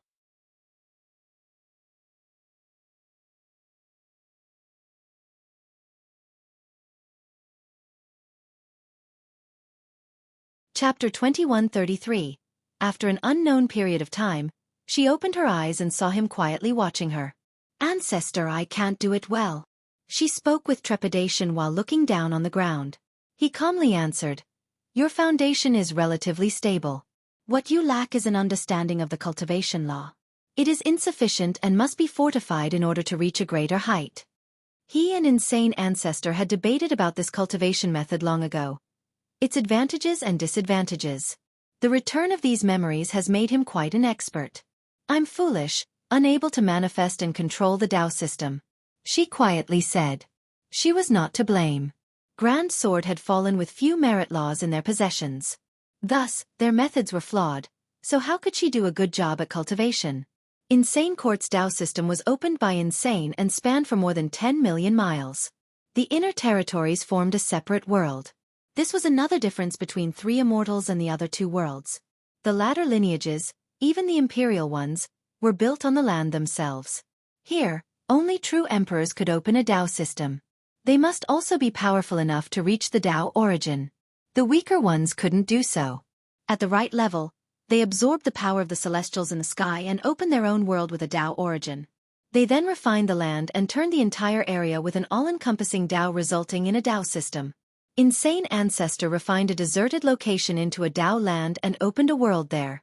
He added a Tao origin to create a system with Insane Scripture as the main pillar. In other words, within the territory of Insane Court, all cultivation methods originated from Insane Scripture's main principles. It was indeed amazing, coming from the mind of a peak existence. Cultivating the laws in accordance with the scripture here would allow one to be close with the land. At a certain power level, they would be close to the Tao origin itself. This made one stronger and boosted their cultivation speed. It also meant that cultivating a different system in this territory would result in suppression. The speed would be slower while not having any help from the land and the Tao origin. The reason why Xijing couldn't get close to the Tao land here was that her cultivation law was only a minor part of the scripture, barely scratching the surface. To put it simply, the laws of Grand Sword were inferior, incomplete versions of a side branch. Xueqi said flatly while looking at the scared girl. Your law belongs to the repetition branch of Insane Scripture, something completely trivial. I will give you some mantras. It is up to you whether you can memorize and understand them. She couldn't believe her own ears. This was a blessing from the heaven, something others could only dream about, yet she was the beneficiary of one right now. Thank you, Ancestor. She prostrated on the ground, overwhelmed with emotions. Listen carefully, I will not repeat myself, he said before chanting the mantras. She hastily concentrated to carve each of his words into her mind. Even if she couldn't understand them right now, memorizing alone was good enough. At this particular juncture, not mentioning the foundation of Insane Scripture, Xueqi knew supreme true arts and secret laws like the palm of his hand. After finishing the recital, he waved his sleeve and said, Go now. Yes, Ancestor. She bowed again, truly believing that he was an ancestor of Insane. Don't call me Ancestor from now on, it makes me sound old. Call me Young Noble. He casually remarked. Yes, Young Noble. Of course she didn't refuse and left in a respectful manner. He began to meditate again with his eyes closed, seemingly turning into a statue. Inside his fate palace was a boundless, fertile land with pulsing light, brimming with energy. The power of the Tao and laws were stored inside, continuously refined by him. His grand Tao had turned into this land. The Tao from the 9 worlds and 13 continents were all destroyed, but this was not necessarily a bad thing in his opinion. After the destruction, what's left became nourishment this land. All the Tao foundation, vitality, and previous polished laws. A seed was up in the flashing sky, peerlessly supreme and gestated by the myriad ages. The seed was finished during his journey through the sea of executions. It looked like a slumber, but he was hard at work. It included his everything, true fate, for symbols of the palace, and the 3 vessels. After the polishment from the lightning, it had a powerful life force as well. Poof! It landed into the fertile land and dug deeper within. His 13 palaces spun and poured out nectar-like water of life. Visual phenomena appeared everywhere. This was a path he needed to take. The reason for his arrival in this world. He was cultivating something entirely unique, not an established system from any of the world. In other words, he was about to create a new system of cultivation in preparation for a new epoch. Of course, this was uncharted territory, but he remained confident and patient in this search. A summary for this new system would be: plant a seed to sprout a tree in order to harvest the Tao fruit. This path required fusing one's true fate and grand Tao together for a stronger power. Moreover, everything came from the self. The self was the Tao was the true fate. No more using the true fate to control the grand Tao or using the grand Tao to support the true fate. From this, one would no longer need to rely on the heaven and earth. It meant that he could jump out of the worldly restraints while turning everything else into a part of his true fate. This was precisely the reason why he wanted to come to 3 immortals. This land had already broke freed from the shackles. There were no heaven's wills or other control here. He could create his own grand Tao without facing resistance inside a world like this. An ideal situation for his new epoch. A while later, a budding sprout dug out of the ground. It was quite tiny and wouldn't survive in any other land. Li Qie had toiled to build a powerful foundation back in the 9 worlds and 13 continents. This foundation eventually became the fertile land for his Tao seed to grow. Necessary it was to guarantee a strong beginning for his epic. Otherwise, all would be a pavilion in the air. A firm foundation was required for a building to pierce the sky.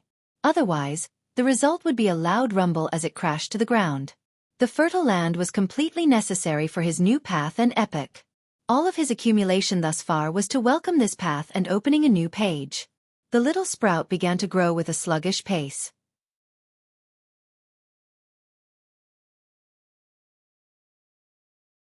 Nevertheless, it was full of power coming from the Grand Tao, anima, and chaos energy. This symbolized the beginning of success. Henceforth, he was the Grand Tao and the Grand Tao was he. The heaven and earth would be him as well. 1. Unrealistic utopian construction.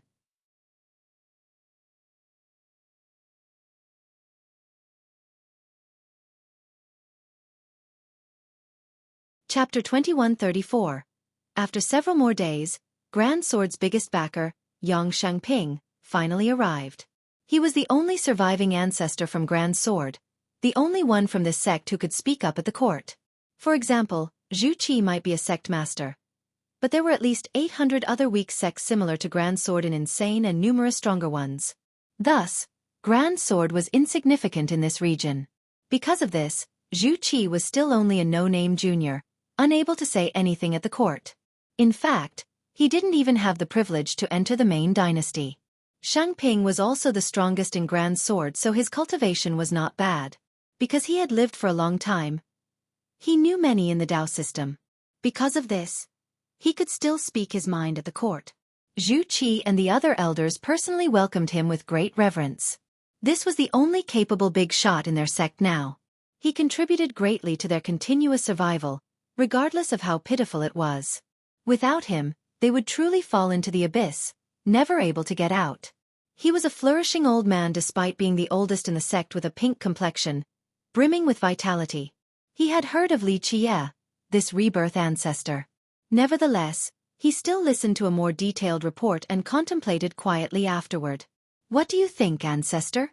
Xueqi interrupted the silence. He was quite nervous because their sect relied on this rebirth ancestor to rise again. I'm afraid I have no ways of verifying either. Shengping eventually answered. An ancestor from insane court would be unfathomable. I am but a speck of sand. How can I see through anything? Plus, the abyss is too old and untraceable. I don't think anyone currently in the court can remember the ancestors from back then either. Insane court had a long history. In the beginning, it was at the immortal level of a system, not the myriad level.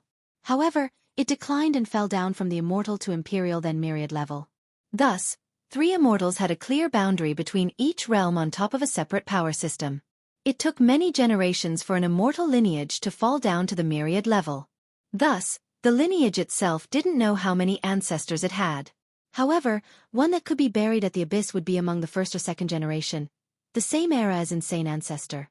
How could the juniors now recognize their ancestors from millions and millions of years ago? Thus, verifying was too difficult for Yang Shengping. Then what do we do? Xueqi didn't know what else to do.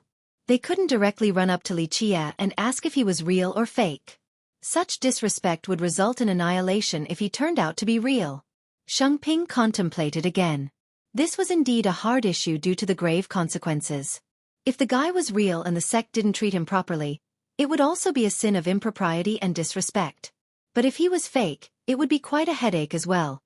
Something akin to conspiring with an outsider to fool the court. Why don't we just ask the court to send someone here? An elder said. No, if he isn't real, dire consequences await us too. Another elder remained cautious. The entire group became nervous at the potential consequences. I'll invite him back to insane court. Shengping came up with an idea. Xueqi was startled and said, Ancestor, that's a path of no return if something goes wrong. If this matter stopped at their sect, then it could still be salvageable. Once Li Qie was taken to the main dynasty, it would be much worse if something went wrong. I'll speak to the queen about this. Shengping said, the situation there is complex too. The queen wants a breakthrough. Perhaps this is a God-sent opportunity. It's definitely a gamble. If we win, Then our sect might rise again. If we lose, it's all over.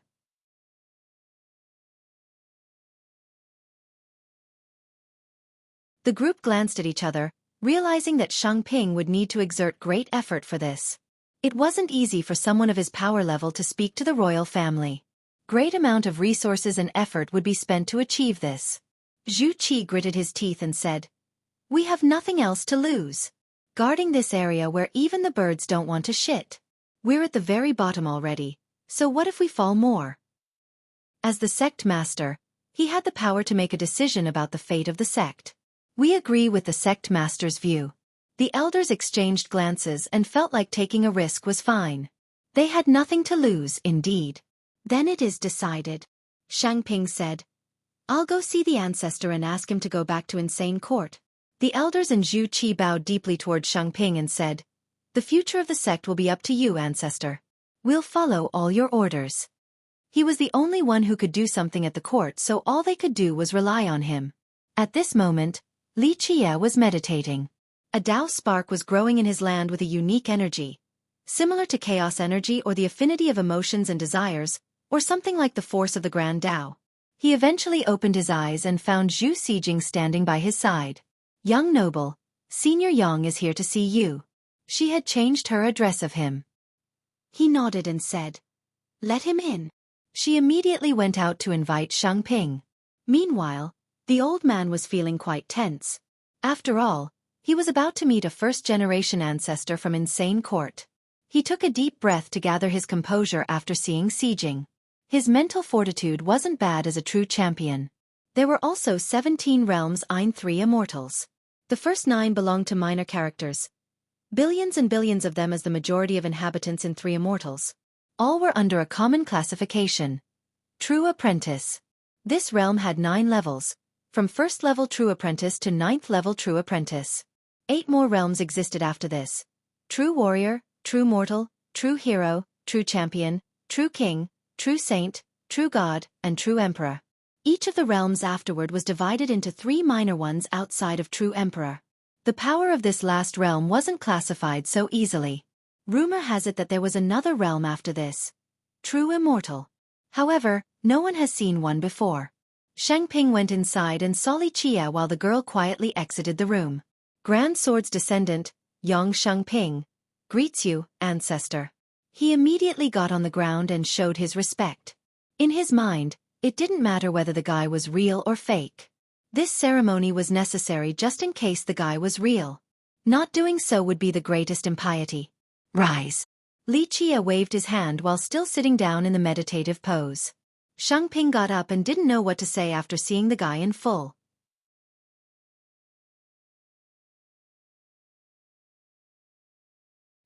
He was too young and looked ordinary enough to be forgotten after a glance.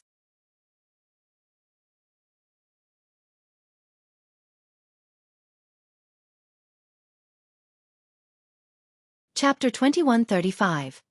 This common-looking young man had no oppressive aura or massive true energy. No one would believe a guy like this claiming to be their ancestor. In fact, they would give him a rough beating or think that he was simply insane. Alas, Xueqi was in a coffin floating in the abyss. This persuaded Yang Xueqi otherwise. May I ask how to address you, ancestor?" He mustered some courage and asked. Xueqi naturally saw the man's attitude and chuckled. "You certainly think I'm a fake, that I'm too young and couldn't be an ancestor from Insane Court." 2 out of Xueqing's 3 souls just left his body from fear. His legs grew weak as he lowered his head and apologized. "I do not dare to, ancestor. This little one doesn't dare to have such thoughts." He then got on the ground once more. Xueqi waved his sleeve and said, "It's fine, it's just honorifics.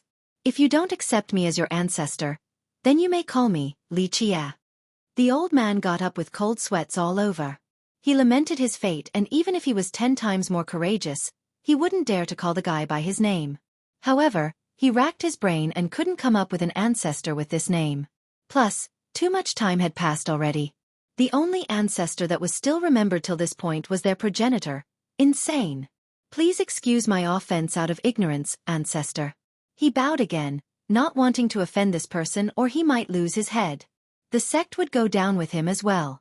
Xueqi said, Forget it. You're here for something? The old man hesitated for a moment before revealing.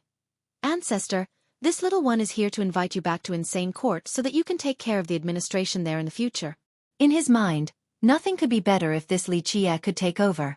No, it would be the most joyous event for him and the sect. He looked at him and asked, who is in charge right now? Which blood lineage? Ancestor, the imperial Dao shattered a while ago, so no one is in charge for now, but the queen is acting as the regent. The old man was not at ease because their lineage had lost their imperial system not long ago. Right now, everyone had their own agenda with plans in the shadows. They were fixated on gaining authority, so the appearance of a reborn ancestor? This was too much of a coincidence. Skepticism was well warranted in this case. A reborn ancestor could definitely be a fake, but he didn't dare to make this assumption despite it being quite logical. From an imperial system down to a myriad system.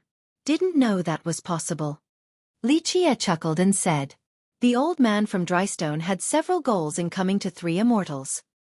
He spent a lot of effort in creating Insane Court in order to leave behind his vestige, even if his epic were to be destroyed. He utilized all methods to establish a firm foundation for this system, allowing it to reach the immortal level. Unfortunately, too much time had passed. It did produce some great talents who eventually became true emperors. Alas, they were no match compared to their progenitor. The withering was inevitable. From immortal to imperial, then myriad. The sad truth was that even in myriad lineage world, Insane Court wasn't considered to be that strong of a sect. Nevertheless, weak it might be, it was still a behemoth compared to a tiny sect like Grand Sword. The latter was but a tiny branch of this sky-blotting tree. All right, Xueqi said. It's time for me to come back. Insane Court will prosper again after I take over. This decision was certainly whimsical, but ultimately, he still knew the old man despite being enemies.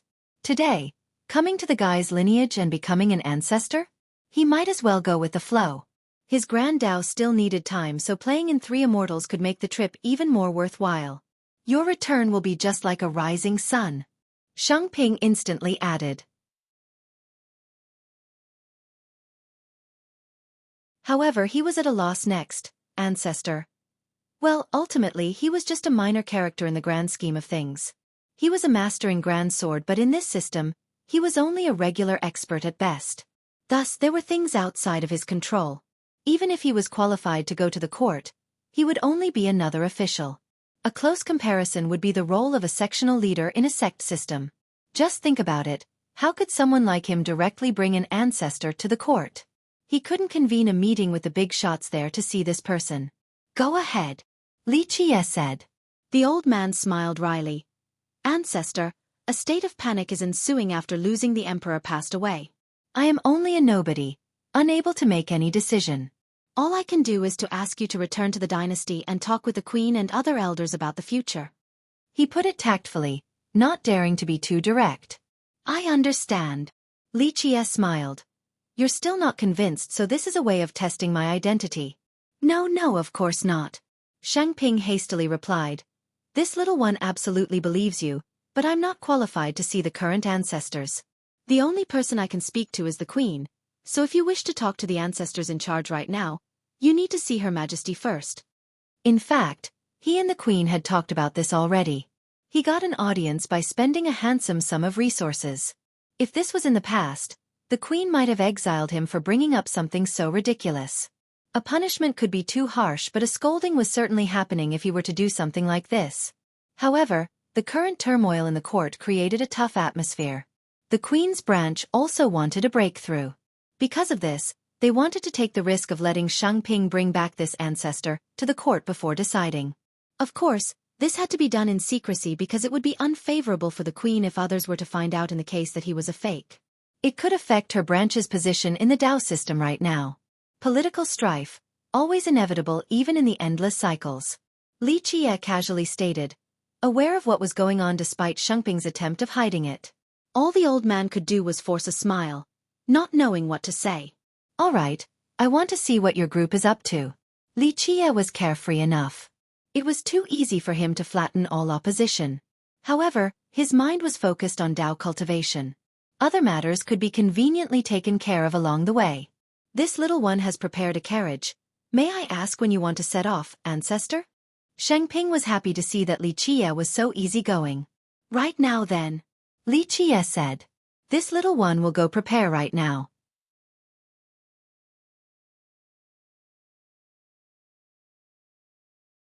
Shengping was eager to get this done as fast as possible to reduce the chance of others finding out. As they were about to leave, Li Qie casually pointed at Zhu Xijing and said, "This girl will accompany me. I wish to have a mute bane around." The group was surprised to see this. Many didn't like this particular race, let alone taking one with them. Xijing herself was caught off guard. Others kept a distance from her, but she was fine just staying in Grand Sword and didn't have other goals in life. At the very least, she could stay here without hiding in fear of pursuers.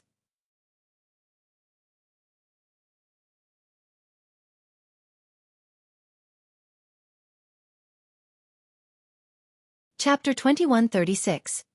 Being chosen by Li Qie came too sudden for the rest of the group and Xijing herself. She didn't know how to handle this pleasant surprise. I. She couldn't finish a complete sentence after a long time.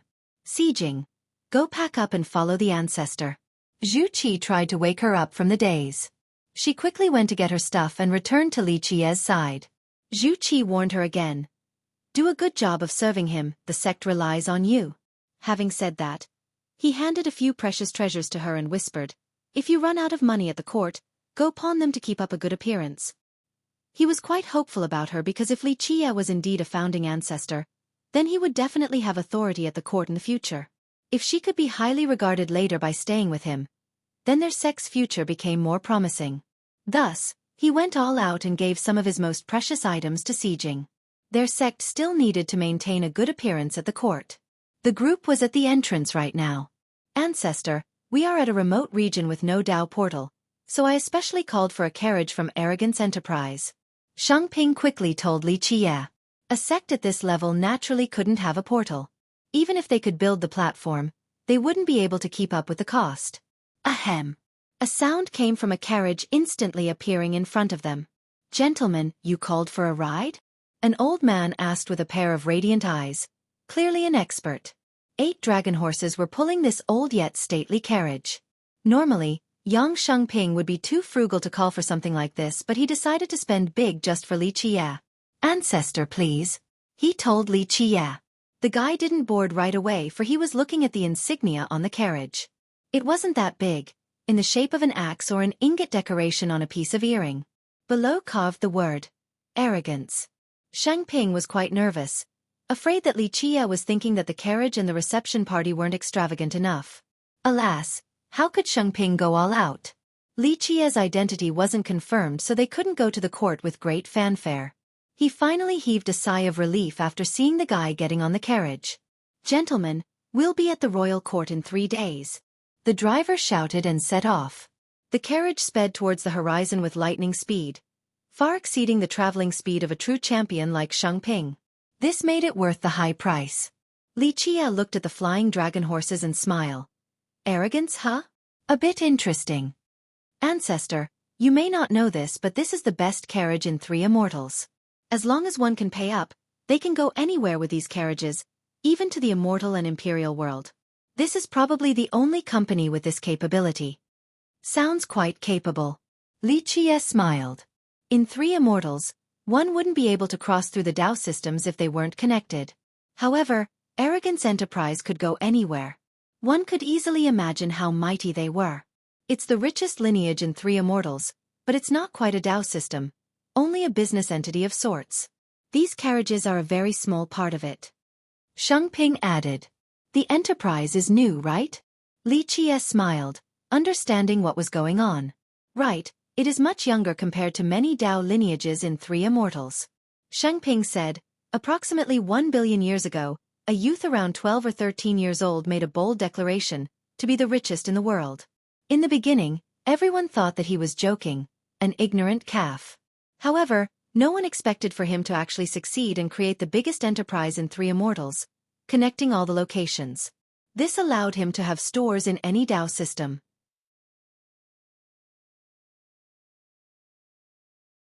Shengping was excited talking about this because there were many legends about Arrogance Enterprise, more than enough to compile a book. There is a saying in 3 Immortals, Only buyers lack money.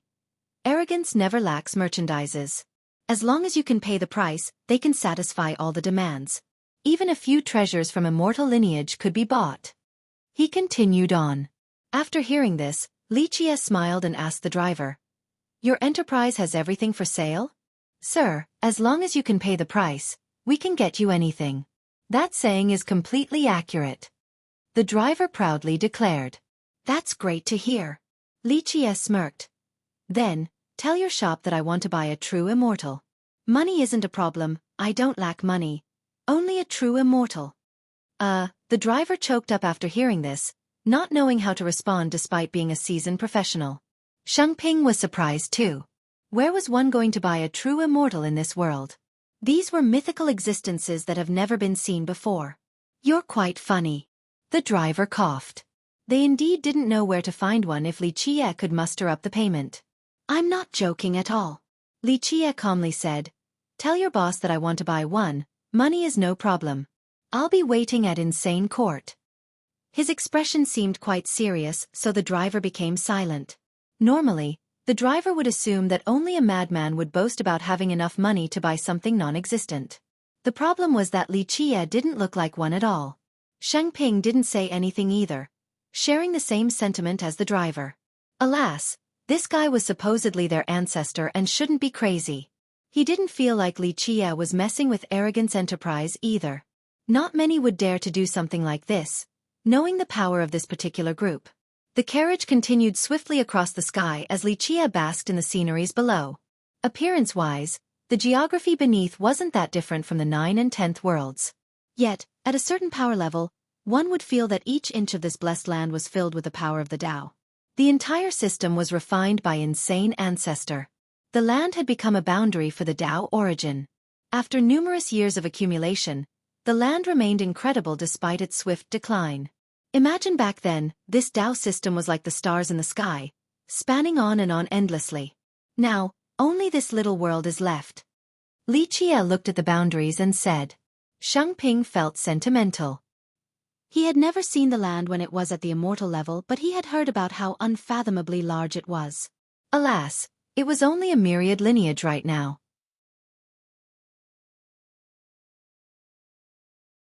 I'm not sure whether it is exact or not, but 1 billion it is. The regular usage for 1 billion is not this combination though. Any native Chinese reader? Let me know if I'm missing something here.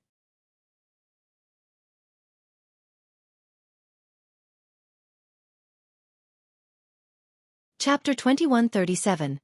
The Royal Court of Insane was the central hub of the entire system because of the Tao source there. The ebb and flow of changes and time didn't matter. The Royal Court will always be the political center. Though Insane Court had produced more true emperors later, they still chose to reign over this region instead of establishing their own sect. True emperors still needed to reach insane ancestors level before creating their own Tao source. That's when they were actually qualified to start their own sect. Otherwise, it would be a meaningless endeavor. Separating their faction from the insane system would greatly reduce their strength. Each generation in 3 immortals could produce one or a few emperors. However, one capable of creating a Tao source might not be available for several generations. The royal court was a massive city, spanning for more than the eyes can take. It had experienced ups and downs, destroyed and rebuilt numerous times. Countless generations of mortals have gone by here. Nevertheless, it remained standing. As long as the Tao lineage and Tao source were still there, so will this ancient city. Mountains presided majestically with buildings everywhere. Billions of inhabitants were here, so it would be more accurate to call this place a kingdom rather than a city. At the central area were stately architecture, soaring all the way up to the 9 firmaments. This was the royal palace of Insane Court. The most influential character in the system wasn't necessarily the emperor or the dynasty in charge. In spite of this, the decision-making process always came from this place. The most influential characters have always aspired to rule this palace. This was the symbol of power for the entire system. Thus, a more powerful being outside of the royal palace couldn't be considered the main branch because the Tao source was here. Therefore, it was easy to imagine how important this place was for the Tao lineage. Carriages rushed into the court on the large roads. Everyone appeared so tiny as they streamed in what seems to be an ocean of people. Zhu Sijing was stunned by the grand scene of this ancient court. Being in a desolate place like Grand Sword left her feeling like a village girl visiting a big city for the first time. No, even more shocked. Li Qie only gave it a quick glance before closing his eyes to rest. As he came closer to the Tao source, he could sense its massive power. It was also quite close to him, not only because he had insane ancestors' memories and Tao laws but also because of his unique Grand Tao. His eventual system aimed to surpass the cultivation methods found in 3 immortals. Because of this, his art aimed to reach the myriad Tao. As long as there was Tao in his heart, he would be able to grasp everything else in the world, hence the close sensation. The carriage finally made it into the palace. Sijin was even more astonished by its unique and awe-inspiring aura. True energy and the power of the Tao engulfed the entire place like an ocean. Anyone who dared to spy on the palace would be destroyed instantly. Li Qie wasn't too impressed, unlike the girl. Because his status wasn't confirmed, Shengping didn't dare to cause a big commotion, so they snuck through the back entrance. His words alone couldn't summon all the big shots in the court to welcome this reborn ancestor back. Ancestor, the situation here is complicated and Her Majesty can't use a grand ceremony to welcome you. Please forgive us. Shengping was afraid of Li Qie's fury and he was only a small dog here. Any power could destroy him easily. It's fine, tell her to come and see me. Li Qie sat down on the throne and ordered. Despite a lack of aura, his presence there still scared the soul out of people. Oppressive without trying. After all, he was once an existence that reigned over everything. A butcher versed in massacres. Just a serious stare from him was terrifying enough. This little one will go send the message. Please wait, ancestor. The old man felt his hair standing on end with his legs going weak. He regained his wits and went to send the message. He couldn't actually meet the queen herself because there were at least 8,000 other true champions here at the court. He wasn't special at all. It took a long time before the queen granted him an audience. He bowed his head and respectfully said, Your Majesty, the person you wish to see is here. Very well, prepare the palanquin. I'll see if he's real or fake. The queen immediately ordered. She was from the Wang faction, one of the 4 great powers at the court. Her official title was Insane Lineage Queen. Insane lineage was a common name for this entire region. Any sect coming from this place could take on this name. Meanwhile, the ruling power was at the royal court and could take the name of a dynasty. However, this type of dynasty wasn't hereditary from father to son to their descendants. In other words, the emperor of this system was selected by the great powers. He might not be the most influential character, but he definitely represented the entire system. Powerful local tyrants might be, they were not allowed to oppose the official branch of the dynasty or they might face exile. This rule was necessary or chaos would ensue. These were the rules personally written by Insane Ancestor, so they were unquestionable. The queen's name was Wang Han. Her husband, the late emperor, wasn't a decrepit old man. His death came rather suddenly. He wasn't from a great power but he was capable and married the right wife. He eventually garnered enough support to take the throne. Of course, his most powerful backing was still the Wang faction. Alas, his death was a great blow to both Wang Han and her clan. It wasn't easy to groom someone qualified to be the emperor. This person needed to be strong on top of knowing how to rule. They became the target right now after his death. People were eager to seize power in the system. Because of this, the queen faced great pressure, worrying about the eventual chaos from a lack of a symbolic leader. Nevertheless, they naturally wanted the next emperor to still be from their faction. Unfortunately, they couldn't find the right candidate in such a short time. Quite a source of headache for everyone involved. Normally, if someone like Yang Shengping were to claim that he had found a reborn forefather, they would most likely chase the guy out or even exile him. However, because of the delicate situation right now, a being like an old forefather would bring hope to the entire Dao system and also a God-sent opportunity for their clan. Wang Han took a great risk to let Shengping bring this ancestor to the royal court. Ultimately, they didn't know whether he was real or fake. He could even be a spy sent by another power.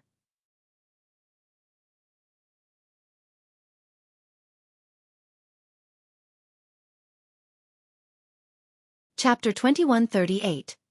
Wang Han entered the hall with only Shengping as her company. The fewer people who knew about this, the better. Shengping quickly bowed on sight and quietly told Li Qie, Ancestor, this is Her Majesty. Wang Han was surprised to see the youth sitting so nonchalantly on the throne. This ancestor's appearance was nothing like she imagined. In her mind, a reborn ancestor from the abyss must have gray hair and an immortal aura, someone who can threaten the world. However, this Li Qie ahead was very young and ordinary-looking. He could be walking on the street and no one would give him a second glance. This was just another disciple among the millions in Insane Court. She immediately became disappointed with her heart hanging lower. She thought that she would be able to meet a true master. Not such a person. Shang Ping. She stared at Shang Ping, thinking that he picked a random disciple to pretend to be their ancestor. Shang Ping was helpless, knowing that the skepticism was warranted. He had the same thoughts after seeing Li Qie the first time. "You're late." Li Qie opened his eyes and stared at Wang Han. "What's your name?" Wang Han didn't have any intention of showing respect for the above reasons. "On your knees." His gaze exuded an explosive blast like the ruler of the world. True emperors and immortal monarchs would all kneel before him. Bam! She couldn't react in time before finding herself touching the ground. Shang Ping was also horrified, for this was his first time seeing Li Qie angry. Not to mention a minor character like him, all the top beings would need to kneel before Li Qie. Wang Han struggled to regain her thoughts. She felt as if this was a dream. Despite being a queen, she came from the Wang clan and wasn't weak at all. Her cultivation was on the same level as the late emperor. However, a true king like her still fell before his glare as if she was but an ant. Li Qie still didn't exude his true energy or pressure, but his cold stare alone was enough. Wang Han felt an unprecedented and indescribable fear, straight from her instinct. He was at the top of the food chain and all would tremble before his breath. He closed his eyes again and didn't let the two of them stand up. Xueqi, who was also there, was astounded. The queen of the Tao system was kneeling right there. Anyone from her sect would be doing the same after meeting the queen, but this great woman was being forced into submission. The palace was hushed. No one dared to say anything. Shang Ping didn't dare to move outside of uncontrollable shuddering. The rage earlier almost scared him to death. As for Wang Han, she had weathered storms and rains before in order to keep her position. This was someone who had met a true god previously. Thus, she was courageous with a firm Tao heart, not one that would yield so easily. Otherwise, she wouldn't have been able to hold on after the death of the emperor. Alas, she didn't dare to mutter anything right now. She indeed tried to struggle, but the fear was too overwhelming. Her legs became weak so she couldn't rise. Instinct was telling her that this man was the most terrorizing character, the origin of fear. Li Qie eventually opened his eyes after a long time and ordered, "You may rise." "Thank you, ancestor." Shang Ping seemed to have earned amnesty and bowed several times before getting up. "Thank you, ancestor." Wang Han quietly uttered without thinking. She was instantly convinced and dominated, no longer daring to oppose him. He took a good look at her. One must admit that she was quite a looker, and Xueqi paled in comparison. She had an elegant and noble phoenix dress on. This style was naturally grand and oversized, but this wasn't enough to hide her beautiful figure. Massive and towering breasts like two majestic mountains. The lascivious curve of her buttocks was clearly outlined. It could shake someone to the core with its well-rounded plumpness. Her fair legs accentuated her overall figure, perfectly sculpted, and only made her but stand out even more. Her phoenix eyes were rippling and spirited with autumn waves. Just one glance could attract any man, causing their heart to beat faster. "You need to change your attitude if you want my help." Li Qie finally spoke. She lowered her head like a little lady that had just done something wrong. She already got her answer on whether he was real or not. Despite her early preparation on what to say, all the words were eluding her right now. In the end, all she could say was, "Your junior welcomes your return, ancestor." Li Qie said flatly, "I'm aware of the current situation in Insane Court. It's not hard to solve this situation, only hard work is necessary. It's not a sin to be foolish, only when one is both foolish and greedy." "I understand." Wang Han has been won over and became quite obedient. "Since I have returned, it is time to change this Tao system completely." Li Qie said, "An immortal lineage falling down to the myriad level? Is it even possible for you descendants to do a worse job? Without changes, Insane Court will cease to exist. If Geezer Insane were to find out, he'll crush all of you unfilial kids to death." Wang Han and Sheng Ping couldn't say anything, only quietly listened to the scolding. Myriad was the lowest level in 3 immortals. If this path of declination continued, the Tao source would dry up along with the blessed land. From then on, only a ruined world would remain along with the wails of its inhabitants. All right, I am tired now, we'll end this today. He waved his sleeve and finished. Please rest at the Sky Shift Hall, ancestor. Wang Han said respectfully with a soft tone after taking a deep breath. No, I'll be staying at Remembrance Palace. Li Qiye demanded. Remembrance. Wang Han was stunned because she couldn't remember whether a place like this existed or not. It's to the northeast. Li Qiye said. Looks like all of you have forgotten too many things, even the place where Insane Ancestor used to meditate to search for the Tao. Wang Han made the connection. There was indeed such a place, but it was deserted now, infested with weeds. No one has stayed there for a long time. Some records stated that their ancestors have left behind this place. People stopped staying there, so future generations forgot its name. Please wait, ancestor. Your junior will tell people to go clean up. She bowed. Go now. Li Qiye nodded. If there's nothing else, don't bother me. And the current situation is also a test for you. Go all out. Just remember one thing, those who dare to stand in my way, kill without mercy.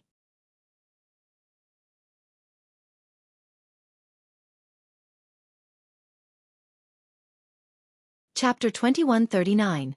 For some reasons, she shuddered after hearing the words, kill without mercy. She could sense a massive bloodthirst spreading to her heart, so she immediately left without refusing. Remembrance Palace was still tattered despite Wang Han's effort at cleaning it up with haste. She was worried that Li Qiye wouldn't like it, but he didn't mind at all and walked straight in.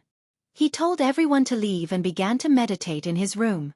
Outside of Tao meditation, there was another reason why Insane Ancestor named the palace Remembrance. He wanted to recall his friends and families from his own epoch because this wasn't his true home. Of course, Li Qiye wasn't here for that sentimental stuff. He had his own reasons unknown to others. He seemed to have reached a Zen state. Not even his breathing could be heard. There was no visual phenomenon in the beginning, but as time passed, he seemed to be melting. Upon closer inspection, the space around him was the thing melting, not him. If one were in the room, they would have an illusion of bricks colliding with each other. The palace was continuously transforming into something else. A move through a different world and time while breaking and rebuilding. This illusion lasted for a while before all the bricks finally came into place. Li Qiye was no longer in Remembrance but another palace altogether. No one could enter this one, not even those from Insane Court. This was actually a treasury with artifacts and chests as far as Li Qiye could see. Li Qiye opened one of them and dazzling radiance oozed out across the entire room. There were too many treasures to count here.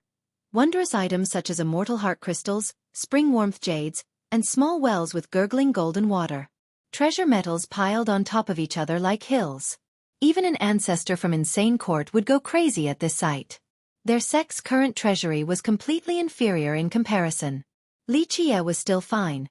This was still not a match for Samsara's treasury back in Pure. This old man is still so paranoid, not trusting anyone, and left behind some good stuff. Maybe this is his backup plan? Li Qiye smiled and said. Insane Ancestor hid this in secret instead of giving it to the future generation. He was the only one aware of this location, but because Li Qiye also had his memories, he could easily enter it. This was the reason why he chose Remembrance. Outside of many treasures, there were also manual scrolls on the shelves. They encompassed everything, including Insane's own cultivation method on top of the ones from other Tao systems. Many of them were actually lost now in the present. Li Qiye casually perused them, just for fun.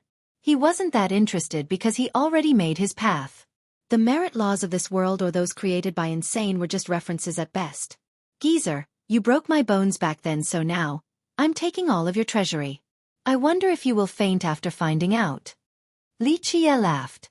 He wanted to see Insane Ancestor's expression after telling him. Perhaps the guy would go crazy. He didn't hesitate at all and took in all the good stuff.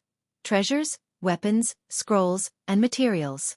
Meanwhile, Wang Han especially called several high elders about the return of their ancestor. These were loyal confidants of the clan, so she could trust them. No one will believe this. The other officials will think that he's a fake. I believe that your majesty will be assaulted on all front. It won't be easy to maintain control. One of them said. She naturally understood this, but at this moment, she was completely convinced by Li Qie and had full confidence in him. I know what everyone else will think, but he is really a forefather coming back to life. Other things can be faked, but not that invincible presence. Wang Han said, this is naturally a good thing for our system. We might even rise again in the future. For example, in this generation, if we have a true emperor backing us off, there's no way to fail. Is he really a true emperor? I don't think so. They don't really linger around and would just go to immortal lineage. Why stay here at myriad lineage? Another elder said. Wang Han wasn't clear either. She didn't know how to describe him because his cultivation remained a mystery. He looked more like an ordinary cultivator. However, when she saw the unstoppable glint in his eyes, she was instantly conquered. I don't know his cultivation, but he's certainly not weak. Probably stronger than any ancestor in the present. Wang Han said. The first speaker continued. It is a good thing if it's real. But right now, we don't have a ruler, so the appearance of a reborn ancestor is too much of a coincidence.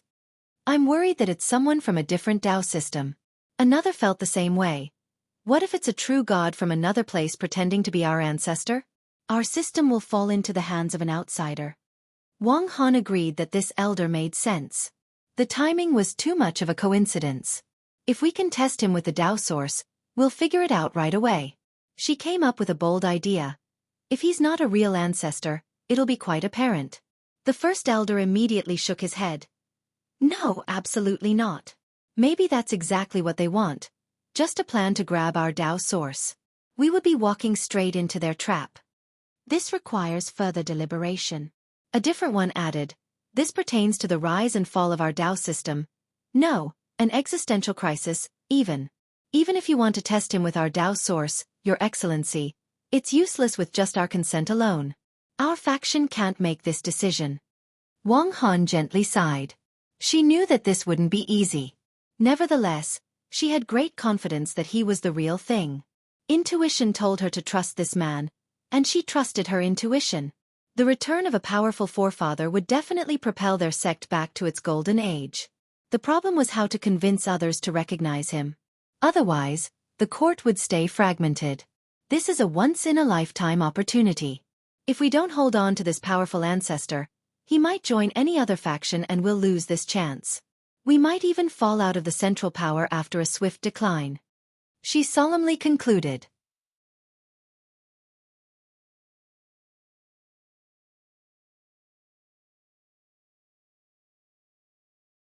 Chapter 2140. The High Elders present exchanged glance with each other. The death of the Emperor was indeed a blow to their clan. Missing this opportunity could rob them of their current political influence. Insane Court has been passed down for billions of years with a rotation of dynasties. So many sects that were powerful eventually collapsed and became the side branches or turned into nothingness. In the current Insane Court, there were plenty of powerful sects, but they primarily made up the side branches, leaves on this towering tree. The ones that were in control were the four great powers. The Wang faction was one of them. The other three consisted of the upper faction, Sacred Institution, and Chu Camp. These four branches have produced many true emperors. Sometimes one had them in succession.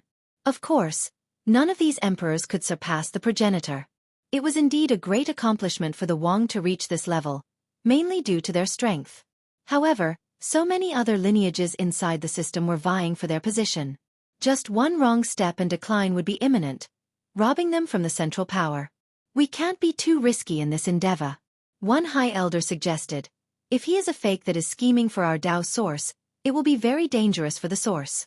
At that point, our branch will become sinners, unworthy of the ancestors. We'll certainly be banished henceforth. The other High Elders quietly contemplated. Grand Sword Gate was such a sect that was banished.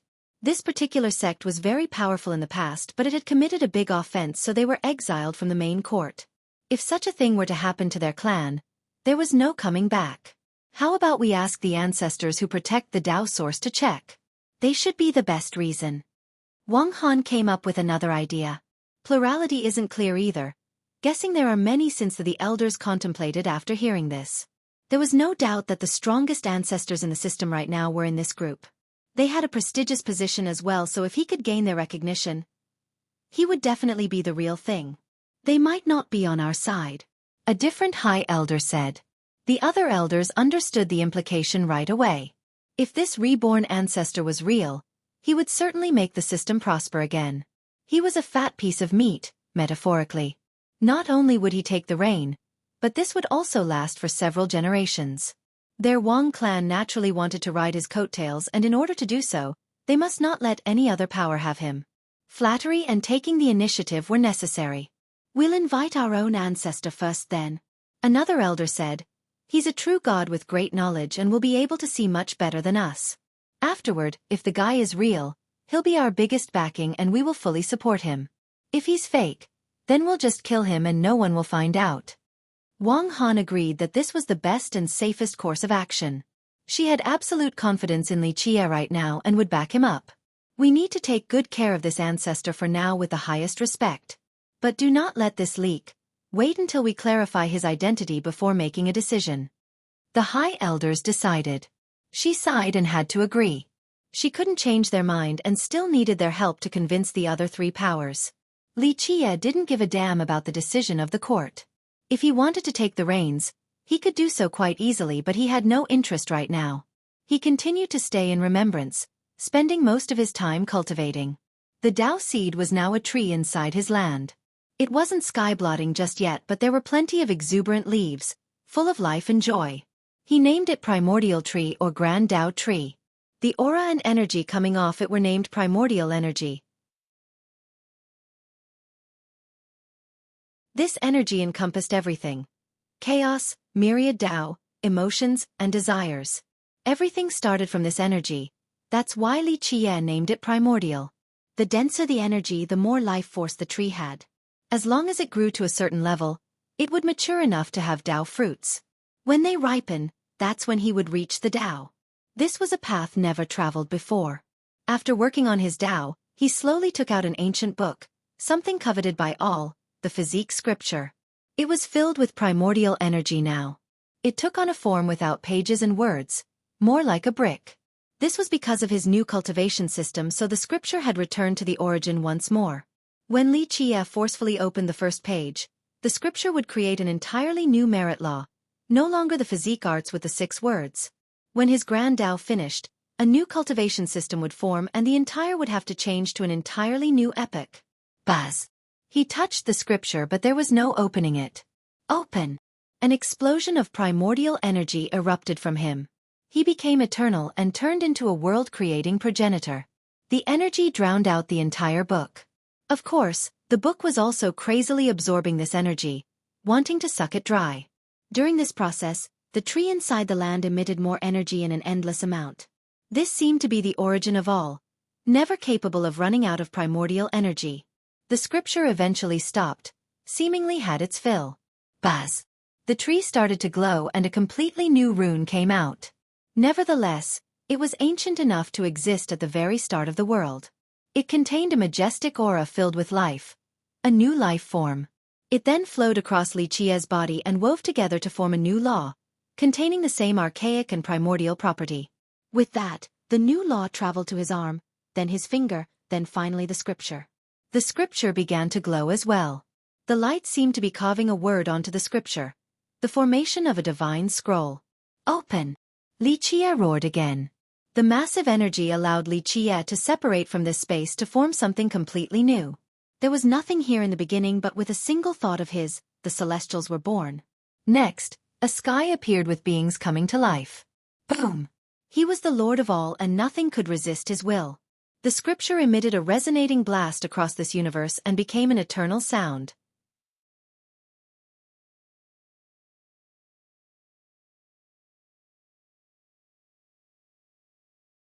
Chapter 2141. Boom! He finally opened the first and entirely new page of the physique scripture. Dazzling radiance shot to the sky and wondrous phenomena appeared. The scripture itself was deriving a new world with its own celestial bodies. However, in the next second, everything was replaced by new runes the size of planets. Nothing was as beautiful and moving as these runes. With a series of explosions, New runes continued to float around like the stars in a certain order. They lined up to form supreme mantras, the start of a new grand Tao. Buzz. The mantras finally finished the first page of the physique scripture. It included a new merit law. From this moment on, it was no longer the same. The 12 immortal physiques would also disappear. He began to read these new merit laws as the first to learn them in the new epoch. In the next several days, he spent his time cultivating and reading, not bothering to care about the issue of being a reborn ancestor. He wasn't reading about merit laws from insane ancestor since he had too many already himself. He was focusing on history and old tales. Insane Court has been around for a long time, and the library of the central area definitely had the highest concentration of books. One would find themselves lost in an ocean of books after entering the library. It has been accumulating books throughout the long years by its people. Some were given by outsiders as well. Of course, the majority of this was just regular books. The merit laws were stored in a more secure location. Outside of learning about 3 immortals, Xueqi also wanted to find the traces of immortals. After reading all of these books on top of having memories from the grotto and insane ancestor, Xueqi had a perfect grasp on this world and virtually all of its old tales. Even the ones with few records could be calculated from all the clues. This was his forte, extrapolating information when there is a lack of. These texts allowed him to find the necessary facts to dispel the fog, revealing the secrets within. As long as there were some clues, he could figure out what was going on. Nothing could escape his eyes and calculation. He even reached the very source of 3 immortal worlds and found some clues about immortals. Xueqi no. He chuckled with this revelation. I can't wait till that day when we will figure out who is the real master of the universe. Having said that, he closed his eyes, seemingly entering a slumber. He continued to focus on cultivation and reading instead of worrying about the politics of the court. He suddenly had a new interest with all the new information. Pill refinement and alchemy. There were many types of pills in 3 immortals, but the longevity pill stole his attention the most. Of course, low-level longevity pills were nothing. Only the true emperor's level and up interested him. As a cultivator became stronger and eventually reached the throne, they would have tales about them in 3 immortals. However, one sudden day, these emperors could just disappear from sight with no trace left. Their final destination was a question for the ages, but it was too hard to verify. This was related to the more inconspicuous longevity pills. Xueqi found this matter very amusing after ample research. Perhaps the ones from 3 immortals didn't care about this. But anyone from the 9 worlds and 10th world would have a different perspective. 3 immortals were freed from the restraint of the heaven and earth, so cultivators started cultivating the anima at the very beginning. This was quite advantageous. Something even more apparent after becoming a true emperor. But this didn't mean that a true emperor was superior to a grand emperor or immortal monarch. Their biggest weakness was longevity. For example, the grand emperors and immortal monarchs could live for a very long time after shouldering the heaven's wills, albeit, they needed to hide in exploration grounds away from the executions. If they could survive the execution and not die in battle, who knows how long the wills would allow them to live. This wasn't explored completely and lacked reference points. This wasn't the case for the true emperors. They could be immensely strong, but without the heaven's wills, they would eventually die from old age, for this was inevitable. There were many secrets behind this, but most didn't link it to these longevity pills. At the same time, only a minority of true emperors was known to die from old age. The majority of them simply disappeared from all the 3 worlds. Their destination remained a hot topic for many people to research. All of the worlds Xueqi has been to so far had a common pursuit: eternal life. Mortals, experts, and emperors all searched for the answer to true longevity, the ultimate freedom. Alas, such a thing didn't exist. Even the most brilliant and amazing person would have to return to the root one day. Both Insane Ancestor and the Grotto Master also researched these pills. Of course, they had their own method in doing so. Wang Han came to visit Xueqi. Though the Wang clan hasn't recognized his identity and status, this didn't affect her respectful attitude towards him. She would see how he was doing on a daily basis. Xueqi was taking care of him right now, washing his feet while he sat with his eyes closed.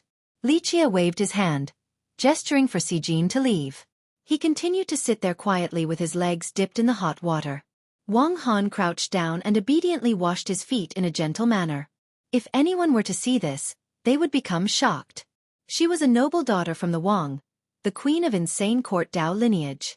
Yet, she was subjecting herself to this lowly task without any hesitation. Li Qie began to speak.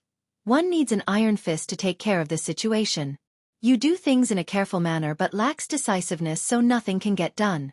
Insane court was once an immortal lineage. In order to rule something like this, you need to be merciless in order to reign over the rest.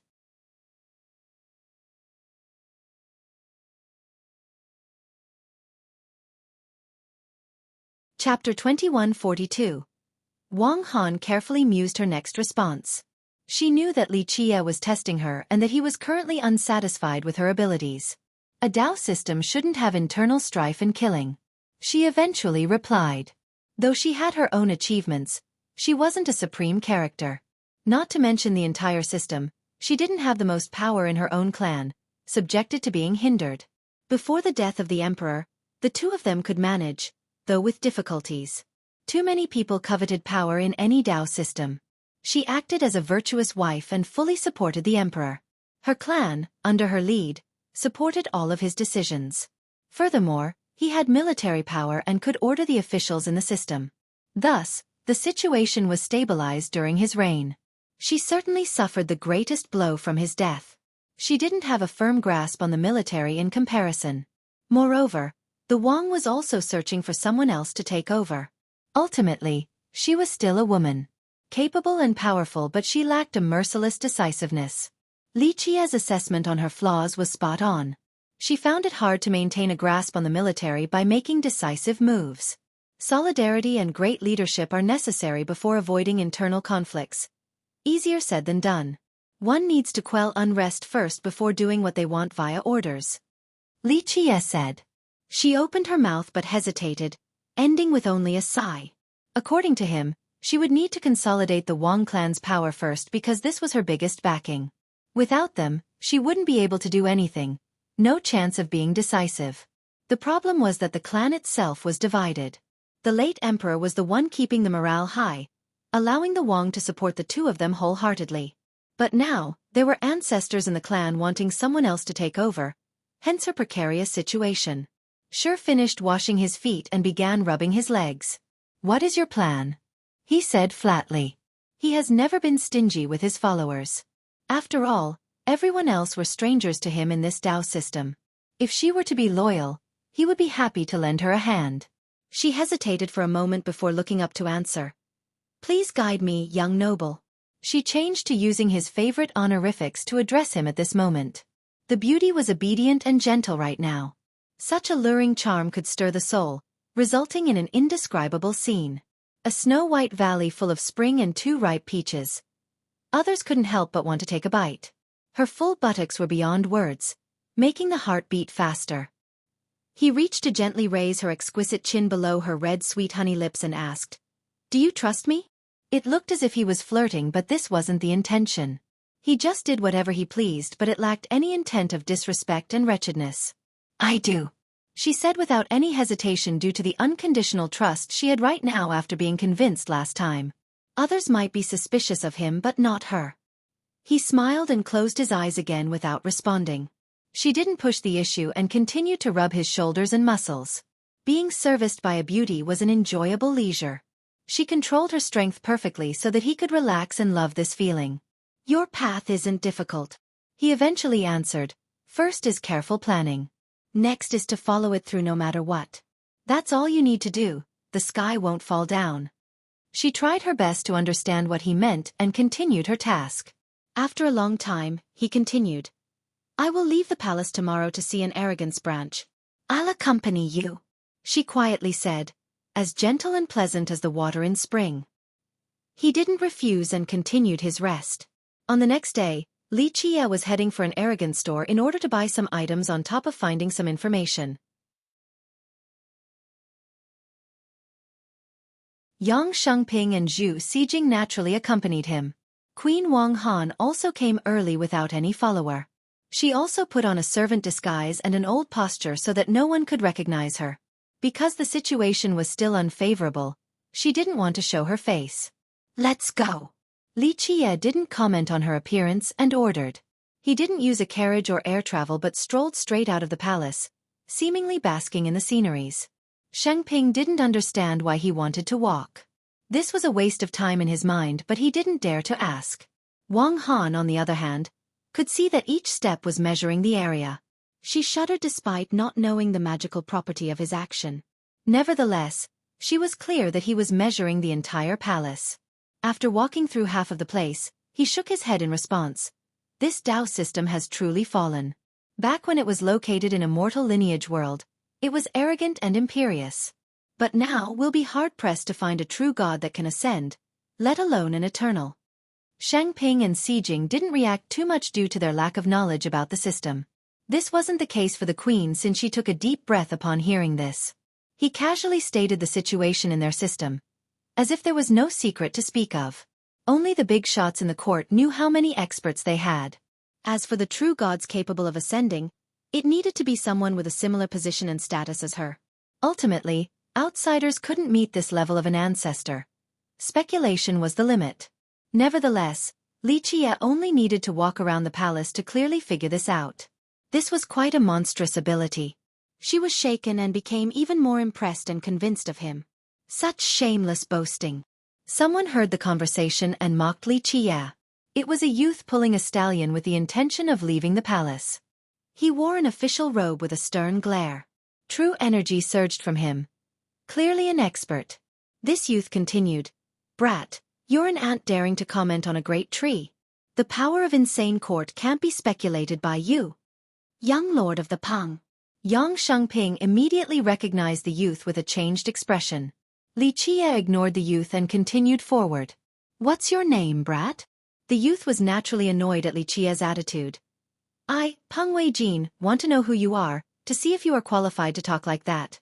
Xueqi was already far away after he finished his statement. The youth thought about chasing after him, but Xueqi stopped him.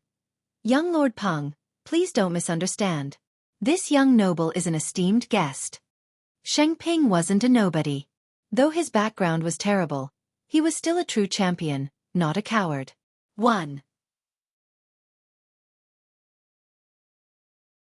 I think these are new titles. I'll figure it out with more context later.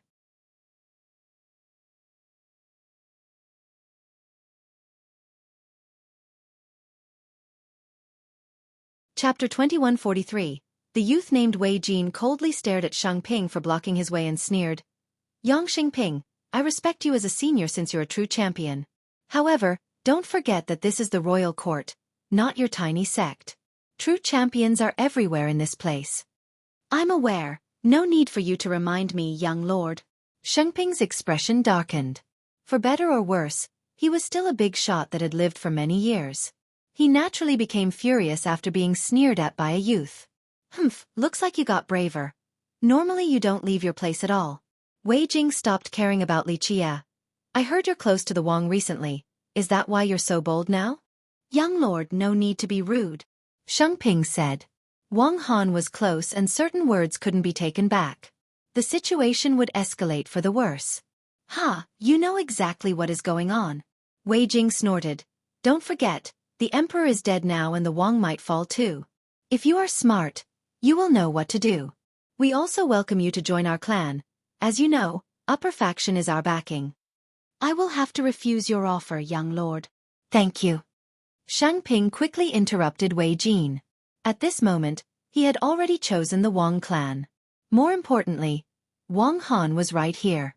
She could become unhappy and question his loyalty. This would be quite bad for him and Grand Sword.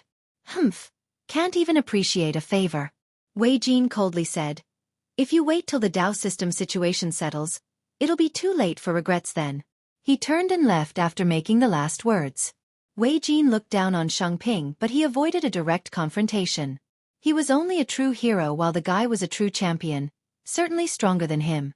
Xueqi became quite awkward, not knowing how to answer the rest of the group. "Your Majesty, please don't listen to his nonsense." He smiled awkwardly. Wei Jin was being too frank and challenged the Wang's prestige. Wang Han naturally wouldn't like it. "It's fine," she calmly said.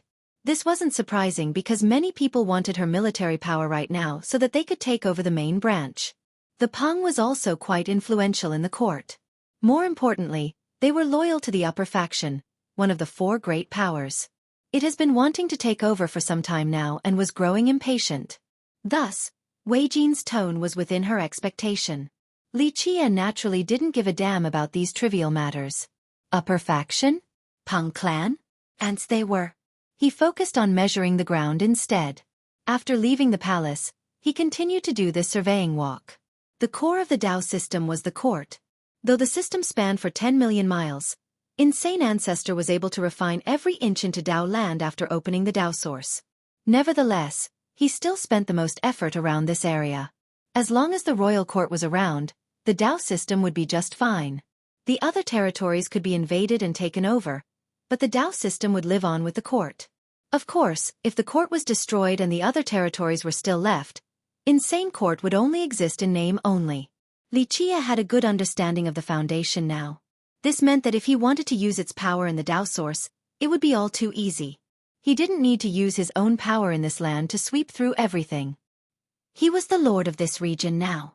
That geezer must have also loved this land to spend so much effort. Unfortunately, no lineage lasts forever. Li Qie murmured. This was his conclusion about the old man beneath Drystone. He truly wanted to create a sect to leave behind his legacy, or he wouldn't have spent so much effort to strengthen the Dao Foundation and Dao Source here. In the past, Insane Ancestor was exactly like Li Qie now. Mere passers-by in this world. They never thought about truly stopping here. Later on, Insane Ancestor went back to his epoch and had done some crazy things. Nevertheless, the proof of his love for this place remained. He didn't only want to leave behind traces of him as time passed on, but also for this Dao system to continue. Even if his epoch was gone, this Dao system would still be around. This was the reason why it was so powerful back then. Producing so many true emperors across the long years couldn't stop the downfall through time.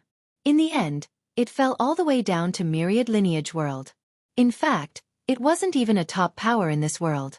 Of course, the rest of the group didn't know that the geezer mentioned by Li Qie was their progenitor. A big difference between the two of them was that Li Qie never thought about creating a lineage or leaving his mark here. Ultimately, he would create and have his own epoch, so he didn't feel the same way. Let's go to arrogance now. He chuckled after finishing his task. Yang Shengping immediately led the way since he was quite familiar with this place, even more so than Wang Han. When they made it to the store, they found something massive beyond words. In fact, calling it a store was inaccurate, for it was the size of a city with numerous buildings. It occupied a small corner of the royal court, but just this small corner was large enough to scare people to death. Only something like Arrogance Enterprise could have such a large territory in an important location of a Dao system. Other commercial powers didn't have this capability. In Three Immortals, people immediately thought of Arrogance Enterprise whenever they needed to buy or sell something. This was due to the enterprise's golden reputation and prestige. Furthermore, it had everything one would want. Because of this, there was no need to worry about not being able to find something after entering a store. If one couldn't find something here, they wouldn't be able to find it in other places anyway. A youth named Arrogance created a miracle spanning across Three Immortals. Perhaps he didn't have any crazy battle record and wasn't a true emperor. He didn't create a new territory as a progenitor either. However, his name and business expertise resounded across the three worlds. He was even more amazing than some true emperors and progenitors. Throughout history, the names of these latter beings would be forgotten, buried deep in the river of time. Arrogance Enterprise, on the other hand, remained famous all along. Everyone knew about these stores, just not the secrets to their success. Li Qie smiled and commented with a tinge of sentiment after seeing the insignia again. The favorite son of the heaven, that's arrogance for you, the only one worthy of this name. There were beautiful merchandises everywhere to Chu Sijing's astonishment. What she considered treasures before were up for display like common items. Even the legendary immortal medicines in her eyes were common alchemy ingredients here. This store was smashing her common sense due to her inexperience.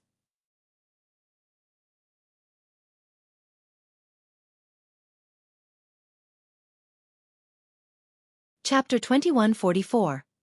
This particular store in Insane Court wasn't the largest branch from Arrogance franchise. Nevertheless, one could find whatever they wanted here. If they didn't have it, Just show enough money and they would go get it. This was the biggest advantage of shopping here. If one couldn't find something at Arrogance, it meant they wouldn't be able to buy it in any other store or with money. When Li Qie wanted to buy an immortal yet couldn't from Arrogance, he wouldn't be able to buy it from some other places either. This wasn't an issue that could be solved with money. There is a popular saying from the Enterprise: a problem solvable by money is not a problem. This was indeed a reasonable belief for Arrogance. Xueqi felt that she was in a vast world while inside this store and got dazzled by all the treasures. Of course, the prices here were exorbitant as well. Each item here was too expensive for Xueqi. Not something she could save up for in her entire life. Not even her entire sect could afford one of them. Li Qie didn't have any interest in these treasures and only gave them a quick glance. His focus was on the alchemy ingredients, and of course, this store also had the best selection in Insane Court for anyone with enough money. He was actually buying some common materials in mass, and naturally, Wang Han in disguise paid for him immediately. Young noble, why are you buying so many materials? Xueqi saw the amount and became curious. In the few recent days of serving him, she found him to not be imperious like a reborn ancestor but rather quite easy to get along with. It wasn't a bad time serving someone like him. Alchemy, he leisurely said. You're trying to refine some longevity pills, young noble? Wang Han was more knowledgeable than the other two, and could guess his intention based on the list of materials. Right, bored enough to refine a few cauldrons. Of course, Li Qie wasn't trying to make some pills at the immortal level. He just wanted to practice and research these pills in order to find more clues. Ultimately, his previous experience was still peerless in this world. You also search for immortality? Wang Han was very curious about this ancestor. He wanted to know what he had experienced in his long life. No, just going to refine a few for fun. Li Qie replied. Shengping didn't know what to say. 3 immortals had all kind of pills, but the longevity pill represented the apex of alchemy. Some true emperors searched for the path of the pills while others paid a handsome sum for them. Many alchemists took great pride in this ability, but he was just doing it for fun? Quite a bold statement. Only a true forefather of Insane would be so domineering. As they were chatting on the way back, Li Qie suddenly stopped and turned his focus towards an intersection. Outside of the big store itself, there were many other side shops doing small businesses. A few cultivators would try to trade nearby with permission from Arrogance. There was an old man in a cotton robe with a big hat, covering not only his ears but virtually all of his face. His hands were inside his sleeves, seemingly very cold as he breathed out cold air. He didn't look too special, but his 3 shiny items on display were incredible. More importantly, he had a plaque with ugly scribblings. Move me and I shall give you a treasure. A crowd naturally formed because of the items and the challenge. Really now? Someone asked. Of course. The old man answered without looking up, as if he was feeble, unable to open his eyes. What do you mean by move you? Another spectator asked. The old man didn't answer and continued to sit there quietly, seemingly asleep. In a short time, the crowd glanced at each other, not knowing how to fulfill the condition. Is he playing with us? What the heck does he mean? Another wondered. The old man ignored all of the questions. Are you for real? More and more people asked.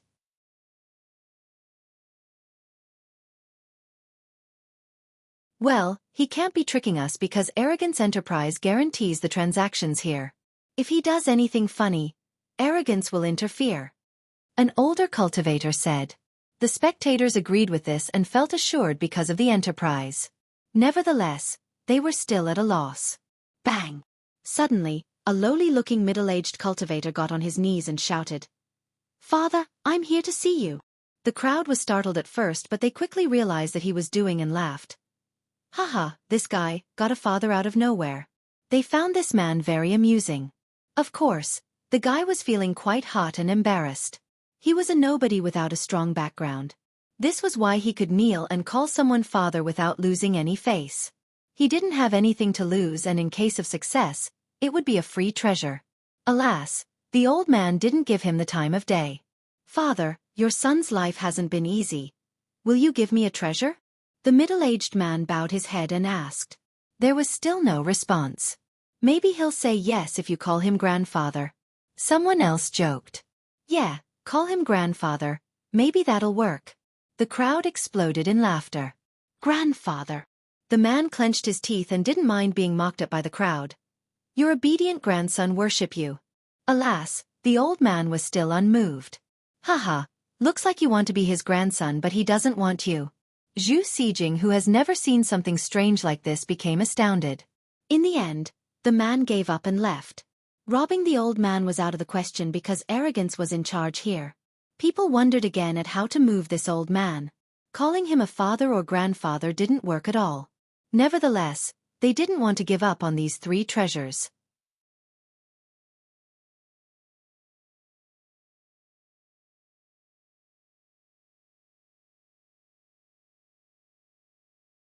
Chapter 2145. People stared and stared at the treasures with greed but unable to figure out a plan. Grandpa, I have a bottle of spring wine, the finest brew from our leaf flow kingdom. Do you want a sip? A youth opened a bottle and the salivating fragrance of this wine permeated the air. Damn, that's good wine. The smell made people swallow their saliva. This is our finest wine, of course it will be good. The youth was quite proud. It wasn't easy for him to make something like this. Grandpa, how about it? He raised the cup before the old man. Alas, the same inaction happened just like before. The youth unhappily put away the wine and went back to the sideline. Grandpa, I have cultivated for 3,000 years, enduring the rain and storm in the caves. For my granddad, I spent my time in the dark wilderness and faced the wrath of the beasts. All I want is a treasure for self-protection. A cultivator lamented his life, wanting to move this old man. The old man didn't open his eyes and ignored the guy still. Next, several cultivators tried different things to no avail, of course. Some spoke words of grandeur while others tried the pity game once more. A few tried to trade their own treasures as well, but the old man didn't respond. The majority became disappointed, thinking that he was only messing with them. At this moment, a girl walked before him. She was around 16 or 17-year-old with a coarsely made dress. She was cute with a cloth tying her hair. Of course, her appearance also made her poor background and weak cultivation quite clear. She stood there, slightly afraid, as if this was her first time speaking in front of so many people. She eventually gathered enough courage to speak, still softly. Senior, I would like a treasure to protect our Wood convent, because it's not safe there. Something evil is watching us. The crowd already awaited her failure. People have tried these sob stories before her and failed. But she didn't even finish her story before the old man opened his eyes and grabbed the middle of the 3 treasures. He handed it to the girl and said, "Just place it in front of the convent." The girl was startled because she had no hope of success. Alas, after thinking about the precarious situation, she still needed to try once. Thus, this pleasant surprise came too sudden, so she stood there frozen. Others were naturally astounded as well. They thought that this old man was only playing around, but now, he had just handed a treasure to this girl after a short comment. The girl quickly bowed towards him before leaving with haste, disappearing into the sea of people. He's not messing around. Someone shouted with astonishment. Keep in mind that these treasures were amazing items. Just a short story and the girl had obtained one. Yes, this is for real. The crowd began to contemplate again, not wanting to give up. This is something else. Xueqi felt that one of these treasures could be the defining artifact of Grand Sword for generations. Alas, the old man gave one away so easily. This broke her common sense and exceeded her imagination. Who in this world would casually hand a priceless item to a treasure? The guy must be crazy. One can't use common sense to judge a master. Xueqi smirked while looking at the old man.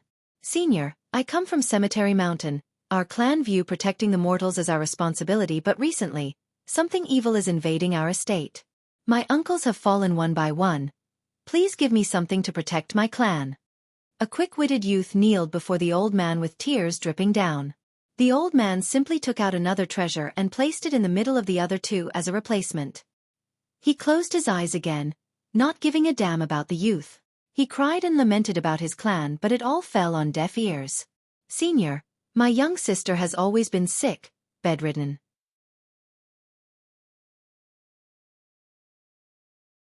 Recently, a nightmare ghost has been possessing her too.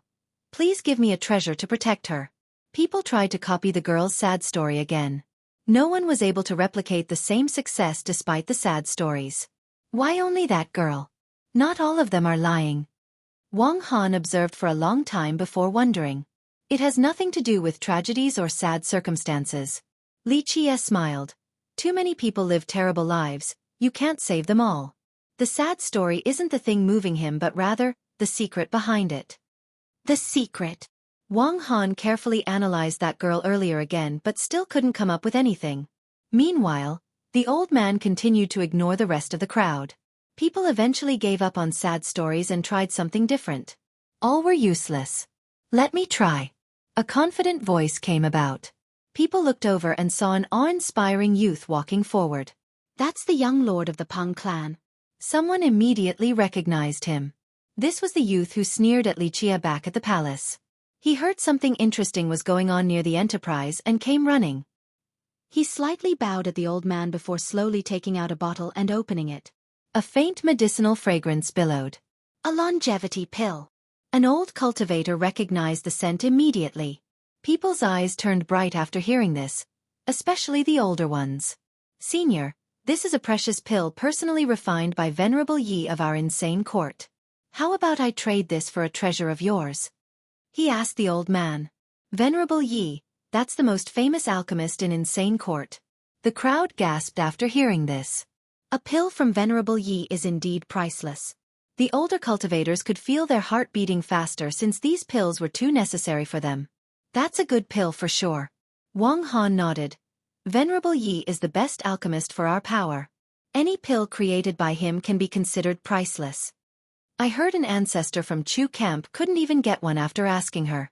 Shang Ping had heard of Venerable Ye's fame as well. Of course, someone like him couldn't ask the alchemist for a pill either. Venerable Yi was from a tiny country but enjoyed great status in the court. All four powers wanted to recruit him. All eyes were on the old man now. Anyone who was old would want these pills. What was more important than prolonging one's life? They thought that Wei Jin's pill would be able to move him. Alas, this was not the case. How about another pill? Wei Jin made up his mind and took out another bottle. It took a lot of effort to get 2 pills but he also really wanted the old man's treasures. Unfortunately, the old man had zero interest in these pills and ignored Wei Jin.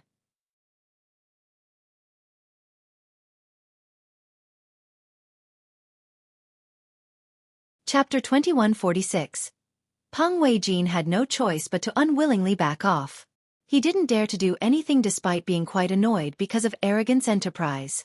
More people tried after him but the old man remained motionless, a bit interesting. Li Qie chuckled and led the group forward. It's you. Peng Wei Jin immediately recognized Li Qie and his expression soured. Nevertheless, he wasn't angry and only snorted. You think you can move him? Stop daydreaming. In fact, that one girl was the only successful one so far. Li Qie ignored the youth and stood before the old man. Everyone was ready to watch Li Qie for fun despite the previous attempts. Maybe this guy could come up with a better idea. Li Qie wasn't in a rush to talk and simply stared at the old man. After a while, he chuckled and said, "A meeting is a type of fate." The old man slowly looked up and took a careful look at Li Qie, seemingly wanting to understand the guy completely. Everyone was surprised to see this little action from the old man because he has been ignoring everyone prior. In just a short time, they watched eagerly with bated breath. Li Qie smiled and said, "If it is fate, then a greeting gift is necessary in order to show our goodwill, right? The gift can be meager as long as the sentiment is there." "Who do you think you are, the heaven? Wanting a greeting gift?" Wei Jin said with disdain. It was indeed a little ridiculous, demanding a gift from the old man for this occasion. Everyone felt that was impossible, especially with his latter comment. The 3 treasures were all precious yet they became meager gifts. This was their first time seeing someone so arrogant. Contrary to everyone's expectation, the old man coolly agreed. "That's fine, you can pick any of them." The crowd's mouth became agape from disbelief, big enough to fit a goose egg. Wei Jin had to swallow his words, not able to finish his entire train of thoughts. How? Everyone felt that the world had lost its logic. A meeting is fate? Demanding a greeting treasure right away? The guy actually got it? How could anyone be so lucky? Even Li Qie's people found this unbelievable. Xijing felt that she was only dreaming. He casually picked one treasure and threw it to Shang Ping. "A treasure for your long service." Shang Ping was stunned after catching the incredible treasure. This was indeed amazing. Only king and queen level of existence in their system could have something like this. But now, Li Chia handed him one so easily. This wasn't a dream. It was really happening. He immediately got on the ground and said, "Thank you for your gift, young noble." He bowed his head 3 times. The treasure deserved this level of ceremony. Afterward, he also bowed at the old man. Of course, the old man's eyes were fixated on Li Chia. It must be nice having a master like that. The nonchalant exchange of gift as if the item couldn't be more ordinary made the crowd envious. Wei Jin was turning red. 2 longevity pills from his weren't enough to grab this treasure, yet this nobody gave it to Shang Ping without any hesitation? It was a fierce slap on his face. "Anything else you want to say?" The old man was the one initiating the conversation this time. The crowd gasped. Numerous have tried to talk to him. Begging and flattering were all done before. But now, this old man was hoping for Li Chia to talk? Li Chia said, "I actually have a lot to say, but these ugly treasures can't get into my sight." The crowd took an audible, deep breath. These treasures were incredible, but now they were ugly? "That's too much," someone murmured. However, they thought about it, and this guy earlier indeed gave one to a servant. His action matched his words. "What do you want?" the old man asked. The crowd was astonished once more, thinking that they had misheard. This old man was going along with the guy? Li Chia pointed at Zhu Sijing standing behind him and smiled. "Look at the little girl, I need 1 or 2 things nice to give to her, what do you think?" Sijing has never been in the spotlight like this, so she turned red, not daring to look at anyone else. A mute bane. Someone finally noticed the runes on her neck. Some were frightened and took 1 step back because there were some rumors about this particular race. Their reaction made her lower her head. Ultimately, she was very self-conscious about her background. There were people who treated her race like ferocious animals. The old man stared at her and took out a treasure, then placed it on the ground. "How about this?" It was a necklace with patterns quite similar to the runes on her neck, as if it was personally crafted for her or her race. It was made from some unknown metal with engraved gems. One wouldn't be surprised if these dazzling gems were stars taken down from the sky and added to the necklace. Only a goddess was qualified to wear such a necklace. Even a fool knew that it was an amazing treasure. This is a necklace from a goddess? Nobody could recognize the item or where it came from, but they certainly knew that it was much more valuable than the 2 items on the ground. Thus, people naturally started to salivate. "Humph, not bad, but might as well give me another one. Good things come in pair." Li Chia looked at the necklace and nodded approvingly. People didn't know how big of a deal it was for Li Chia to praise an item. The crowd was stunned to hear his response. "Isn't this too greedy? He wants more after getting 1 priceless treasure already?" Some wanted to rush up and steal the necklace. It was too unreasonable for this guy to continue haggling. The old man wasn't angry at all. He took out another treasure and put it on the ground. "What about this one?" This was a red dress with pulsing radiance and auspicious energy. Others felt as if they were in a paradise with its emergence. It was majestic enough to be made from red mists. This was definitely something belonging on an immortal. Wearing it could make one comfortable enough to instantly ascend. "No, just that one is enough." One person swallowed their saliva like crazy and murmured after seeing it.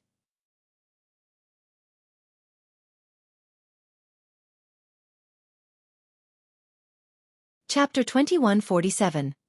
People naturally coveted the priceless necklace and red dress. Who wouldn't? All eyes were on Li Chia. Everyone wondered what he would do to move this old man and truly win this treasure. The old man also quietly stared at Li Chia and waited patiently. The atmosphere seemed to be frozen.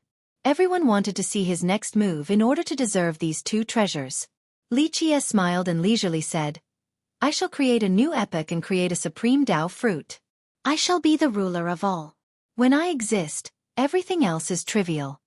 Everyone didn't think much of this particular statement. Some others thought that he was only boasting nonsense, but the old man slightly batted his eyes with an eternal glint.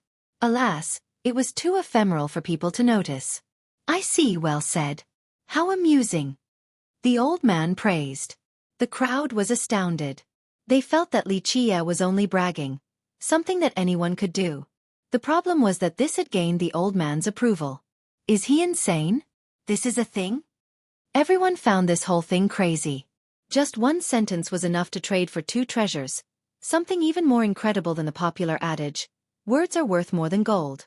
The pity tales earlier failed completely. Same with the begging. But now, the boast had won. No one understood what was going on. I've always been an eloquent fella. Lichia smiled and took the 2 treasures. He handed it to Xijing and said, Little girl, store them carefully for they shall change your fate. Nothing is more suitable for a mute bane than them. She seemed to be thunderstruck and couldn't calm down. Not to mention these immortal-like artifacts, she wouldn't even dare to think about an ordinary treasure. She was a mute bane on top of being a regular disciple from Grand Sword. This could be said to be a very humble beginning. Just having someone taking her in was good enough. Giving her treasures was simply unthinkable. Alas, this was actually happening. He did it in such a carefree manner as well. She knew that this wasn't just a dream since she wouldn't dare to dream of such a thing. Young noble.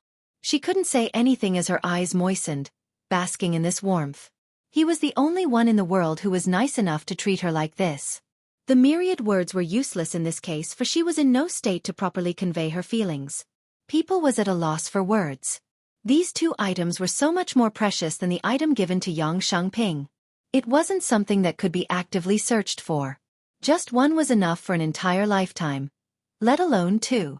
But now, Li Chia gave it to his maid without any hesitation. Something is wrong with this world. A guy began to question his whole life. Just one boast was enough to obtain 2 immortal treasures and then he gave it to his maid on top of that? The world had gone crazy. Plenty of people wasted wealth like nothing, but no one else could replicate this task. Boss. You need a little brother?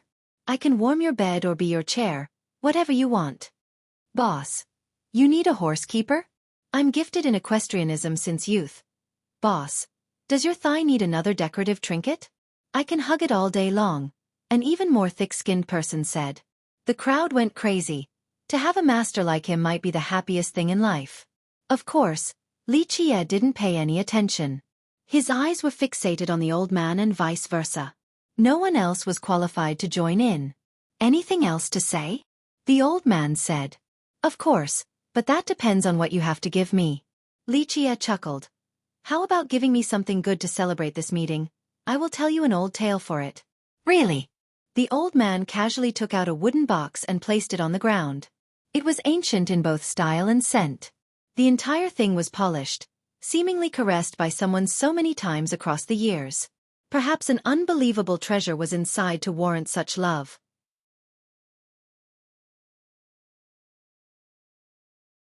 The old man didn't open it and Li Chia didn't request for that either. No one knew what was inside but judging from the 2 previous artifacts, everyone could imagine that this thing was even more extraordinary. Alas, there was nothing they could do. These 2 had no intention of opening it. A courtyard existed a very long time ago. Sun rays permeated the place but there were also dark rooms and iron nets sealing the entrance. There were a few old men and many children living there. When night came, these old men would grab the children and eat them. The young ones ran and hid in the dark rooms or behind the iron nets. Li Chia paused here. The old man waited patiently, not rushing the guy to finish. After a long time he continued. Of course, some of the children were still asleep. But there was one child who wanted to massacre all of the old men and escape. That was the end of the story. He stood there staring at the old man next. The old man didn't say anything, seemingly forgotten that Li Chia was standing in front of him. People became even more puzzled after hearing this story. Some were creeped out as well by the nature of the tale. Li Chia picked up the wooden box and put it away before leaving while the old man continued to sit there in a daze. Some still haven't realized that Li Chia had left due to the terrifying atmosphere. Eventually, the old man sighed and leaned against the wall of the street and closed his eyes. People slowly calmed down and no longer thought about Li Chia's tale. Their focus was back on the treasures on the ground. I am the ruler of 3 immortals, the lord of the myriad Tao, the starter of the Tao source. Someone instantly copied Li Chia's style. The boast earlier had successfully moved the old man so they wanted to replicate it. Unfortunately, the old man acted as if he didn't hear the person. Fellow Taoist, we were best friends in our previous life and we have met again in this one. How about giving me a treasure? Another tried the first method from Xueqi. This didn't work either. In a short time, everyone attempted different methods again. Bragging, sincerity, and even trickeries. All of this was useless since the old man didn't open his eyes. In the end, he gathered the treasures and left. The crowd eventually dispersed as well. They thought that today was too irrational and beyond their imagination.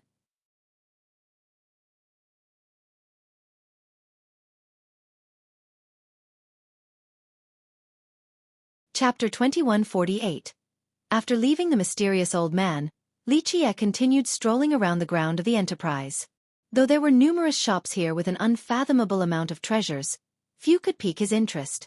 The group finally entered a building named Treasure Pavilion. It contained some of the most precious artifacts in the entire store with sky-high prices, albeit warranted. A few were unique to Immortal Lineage World as well. The inexperienced Sijing was naturally astonished by the treasures in the pavilion. Even young Xueqi wouldn't dare to enter this place normally.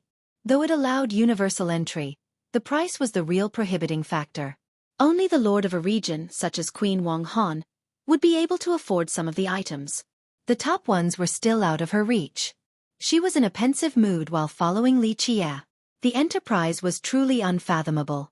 Just this particular building alone had treasures on the same level as their clan's treasury. Some were far superior. Remember that this treasury belonged to the entire clan, just not her alone. Though Insane Court had its own treasury as well, she wasn't in charge of this particular one.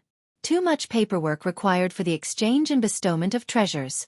Among the treasures were many at the true level or foreign Dao weapons. Strangely enough, some treasures were in the form of beasts. After entering, there was a crystal display with a tiny golden dragon swimming inside. It had 5 claws with a fiery glow on its scales. It was still a baby yet already had an incredible draconic aura. That's a real golden dragon? Wang Han was shocked for she had never seen a true golden dragon. It's a crimson golden dragon, just a side branch. Xueqi answered before the workers here. A true golden dragon wouldn't need to grow in water. Well, it's still part of the branch, just not as precious. Once it matures, there's a chance of becoming a true one. Quite keen you are, fellow Taoist. A worker here was very impressed and surprised because this particular race was quite rare. Many people would mistake them for a golden dragon, but Xueqi was able to tell right away. His vast knowledge didn't match his ordinary experience. It made the workers here think that they shouldn't judge a book by the cover, or that an ocean couldn't be weighted. Xueqi calmly took his time looking at the different treasures. Arrogance Enterprise was indeed amazing. Just this one store could surpass many other stores in Imperial Lineage World. Judging from what they saw, Arrogance Enterprise was indeed mighty in both the commercial and military aspects. Any store that wanted to grow would need a powerful backing in the cultivator world. Otherwise, dreams of a successful business would only be a fool's wish. Having more resources and treasures without being able to defend them was akin to giving them out for free. Wang Han and Yang Xueqi were knowledgeable enough to see the origin of these treasures. Sijing, on the other hand, was just looking for fun. She couldn't make head or tail out of them. Isn't that scattered cloud True God's iron sword? That's his anima treasure. Xueqi recognized a particular sword and became startled. Why is it here? Right, it is that clan's defining treasure. Wang Han was surprised as well. The scattered cloud was a side branch of Insane Court, a pillar in the system. Fellow Taoists, you're completely right. This sword is indeed from the Scattered Cloud clan, made from purified white steel, refined numerous times into true metal in order to become an anima sword. A worker explained. Their clan master sold it to us, are you interested? In order to create an anima treasure, one would need to refine the base material into true metal first, then add anima. They were also called true treasures, the most suitable tools for anima energy. Anything outside of these was referred to as foreign Dao weapon by the rest of the world. Wang Han sighed after hearing this. Insane Court has been around for a long time, so it was quite normal for clans to rise and fall. So many pillars crumbled, even the leading authority. Declination was inevitable. Perhaps even destruction. Nevertheless, solace was found in that the Dao system was still around. The Dao source left behind by Insane Ancestor remained strong. The Dao system was weaker now, but at least it still existed. Because of this, So many true emperors worked for a lifetime in order to open a Dao source to become a progenitor. In this manner, their Dao legacy would be able to pass on. Otherwise, regardless of how powerful and gifted they might be, they would one day disappear along the river of time without a Dao source. This was the reason why Insane Court had many emperors but few were truly remembered by future generations. Many people didn't know of their founding emperors but they were aware of one person, the progenitor, Insane Ancestor. Xueqi sighed with a tinge of sentiment and sympathy. Just imagine, a clan resorting to selling their defining treasure. They must have been at their wits' end. This was also the case for Grand Sword, what used to be a pillar of the Dao system with wonderful contributions. Alas, they also had to pawn their treasures for money, hoping for a chance to rise again. Of course this ended in failure. While the queen and Xueqi were deep in contemplation, Liqia noticed a particular rock. It's shaped like a brick that could have been taken from a shrine. However, it wasn't a man-made shape. This was its form upon inception. He showed interest while staring at the rock. Where did you get this rock? The exact details aren't clear. Pawned to us from an ancient clan. They said it was from immortal lineage and held by their ancestors with a shocking secret within. It's just that they can't open it. We have appraised it and found that it was indeed from immortal lineage. But as for the shocking secret? No guarantee from us. Thus, this is only a sale on consignment, not an actual item from our store. A worker responded. The rest of the group was startled. An item from immortal lineage world would certainly be amazing. They have read about its legends but have never been there before, not even imperial lineage. If Insane Court didn't falter, they would be in immortal lineage world right now. Unfortunately, this wasn't the case right now. They carefully stared at the rock as well but this was useless since they couldn't figure anything out. However, Liqia didn't pay attention to anything else but this particular rock. It certainly had to be special. He was moved while looking at the rock. Someone with a Dao heart like him wasn't easily affected, so something that was capable of doing so meant that it was either incredible or it was meant for him. Take it out so I can get a better look, Liqia told the workers. They didn't discriminate against him and immediately took it out of the display. I want this rock, how much? But someone interrupted before the worker could hand it over to Liqia.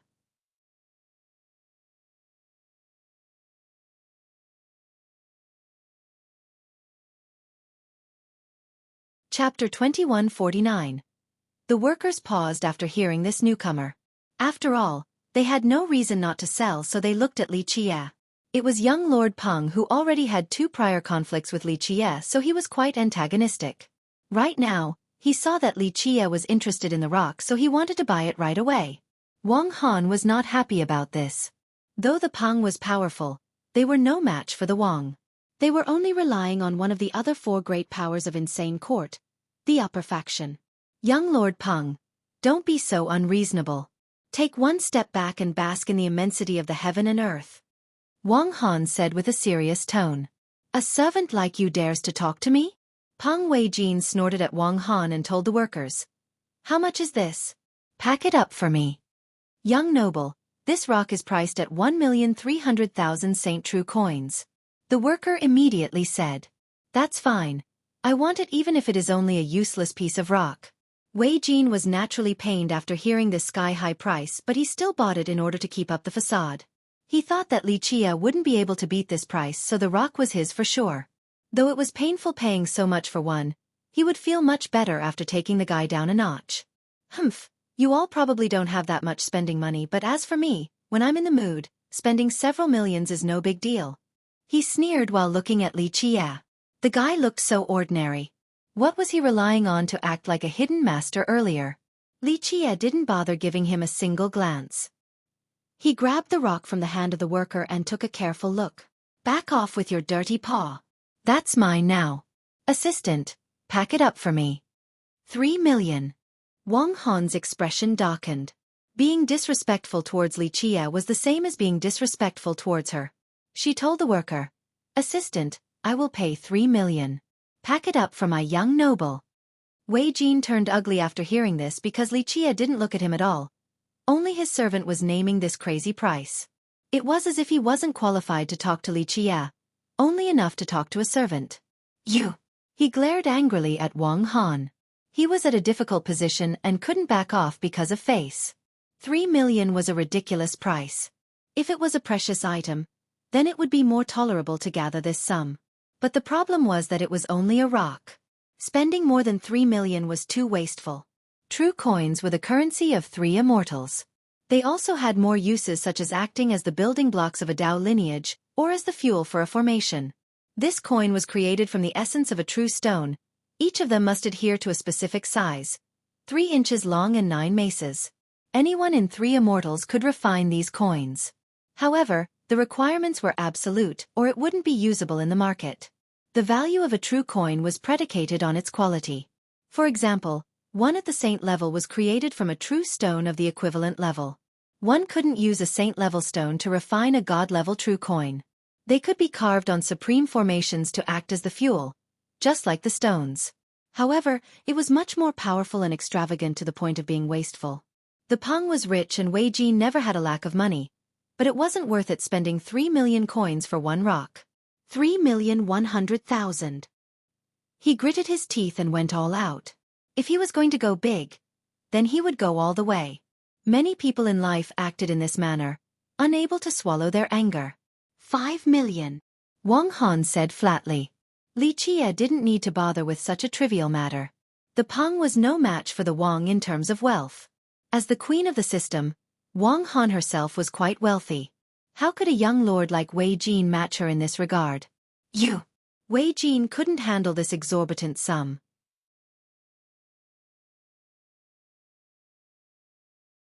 10 million. Wang Han ignored him and actually doubled the bid on herself. She could afford it easily, and just like him, she wasn't someone who could swallow this anger. Wei Jin was shuddering with rage due to the slap just now, leaving him no room to back down. He could still hang on at 5 million, but 10 million was simply too much, not to mention that they were bidding on a simple rock. It would have been better if it was Li Qie slapping him, since he provoked the guy first. But now, a servant was doing so. The whole thing was utterly humiliating. Just a lowly servant, daring to act like this. It's not the place for you to speak. Wei Jing directly scolded, no longer putting up a courteous act. Shang Ping and Wang Han naturally didn't like this. She was still the queen of the system, representing its authority and prestige. Thus, this insult was a big deal. It didn't matter who was going to rule in the future, but she was still representing the orthodox branch right now. No one would dare to address her in this manner.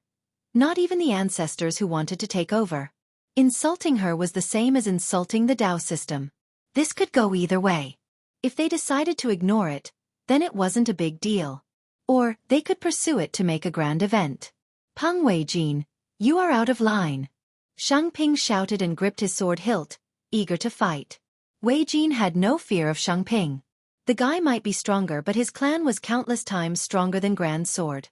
Plus, they had the upper faction behind them. Shang Ping, you think you're a big deal? Only a high-level hound at best. He snorted. Killing you is akin to crushing an ant in our clan's eyes. So bold. Wang Han uttered coldly. You think your Peng clan can do whatever it wants in the royal court? And if I do? Wei Jin proudly said. We might not be able to do whatever we want, but killing a lowly servant like you is too easy. Bam! Wang Han slapped and made him flying with blood gushing out from his mouth. I will kill you! He cried out with a twisted expression after losing several teeth and lunged forward. Alas, he stopped in his track because he saw a royal badge in Wang Han's hand.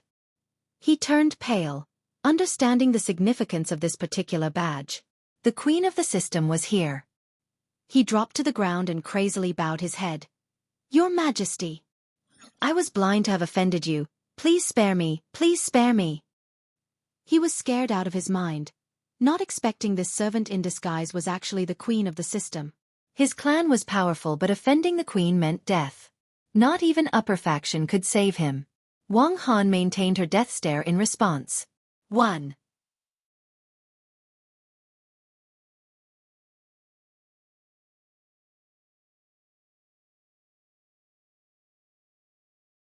Chapter 2150.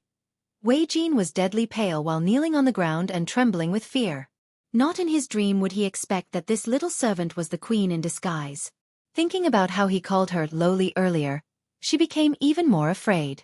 This was a crime worthy of clan extermination. Even if the Pang could escape unscathed, his head would certainly be rolling on the floor. Your Majesty, please spare me. He continued hitting the ground with his head. Wang Han glared at him but focused on Li Qia's intent. Meanwhile, Li Qia was only looking at the rock in his hand.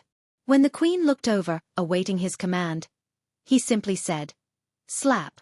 Wang Han didn't need to do anything, for Xueqi rolled up his sleeve and coldly said, "Young Lord Pang, the young noble and Her Majesty are quite merciful right now.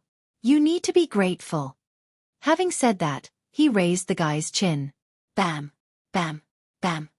A barrage of slaps continued, causing Wei Jin's cheeks to turn red with blood oozing out of the corner of his mouth.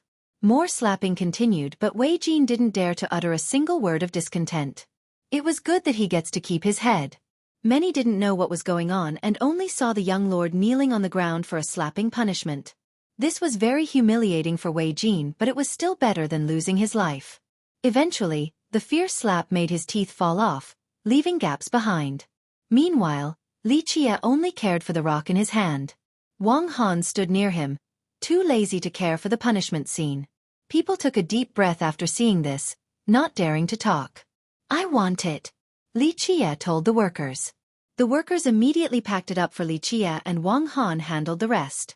She had named the price at 10 million earlier and stuck with it since it was no big deal to her. The guests here found the whole thing insane, paying so much for a rock. Even some of the workers shared this sentiment. It was rare for them to meet such a rich guest. Li Qia accepted the stone and didn't give it to anyone. He started leaving with Wang Han and Xijing right behind him. Xueqi gave several more dozen slaps before following the rest. Pang Wei Jin was humiliated kneeling there, wanting nothing more to hide in a hole. After a while, he clenched his fist tightly. Even the fingernails were digging into his palms. He swore with a murderous glint to have revenge for today at all cost, to make those who have humiliated him pay a great price. Once they were back in their place, Li Qia told the rest of the group to leave. He sealed space and took out the rock with a solemn expression. "Geezer, perhaps this is an inevitable part of fate." Having said that, he took a deep breath. His fate palace emerged along with the primordial will and 12 laws. Runes appeared in his brain. They were ancient, seemingly formed throughout the long years. Clank! These runes came together to form a tiny, silk-like law. It was profound and beautiful with pulsing light and swam out of his finger to enter the brick-like rock. Buzz! The rock lit up as well with immortal rays. Each ray seemed to have its own life. Poof! The rays wove together to form the figure of an old man. Despite the muddy nature of the image, his pair of eyes could still pierce through time itself.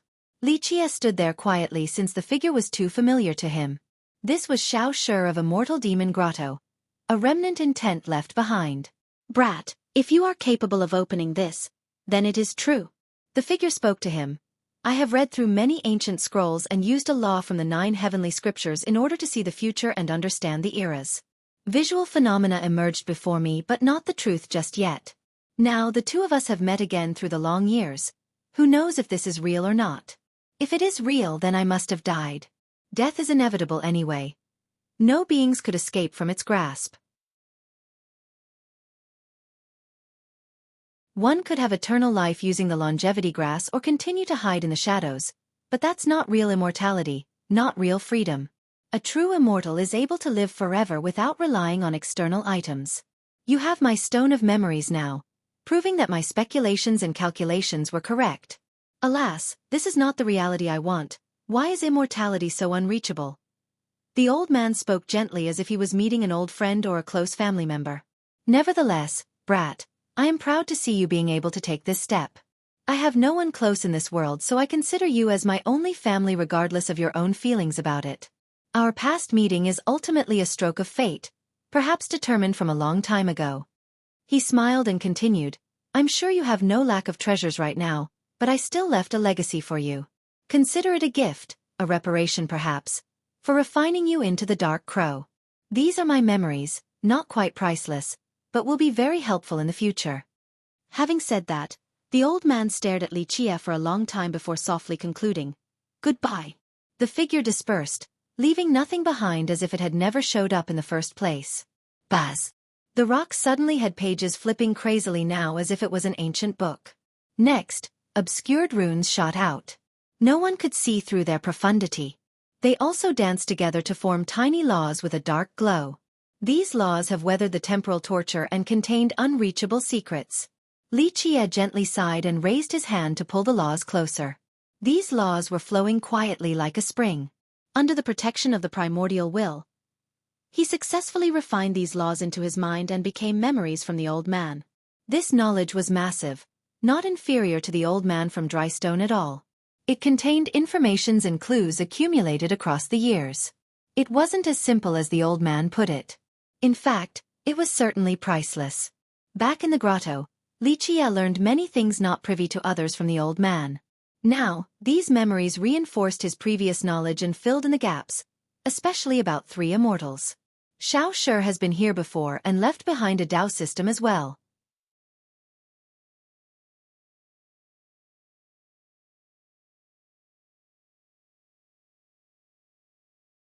Chapter 2151.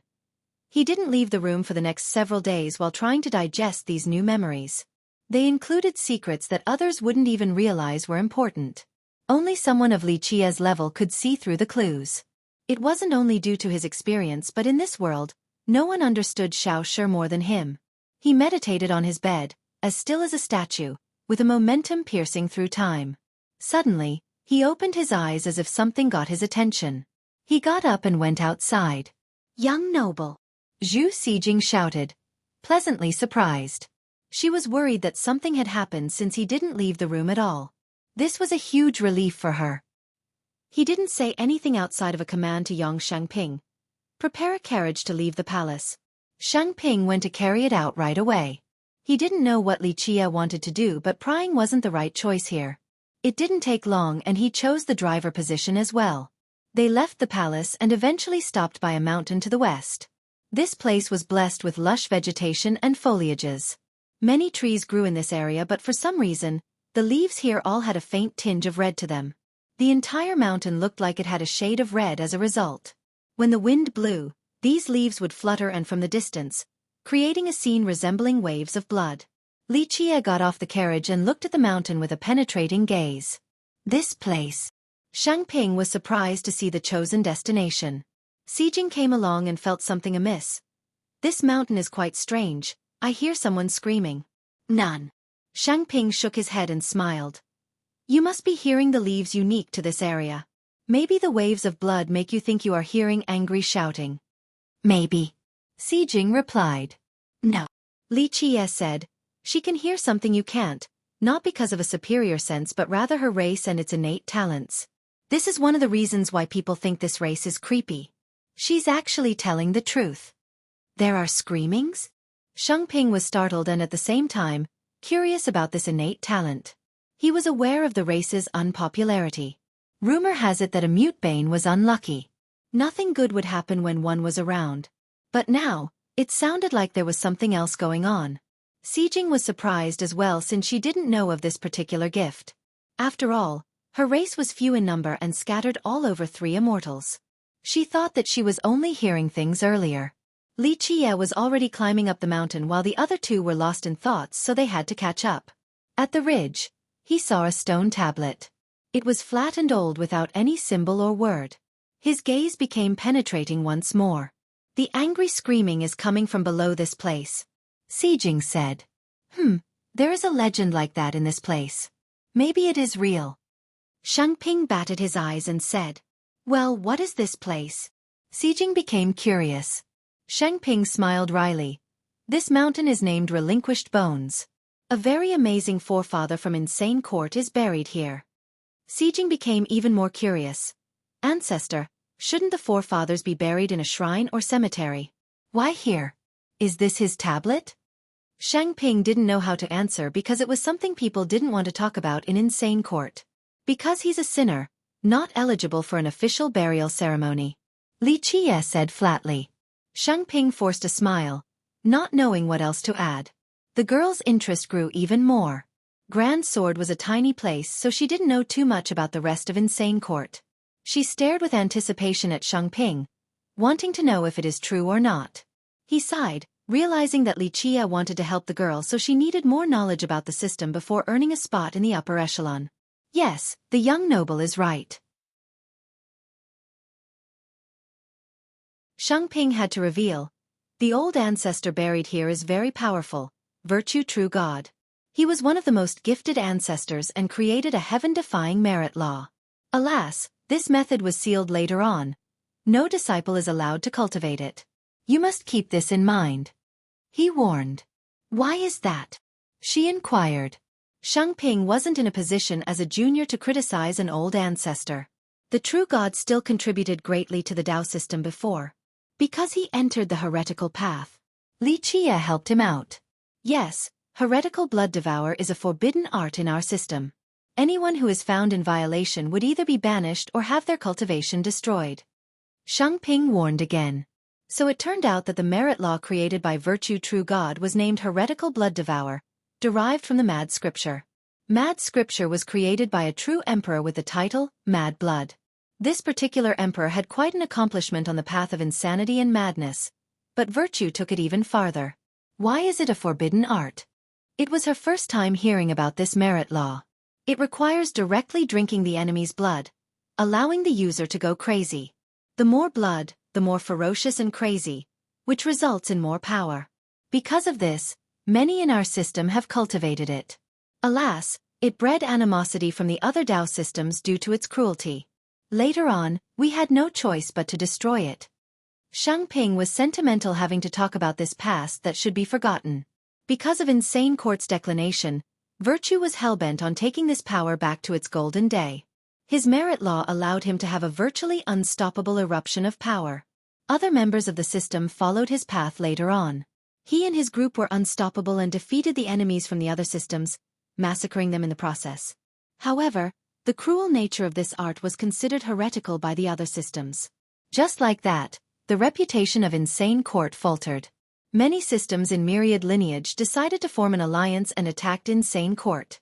They declared their intention of destroying such a heretical lineage. Insane Court had no chance of stopping this alliance. A full-scale war would certainly meant destruction. Because of this, the previous protector of the Tao source, Azura Heaven Battler, had to kill virtue.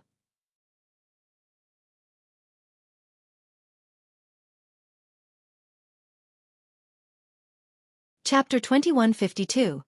After taking down virtue true God, Insane Court also took down many disciples who have cultivated the heretical art.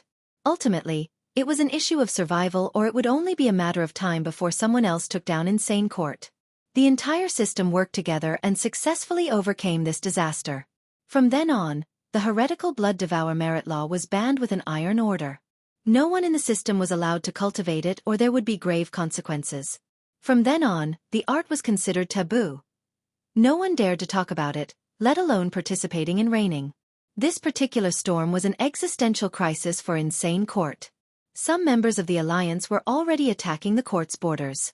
Through sheer effort, they managed to resolve the issue. They then isolated themselves from the rest of the world, not allowing any disciple to leave the system. It was a way to stop the remnant cultivators of this art from harming people from the other systems. It would be a great blow to their already damaged reputation. On the other side, these systems were quite unhappy. Some wanted to divide Insane Court. This ended up with complete isolation from Insane Court in order to prevent escalation.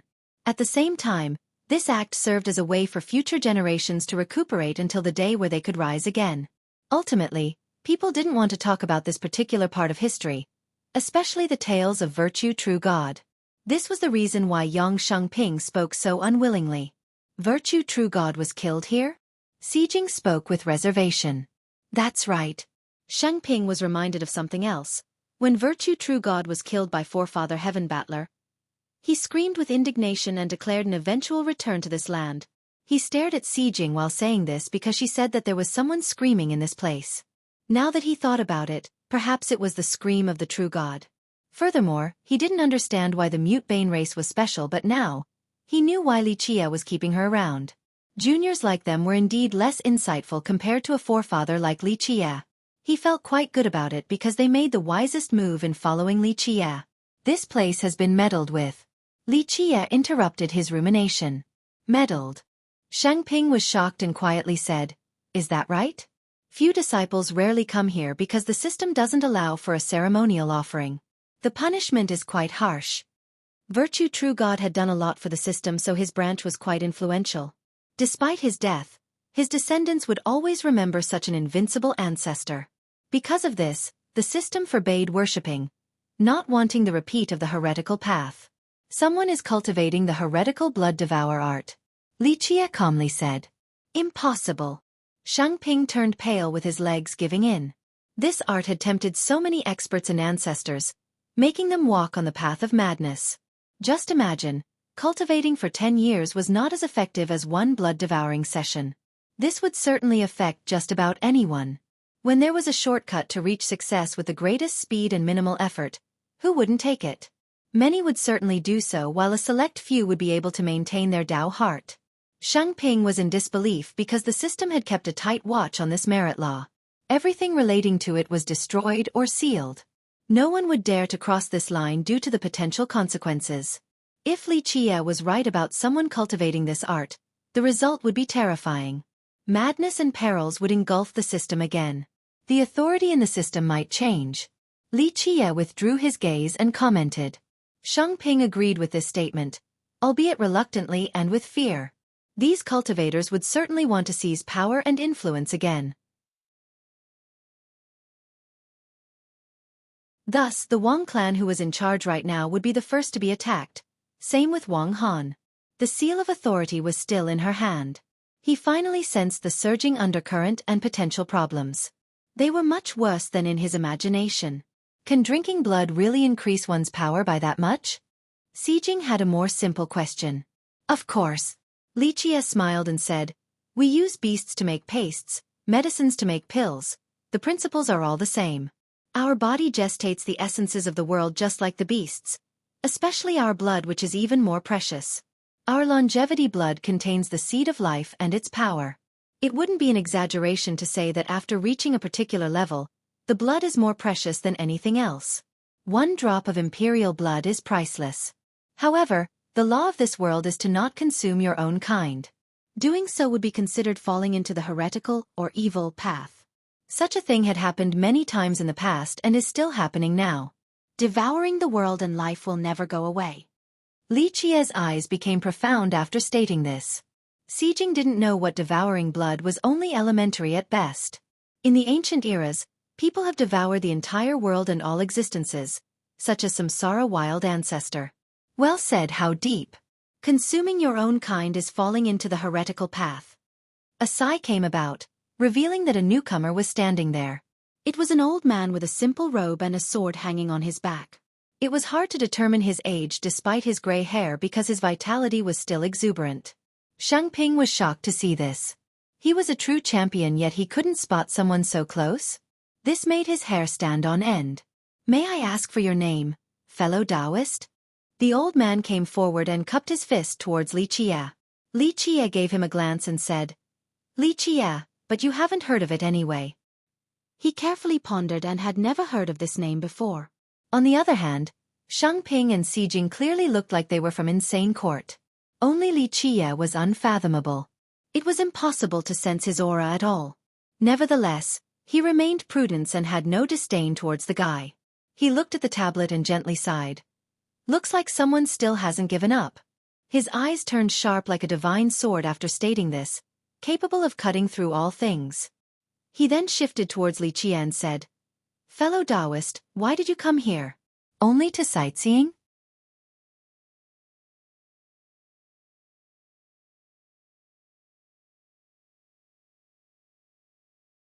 Chapter 2153. There was no doubt that the old man had doubts about Liqie, viewing him as a potential source of trouble with nefarious intents. Liqie returned the stare and said, "Just taking a look at the beautiful sceneries of Insane Court on a whim." The old man raised his eyes and spoke with a slight change in tone. "I see. How about visiting my humble abode and have a discussion about the Tao?" He maintained a polite tone, but in fact, this was a way to test Liqie's power and identity since he couldn't see through the guy. "A Tao discussion?" Liqie casually said. "Your insane god sword Tao is not a bad art, but your mastery of it is quite inferior." "Insane god sword Tao?" Ping blurted out before realizing the impropriety and covered his mouth. He didn't know who this old man was, but he was certainly aware of this particular sword Dao. This was a sword technique created by the progenitor, insane ancestor. It was also one of the strongest merit law in the entire system. The name itself already sounded heaven-defying. Few were qualified to learn this sword Dao. All were at the ancestor of ancestor level. Ping wasn't someone who could meet this level of existence. Thus, it meant that this old man had a prestigious status in the entire system. At the same time, he was shocked by Li Qia's response even though it wasn't something out of character.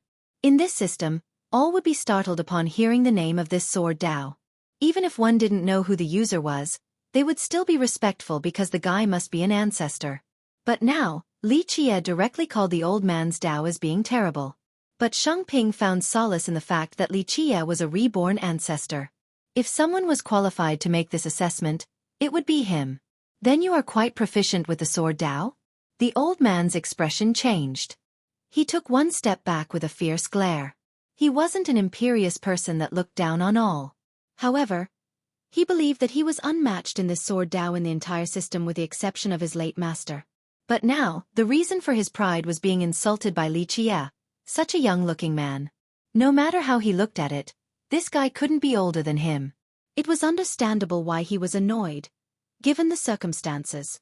Not quite because I haven't cultivated it so it will just be a casual slash. Probably 30% weaker than insane ancestor. Li Qia nonchalantly said. The old man felt the urge to vomit blood. He wouldn't dare to claim to be the best with this sword Dao, but he was certainly matchless right now within this system. But now, Li Qia said a casual slash of his was only 30% weaker than their progenitor. His lifelong practice of this art wasn't on the same level as a casual slash from this confident youth. Luckily, the old man had a great temper and didn't become too angry. He took a deep breath and said solemnly, I've become incapable and insufficient with old age. Please give me a pointer or two then. No need for that. Li Qia leisurely said. You won't be able to handle more than a few moves. It would be a great loss for the system to lose an ancestor for you. Of course, the old man felt his blood churning even more.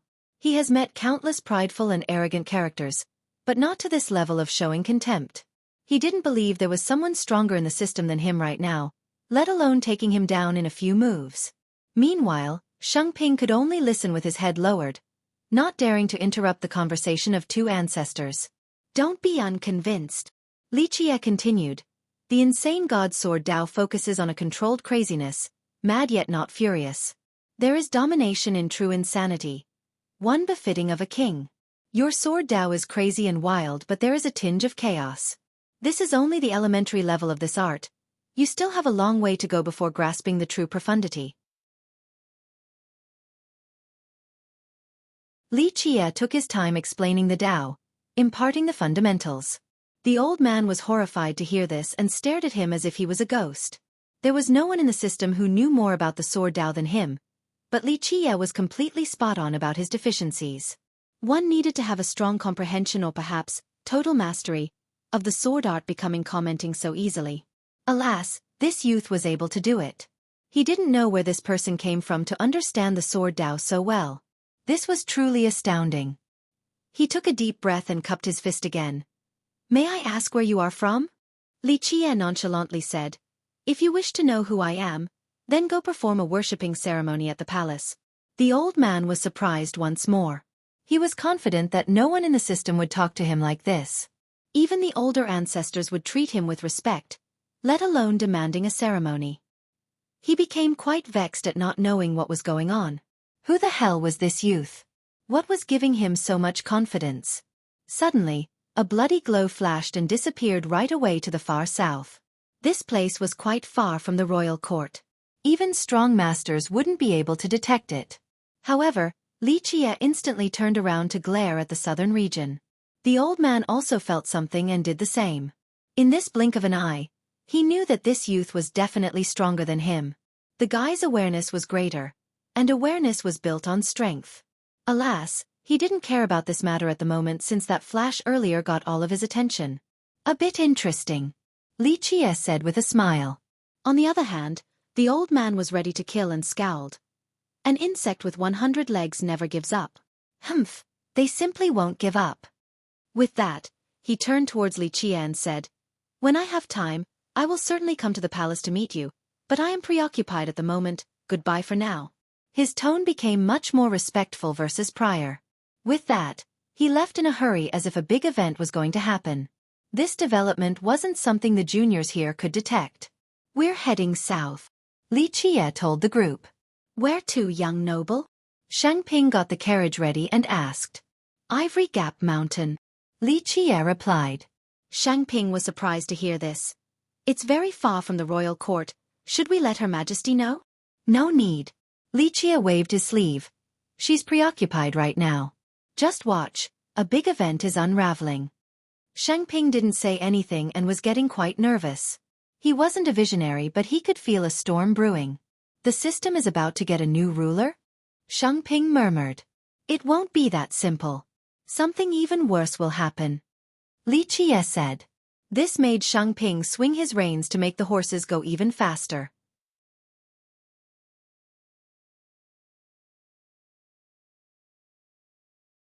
Chapter 2154. Something big was already happening at Ivory Gap when the group made it there. Ivory Gap was a large mountain range with rolling hills everywhere. Towering peaks reached the sky while deep valleys entrenched themselves into the earth.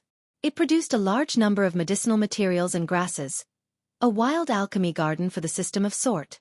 Because of this, fierce beasts and poisonous insects frequented the area. This resulted in numerous casualties. For some unknown reasons, Insane Court didn't value this mountain range, leaving it in an essentially sealed-up state. There were periods where this containment was actually enforced. Even the main branch of the royal court wasn't allowed to enter. No one knew the reason for this either. On this day, a mist of blood suddenly billowed in this area. Some said that it started as a ray of blood from an unknown valley. It turned into smaller strands with crystallized refractions. Quite beautiful. One could see a tiny figure with root tendrils rushing out of the valley, only the size of a palm. It then hid deeper into the mountain range. "What is that?" Many cultivators noticed this visual phenomenon right away. "It's a blood ginseng, hurry up and chase after it." An older cultivator with keen eyesight shouted and leaped over like a dragon to give chase. The news of the blood ginseng traveled across the entire system. All the sects also heard about it. There's a million-year-old blood ginseng in Ivory Gap. In the beginning, the news was still very reasonable. But as it passed on, it became much more ridiculous. From 1 million to 100 million and even older. Then some said it was as old as the system or even older. This is a trillion-year-old ginseng. When it comes out, there would be crystallized blood rays and visual phenomena, golden stallions carrying the treasures, lingji growing fruits. This blood ginseng is the king of all medicines. Someone told a lively version of the story. Is it true?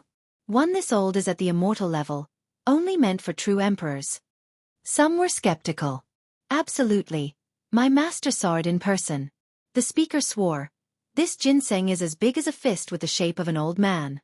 The tendrils are like gray beards. When it appeared, a golden spring gushed out with flowers fluttering down. So many old medicinal grasses prostrated after seeing it.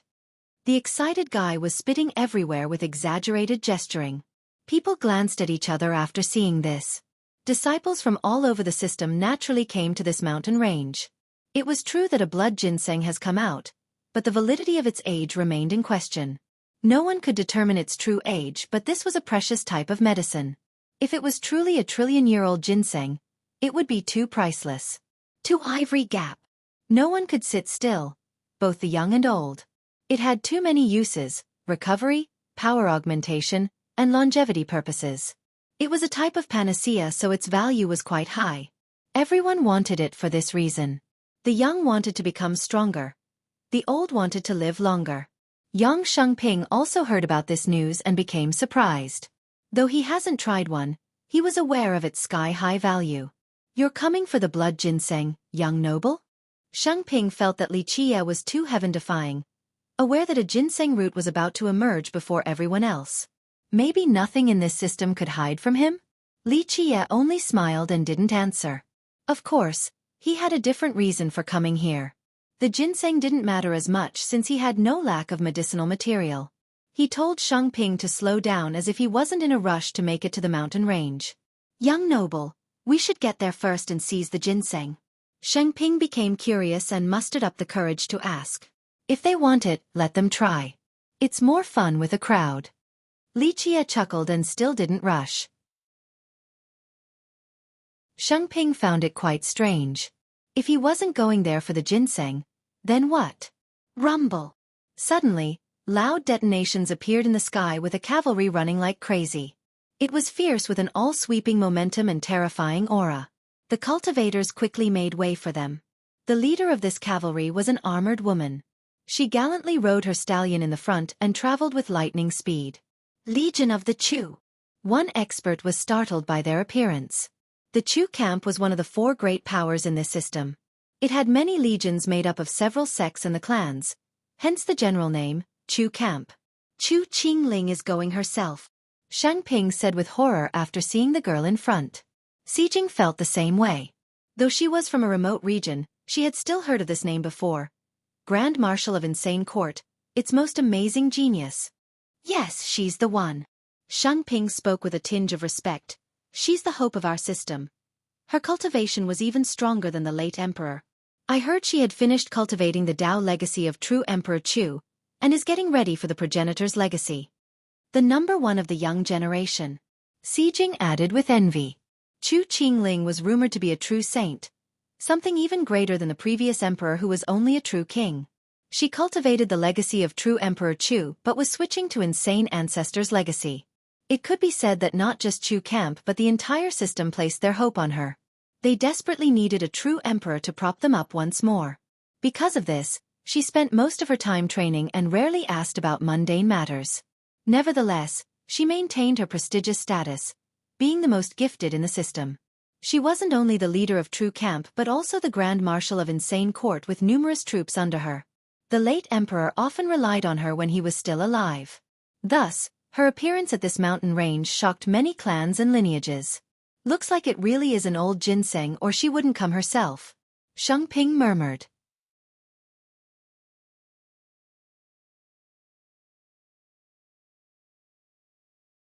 Chapter 2155. In the next several days, Liqie wasn't in a rush unlike everyone else. People kept on rushing and running across his path. They wanted nothing more than to be the first there in order to seize the blood ginseng. Upper factions Chen Clan, Sacred Institutions Beijing, and Chu Camp's Chu Qingling. Xueqi took note of these people and murmured, "The 3 great powers in Insane Court are all here, just not the Wang clan. Is this really a trillion-year-old ginseng? If there is such a thing, it wouldn't be their turn to have it. Nothing is that easy in this world." Liqie chuckled. "Young noble, why are you heading there if not for the ginseng?" Xueqi finally asked. "You'll find out when the people from Wang come. If Wang Han doesn't show up, then something big is going on." Liqie closed his eyes and said leisurely. Xueqi became afraid with an ominous foreboding. "Will Her Majesty come?" Xueqi felt a chill running down his spine. Though he couldn't grasp the situation in whole, he could still see the surging waves. "Who knows?" Liqie answered. "If she doesn't, it means that she has lost power, that the Wang no longer supports her, so her title will only be in name. If she can come, it shows that she has won the support of the clan and a revolution shall come to the system." He spoke as if this had nothing to do with him, but this was indeed the case. The Wang clan's support meant nothing. The result has already been determined the moment he set foot on this land. Otherwise, he wouldn't be going to this mountain range. His nonchalant attitude scared young Xueqi. Keep in mind that the old man was betting everything on Wang Han and Liqie. If Wang Han were to lose power, it would be terrible for Grand Sword. It took the group several more days before making it to Ivory Gap. The moment they got to a town right outside, there was already a sea of people waiting. The campers here were expert cultivators. Most came from the clans or the legions in the system. This was naturally an awe-inspiring sight. Was it worth it to maneuver so many people just for a single blood ginseng root? It looked as if a major battle was about to break out. Because of this, the big shots from the last generation could tell that something was amiss, that a storm was brewing. The legions from the great powers were all here with the exception of the Wang. The other influential clans also sent their armies. This resulted in the majority of the military force in the system being present. Alas, the The Wang that was in control right now of the system was absent. This truly perplexed the crowd. Xueqi knew that a change in power was going to happen after seeing this sight. The three other great powers wouldn't waste their time and energy on anything less. He spent a while finding an inn for the group. This was a great time of business for them. Cultivators from all over the place were resting and waiting to see the next development. Though some experts have entered the mountain range to look for the ginseng, the legions and clans were waiting outside. This made the rest a lot more cautious and they decided to stay out as well. No one knew what was going to happen. If the system were to undergo a revolution right now, the ones inside the mountain range would be trapped with no way of escaping. The group sat down in an inconspicuous corner, not attracting any attention. Ultimately, they weren't big shots or anything. As the servers brought food and wine to the table, a group of well-dressed people came into the inn. The leader was a youth that was quite familiar with the group. Peng Weijin. Young Lord Peng is here. Many experts recognized him. Though Weijin was no big deal, his clan was quite famous. Most importantly, it had the backing of upper faction. They were also close to the Chen clan through years of marriage alliances. The Chen clan was in control of upper faction right now. Many sects and powers in this faction were their allies, so one could easily imagine how powerful the Chen was. Because of this relationship, many knew who Peng Weijin was. Because the Peng was in the royal court, most needed to ask for their help eventually. Over here, young lord. A few disciples quickly rushed over to try and curry favor. Weijin was feeling quite good to see these people coming to greet him. It looked like his clan was still influential. He looked around and finally saw Li Qia's group in the corner. His expression naturally turned ugly. The slapping session back in Arrogance Enterprise was the most humiliating event in his life. Logically, he should be staying the hell away from Li Qia after the lessons earlier. But now, he didn't try to run but rather took a deep breath and headed for the group. Why? Because things have changed. Weijin wanted to make the guy pay 10 times the humiliation or he would never be rid of this anger. Xueqi was surprised to see this. Weijin should be smart right now and run away. On the contrary, he was audacious enough to come closer. Weijin looked at the group and sneered. I'm in a good mood right now and won't make it hard for you. Scram right now, don't appear before me again. Li Qia ignored him still and continued to drink. Young Lord Peng, please mind your words. Xueqi frowned. The guy knew that they had Wang Han as their backing yet still dared to act like this? Shut your mouth, Weijin shouted. Young Xueqi, you should be praising your fortune that I haven't come to deal with you, but now you dare to speak to me like this? The sudden outburst attracted everyone's attention. They didn't know why this guy was angry at the other three. What do you want then? Xueqi grimaced, realizing that the guy had found some help. What do I want? Weijin smiled. Xueqi, don't think your backing is still around. Haha, you probably haven't heard the news. It's over for you too. Weijin was naturally talking about Wang Han because he had heard something from the royal court. The Wang clan wanted to change their representative. Xueqi's expression changed after hearing this. He felt that something was wrong the moment the Wang clan was absent from this. It meant that something was changing in that power. Perhaps Wang Han has really lost control.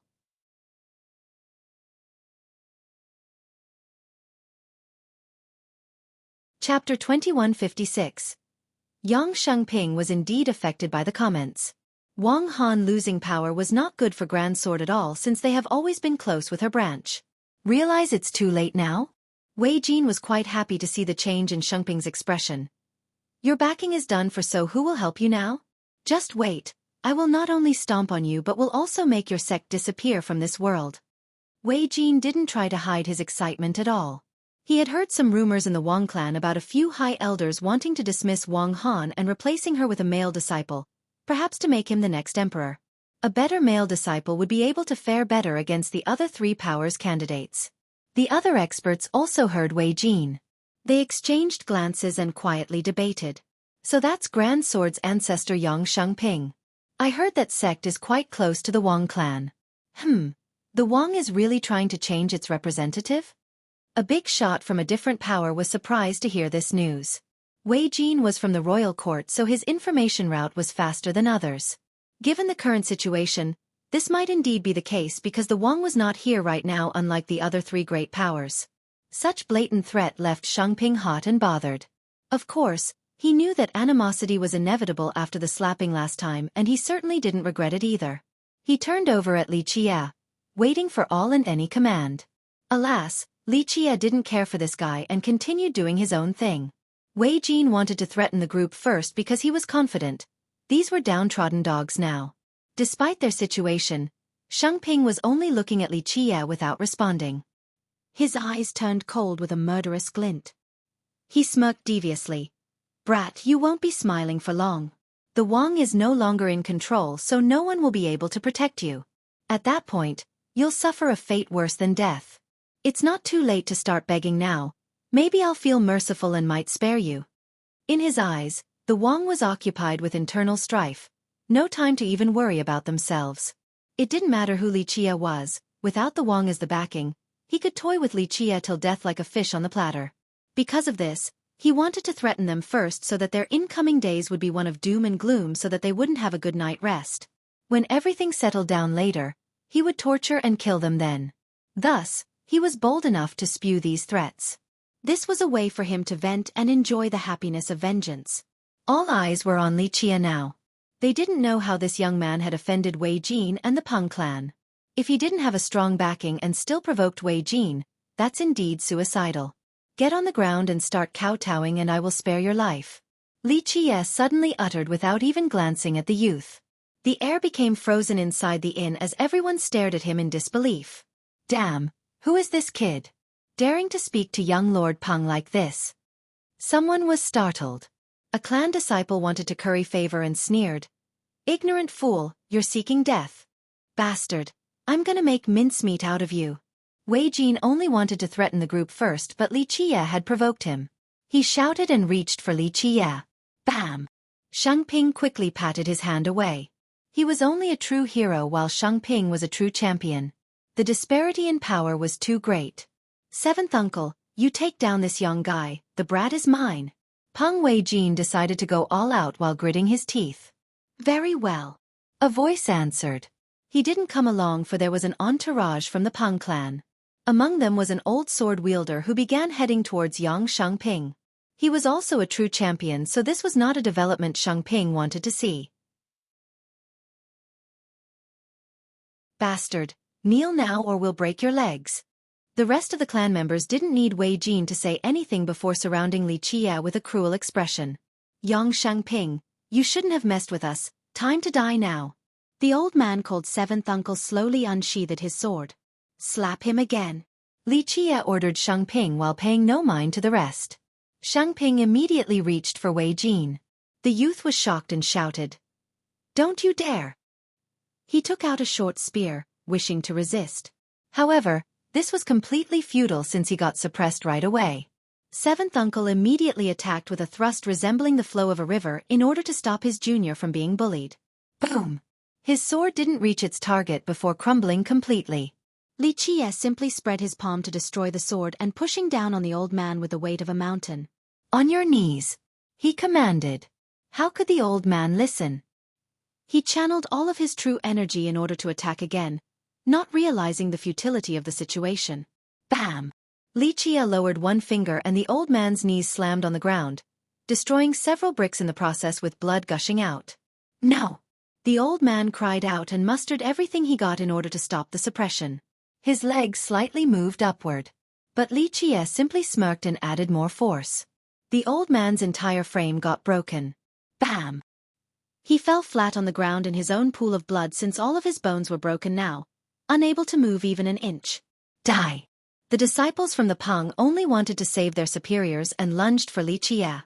He simply waved his sleeve and all of them got swept flying, also unable to get up. The spectators inside the inn gasped after seeing this.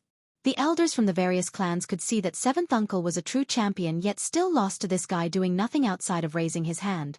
Bam! Meanwhile, Wei Jin was also forced down on his knees by Xueqi. "Young Lord Peng, you have overstepped your bound," Xueqi uttered coldly. Wei Jin was horrified. He brought a senior along, confident enough to never expect such an outcome. "Xueqi, if you dare to touch a hair of mine, my clan will massacre Grand Sword. Opposing our clan is the same as opposing upper faction. Wei Jin cried out. Bam! Xueqi grabbed him by the hair and mercilessly slapped the guy. Excuse me then, young Lord Peng. Bam! Bam! Bam! The same barrage occurred once more. Wei Jin's mouth was covered with blood. Can't remember a lesson. Li Qie shook his head and leisurely commented. Wei Jin was going crazy. At the very least, Wang Han was around the first time to suppress him. But now, he was being slapped in public again. Such unbearable humiliation.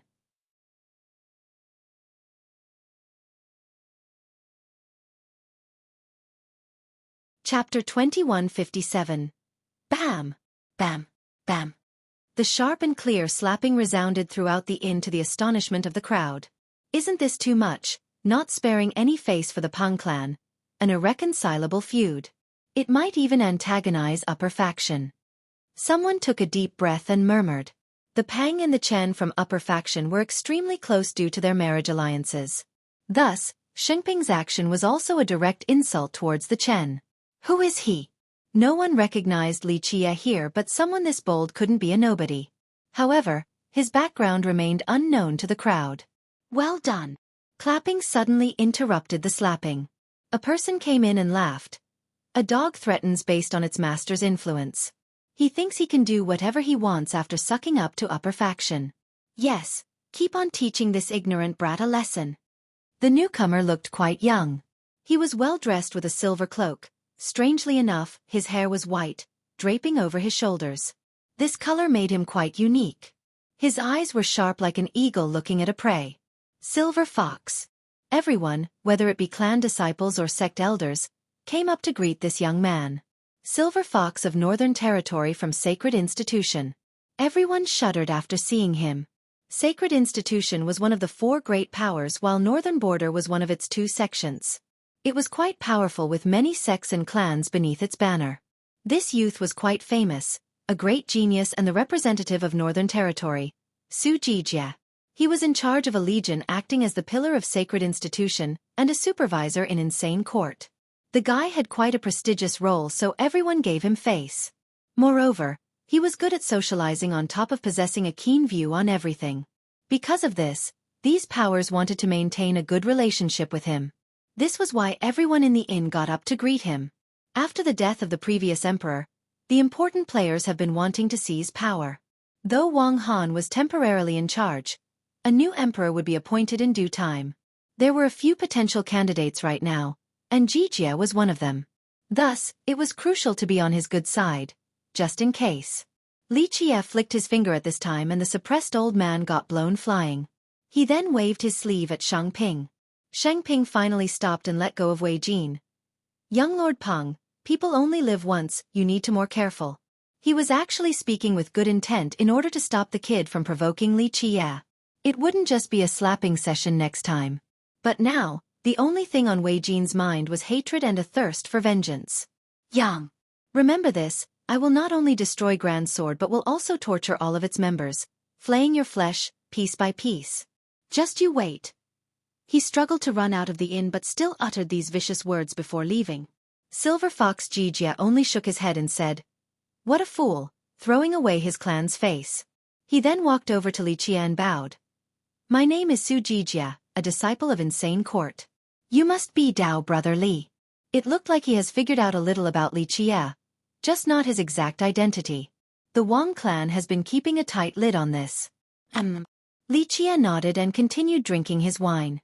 This inn has too many ears so it is hard to talk. Are you interested in visiting my camp? Give me a chance to be a good host. Jijia smiled and said. Seeing this polite attitude from someone as influential as Jijia surprised the people here. They all looked at Li Qie with curiosity regarding his background. Not interested. Li Qie flatly answered. The straight refusal made Jijia look a little awkward. He cupped his fist and continued. Brother Li, this is a tempestuous and unpredictable period. Stay at my camp and enjoy your time there while watching everything unravels. Jijia had his reasons for doing so. He had heard information from the palace that the queen viewed this brat very highly. She naturally had reasons for doing so as well because she wasn't an incapable person. She had done a fine job helping her husband keep the throne, and there was no chance for her to be so respectful towards an unknown person. Perhaps the guy had some secrets to him. Thus, Jijia wanted to win Li Qie over and use him as a way to defeat the Wang. The power struggle was reaching the apex. Everyone was going all out despite keeping a false facade of civility. Hoping to be the next emperor, he tried to keep a calm expression, but his emotion was running amok. The Wang clan was definitely a powerful rival in his way towards the throne. He must either defeat them or win them over. However, they were isolating themselves, stopping all information from leaking out. Thus, Jijia truly needed Li Qie to figure out what was going on. This was a chess piece necessary to make the next move. He wanted to see if this guy was worthy of Wang Han's respect. Don't disturb my drinking. Li Qie didn't bat an eye, not giving a damn about the guy. Jijia didn't give up and was still smiling. That's fine then, is it all right if I have a drink with you here? Not just anyone is qualified to drink with me. Li Qie responded. The atmosphere became frozen again, and Jijia could no longer keep a straight face. Who was Jijia?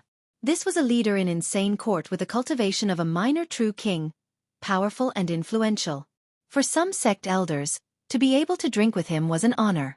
But now, Li Qie said that the guy wasn't qualified to drink with him. This was no different from slapping the guy's face. Jijia was good at socializing, but this situation made it quite difficult. He was riding a tiger and couldn't back down. Maintaining politeness after being slapped before everyone was no longer the right course of action. It would diminish his authority and prestige. Boom! The sound of an approaching army interrupted his dilemma. A group rushed inside, led by a youth who pointed straight at Li Qie. Imperial tutor, it's this brat, please avenge me. This youth was, of course, Peng Weijin. No one expected him to find reinforcements so quickly.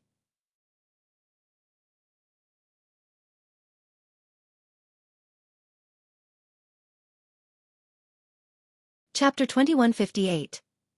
Many were actually impressed at Peng Weijin for coming back with capable reinforcement after being ruthlessly slapped by Yang Shengping earlier.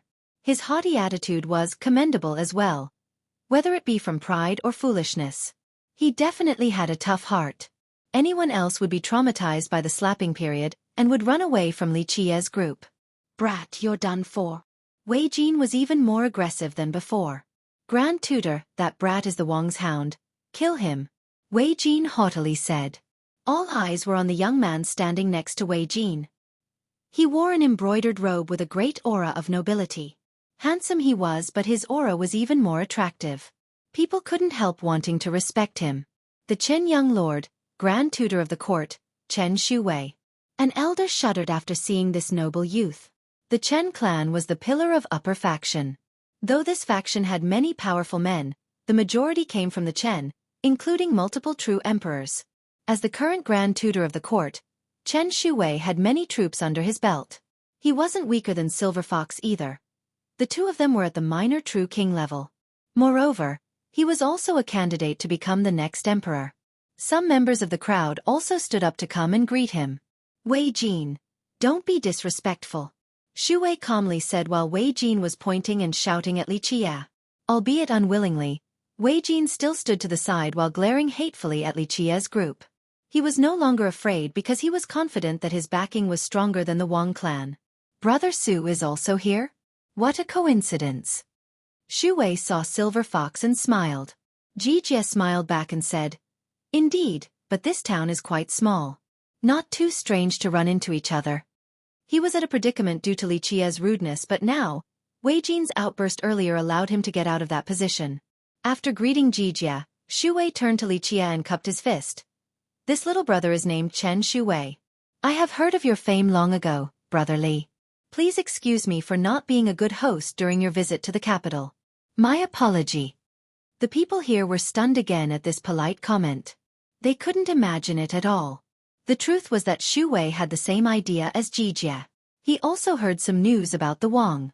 Wang Han had been reprimanded by the high elders and could even be forced to step down. One of the reasons was because of this fella. Wang Han wanted her clan to fully support him. Xueqi was very curious. Why did an outsider earn the queen's trust? What kind of charisma or abilities did he have? Or did he possess some incredible secrets? Because of this, he wanted to recruit Li Qie, whether by force or not. After all, the queen was not a simple character. In the past, The dead emperor was a nobody, but Wang Han still married him and helped him become an emperor. Her intelligence and abilities were without question. There must have been reasons for why he valued this brat. Li Qie ignored the flowery words and continued to drink and eat his snack with Xueqi serving him. She poured more wine while intimately feeding him dishes. The elders and disciples all glanced at each other after seeing Li Qie's attitude. He was imperious even against these two and would only eat with a maid doing everything for him. Such style was unreal, as if he didn't care for these two at all.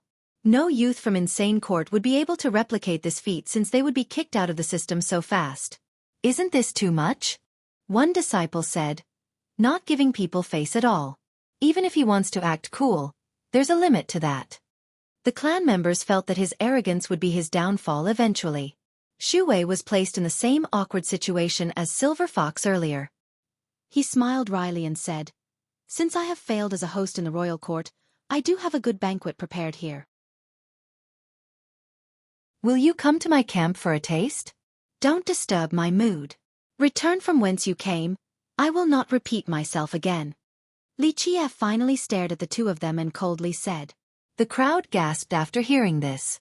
No one could comment since they were horrified by this situation. First, this brat had offended Silver Fox and now the Grand Tutor as well. That's two overlords in the system that he had antagonized. Does he not want to hang around in this area? He must be either crazy or have the power to not give a damn about anyone. Xueqi's expression became slightly ugly. As the Grand Tutor, he was used to people accommodating to his wishes. Today, he only wanted to act polite first, then take action later in order to avoid unnecessary gossips. But now, Li Qie didn't give them any face at all. He naturally became angry, unable to handle the contempt from this nobody. Meanwhile, Silver Fox Su Jijia was smiling while watching this, since he had experienced it a while ago. He wanted to see how Xueqi will get out of this. Wei Jin was a fool, but he could still read people. He knew his chance was here after seeing Xueqi's expression. Ignorant brat. Only want it the hard way. Grand Tutor, let me teach him a lesson. He stood up and shouted before unleashing his spear straight for Li Qie's throat. Of course, he was only doing this for show, understanding that he wasn't a match for the guy. This didn't matter because Xueqi was right there. If Li Qie dared to retaliate, this would give Xueqi an excuse to punish or even kill the guy. Pop. The spear didn't make contact with Li Qie's throat because it was broken by Li Qie. It resembled a weak tree branch, easily broken. Li Qie was now gripping the youth by his throat. He looked at the youth and said, "You are so foolish, not understanding the lessons repeatedly. This is you courting death. Don't blame me for being cruel. Grand Tutor, save me." Wei Jin was scared out of his mind. Stop it. Xueqi was waiting for this moment. Right now, he had all the reasons to capture Li Qie so that he wouldn't fall into the hands of the other factions. Because of this, he assisted right away and unleashed a palm strike. But it was too late.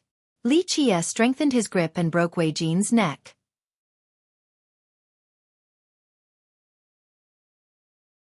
Chapter 2159. Chen Xueqi failed to save Peng Wei Jin, but his attack was still coming. Li Qie casually flipped his palm as if he was swatting a fly and successfully repelled the attack. Thump, thump, thump. The casual swatting made Xueqi staggered several steps backward while gasping for air. His energy was churning uncontrollably.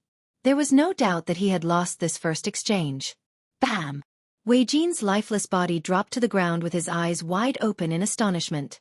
He didn't expect to die when his biggest backing was next to him. It was certainly an indignant and unwilling death. Xueqi's expression became even uglier. First, killing Wei Jin in front of him was another showing of disrespect, a declaration of war. At the same time, he knew that he had met a master.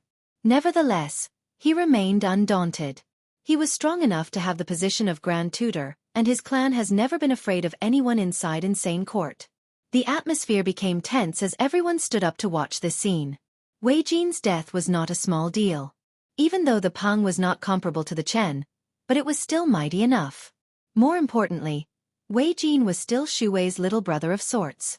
Killing the guy in front of Xueqi was a clear slap to the face to both Xueqi and the Chen. All eyes were on Li Qie. This guy was not only arrogant but also had the strength to back it up. However, No one in Insane Court could treat the Chen and upper faction in this manner. This brat could survive today but not this year. An elder murmured. Everyone understood that upper faction would kill him eventually. The Peng would not let this go, same with the Chen. His death was only a matter of time. Brotherly, you have crossed the line. Insane Court is a place with laws. Wanton murders are not allowed. Xueqi said with a cold expression. Silver Fox sneered after seeing this. This Xueqi guy probably was hoping for Wei Jin's death the entire time in order to have an excuse to capture Li Qie. I am the law. Li Qie said, then finished his entire cup of wine in one gulp. The crowd was astounded. Same with Jijie. This arrogant comment had crossed all lines. What was the ruling authority in Insane Court? It was certainly the Tao system and its ancestral teachings. Even an emperor wouldn't dare to call themselves the law. A comment like this showed utter contempt for the ancestral teachings and the Tao system itself. The truth was that from the bottom of the heart, it wasn't really a big deal. Some people were above the laws in each generation, but stating it publicly was a different issue. It was a massive showing of disrespect. Everyone else would band together to take down someone who had said this. Such a big tone. Xueqi smiled. The more arrogant Li Qie was, the more excuses he had to punish him. The moral high ground was on his side right now. You dare to revolt against the system? He continued. I don't care where you are from, but I and upper faction will not allow for someone like you to exist. Stop blabbering. Li Qie waved his sleeve. Upper faction? Provoke me and I'll kill you all. Scram now. The crowd was shocked. This guy was insane with this bold declaration. Upper faction was one of the four great powers and the Chen clan was an imperial lineage. No one would dare to make this comment unless they were a true emperor. Thus, everyone stared at him as if he was a madman. Ignorance is courage. Xueqi coldly said. Surrender willingly or I will break all of your bones and drag you out like a dead dog. He then gestured and the experts behind him surrounded Li Qie's table. Now, the crowd was eagerly watching for Li Qie's next move. He was still as leisure and comfortable as ever, waiting for Xijing to feed him. Why is the official army here? A chilling voice interrupted the tense situation. A girl came in. Her presence brightened up the place like a dragon visiting the humble abode of a shrimp.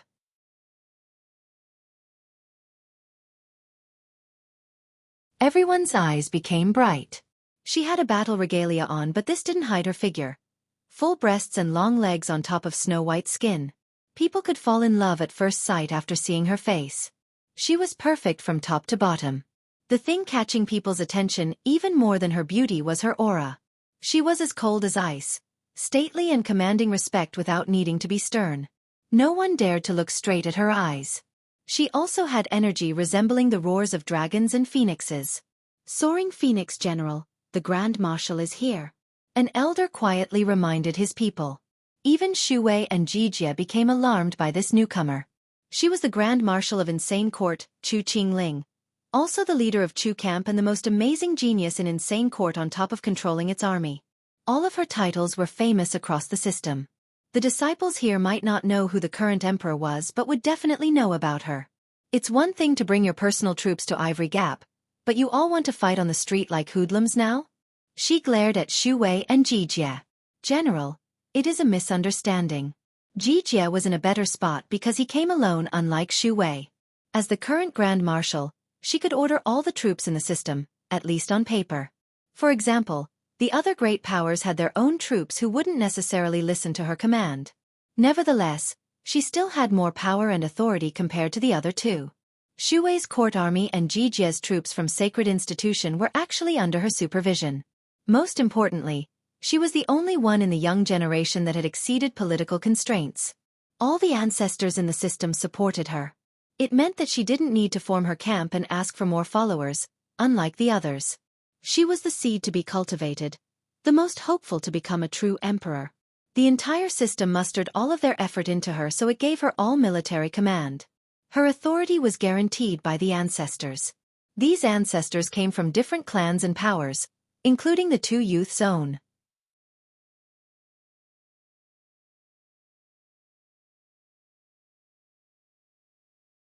Chapter 2160. In just a short time, everyone inside the inn didn't dare to do anything. The elders and the clan members all held their breath. Grand Tutor Chen Xuwei and Silver Fox Su Jijia were shown proper respect via greeting by these people. This wasn't the case for Chu Qingling. They didn't dare to breathe loudly, let alone come up and greet her. They treated the other two with respect but had nothing but awe and reverence for her. Her authority far exceeded the other two. If one day, one of these two men were to become emperor, their prestige wouldn't necessarily overcome her own. Ultimately, the court was treating her as a potential true emperor. This was something recognized by the powers everywhere. If she could actually succeed one day, then even without any official role, she would have a supreme status in Insane Court and her words would be the final verdict. After insane ancestors, the system had produced many true emperors. However, they didn't officially take reign of the system but were acting as de facto leaders. Because of this, even the late emperor was very respectful toward her. This alone was enough to show her status in the system. A misunderstanding? She turned her focus on the group of experts surrounding Li Qie. Then what are they doing? Xu Wei had no response and the experts instantly backed off. Even their clan master needed to be considerate towards her, let alone them. Silver Fox found this to be increasingly amusing. He crossed his hands across his chest and maintained calm. General, this person killed young Lord Peng, so I wish to maintain the order of the system by capturing him for interrogation. Xu Wei immediately came up with an excuse. He gives wanton regards about our laws and killed at will. Such a man must pay for his crime. Please give your judgment, General. Xu Wei blamed everything on Li Qie so that Chu Qingling couldn't actually refuse. The laws of the royal court apply only within its boundary. This is not the royal court, no need to talk about the laws. Jianghu has its own rules. There are too many lineages in Insane with few in power at the court. The laws are not over-encompassing and unreasonable. She coldly retorted. Many elders and disciples quietly praised this response. She was speaking from an angle of justice. After all, only a few lineages were actually in charge of the court and had military power. Representing this orthodox branch didn't mean that they could control all the lineages under the system. This was the way for all systems in the three worlds, not just Insane Court. The ones in charge didn't interfere with other sects' internal affairs, as long as they didn't rebel or participate in the political struggle. Otherwise, the ones in charge could just come up with any reason to destroy a sect they didn't like by mobilizing the army, resulting in utter tyranny. If that was the case, the Tao system would eventually fall. Any sect could decline, so having a great number of them flourishing was crucial to find the next capable successor. Because of this, the crowd ate up her comment. After all, not everyone wanted to compete for the royal court. If Xu Wei were to take reign and have the power to punish any cultivator or sect, there would be no safe place in the court. Chu Qingling and her foresight relieved them all. At the very least, the royal court wouldn't be unreasonably tyrannical if she were to become a true emperor. She glared at Xu Wei and continued. Since young Lord Peng was killed, the Peng will naturally try and avenge him. Using the military improperly here will only make a fool out of yourself. Xu Wei didn't know what to do. The people he brought here were part of his private army, members from the Chen. However, they were under the banner of the court right now, so he couldn't quite refute her scolding. Meanwhile, Li Qie, the star of the show, has been doing the same thing, drinking and letting Sijing feed him. Shang Ping was standing behind Li Qie with his head lowered. He didn't dare to breathe loudly. This was a conflict between the big shots of the court. A small character like him had no room to speak up here. Qingling finally looked over at Li Qie and found no clues despite a careful inspection. She snorted after seeing his enviable state. A storm is brewing, so stay out of trouble. She uttered. Even a fool could tell that this was a warning towards Li Qie. Everyone wanted to see how this ridiculous fellow would react. Xu Wei and Jijia were interested as well with a smirk on their face. They couldn't handle this brat, but Qingling should be able to. Li Qie finally looked up and met her eyes. He smiled and said, "Little girl, no need to act cool before me, come, pour me a drink." Gasps could be heard across the inn. Everyone was slack-jawed, thinking that they have misheard. It was one thing for him to be arrogant towards Xu Wei and Jijia, but telling Qingling to pour him a drink was too much. Just think about it. No one in the entire system would dare to make this demand. If she were to become a true emperor in the future, everyone would need to look up at her in the future. But now, this fellow went against all logic and reasons. This was domineering and ignorant at the same time. No words could describe his insanity. No need to be angry. Li Qie finished chewing a piece of beef then said, being able to pour wine for me is a type of blessing that others could only pray for, unable to get. Come. Is he crazy? An elder murmured. Only a madman would say something like this. Chu Qingling was naturally furious with her eyes becoming stern and sharp like a blade. She was here to actually help him, yet not only did this brat not thank her but even acted so unreasonable and shamelessly. This was a challenge to her prestige.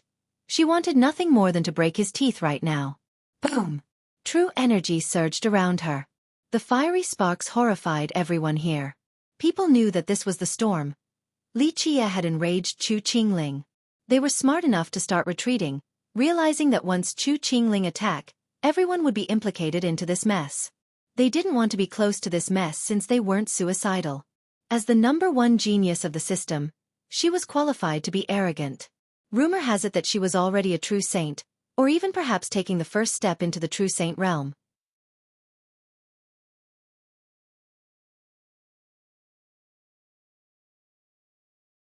Chapter 2161. Both Silver Fox and Grand Tutor were actually older than Chu Qingling, but they were only minor young kings.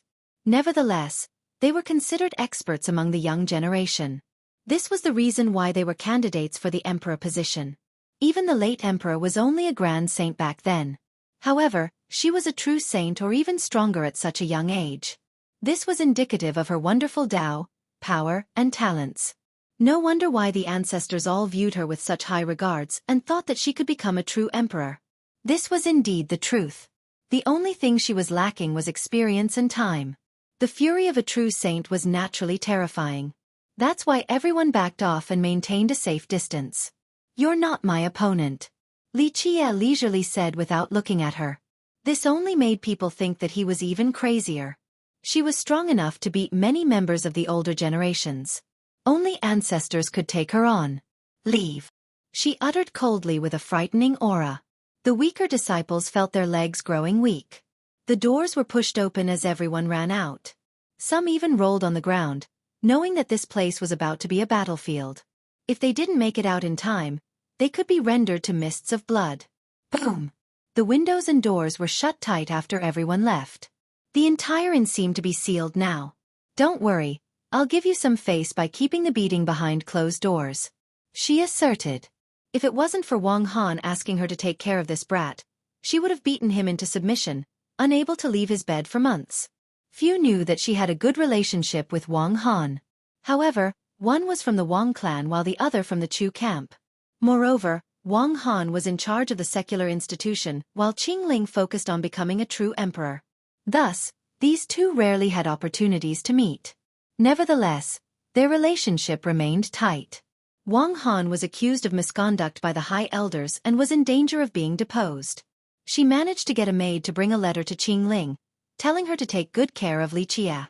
Of course, this letter didn't include information about Li Qie's identity. Qingling was being nice enough to help Li Qie out this time so that he wouldn't fall under the combined siege from upper faction and sacred institution. So I should be thanking you? What an interesting little girl. Li Qie smiled and shook his head. However, your skills right now aren't enough to beat me. Even if you become a true emperor, it still isn't possible. Unless you were to have the same fortunes and creations as insane ancestor, that might be challenging. Qingling herself finally thought the guy was crazy. She didn't think that she could take anyone on in this world. Furthermore, she even believed when the guy said that she wasn't his match right now. But the consecutive boasting was too much. Even a true emperor wasn't his match? Only someone like insane ancestor was qualified to take him on? The guy must have a bad case of delusional grandeur. Not to mention insane court, but even in all of three immortals, how many would look down on true emperors like this? As for a progenitor? No one would dare to challenge one. Progenitors were untouchable existences. Only at the highest realm would one truly understand how strong a progenitor was. But now, this nobody was doing so. He must be tired of living. So ignorant. She couldn't understand his confidence and said coldly, "Your words alone are deserving of death. If it wasn't for Her Majesty's request, you would have died here today." She couldn't get why Wang Han respected this guy at all. The queen was smart enough to know better. How did this brat convince her otherwise? Li Qie wasn't surprised by her response and said, If it wasn't for Wang Han, you wouldn't have the fortune of today. Come, pour my drink already. She nearly vomited blood from anger, especially because of his lazy and relaxed demeanor. Everyone would want to punch this annoying face. General Chu, please do it. Yang Shengping handed her the pot and blinked at her repeatedly. This wasn't an attempt at pleasing Li Qie or to take her down a notch. He did it because he was aware of Li Qie's true identity. Shengping wasn't a big shot at insane court, but he was aware of her potential and wanted for her to become a true emperor. After all, as a member, he wanted the court to grow stronger. That would only make the future more promising for Grand Sword. Shengping didn't want a seed like her to be destroyed here. That might be the result if she were to anger Li Qie. This was why he handed her the cup. It was a signal, an attempt to help the court's future. Li Qie naturally understood this and only smiled. She had an illusion while holding the wine pot. This feeling was too strange. It all felt so natural, as if this was how it should be. Her pouring the wine for Li Qie wasn't something out of the ordinary at all. Meanwhile, Li Qie continued to do his thing over there with Xijing. Qing Ling stared at him and asked herself, is this guy mad? But he certainly wasn't crazy. That relaxed demeanor couldn't be from a madman. What else could he be though? He had the composure of someone who wasn't afraid of Mount Tai falling down. A madman wouldn't be respected by the queen whose abilities she knew too well. Wang Han must have reasons for doing so. Li Qie tapped on the table and ordered, interrupting her train of thoughts. To the brim. The girl seemed to be possessed and actually walked up next to him, pouring wine into his cup. Every action felt so natural. She was no different from a maid serving him, and he was fully deserving of this blessing. The atmosphere resembled the flow of water, in accordance to the order of this world. No one should be surprised by this scene. Anyone else would find this treatment from her a supreme honor, but not Li Qie. His presence here made the unreasonable reasonable, the illogical logical. After pouring several more cups, she finally escaped from the stupor and gritted her teeth from anger. Since when did she follow orders like a maid? His attitude as if this was completely normal infuriated her even more. She was ready to take this anger out on someone. You're tuning in to the Xueqi's Martial Arts Saga YouTube channel. Don't forget to subscribe and join us on this journey to catch the most captivating stories.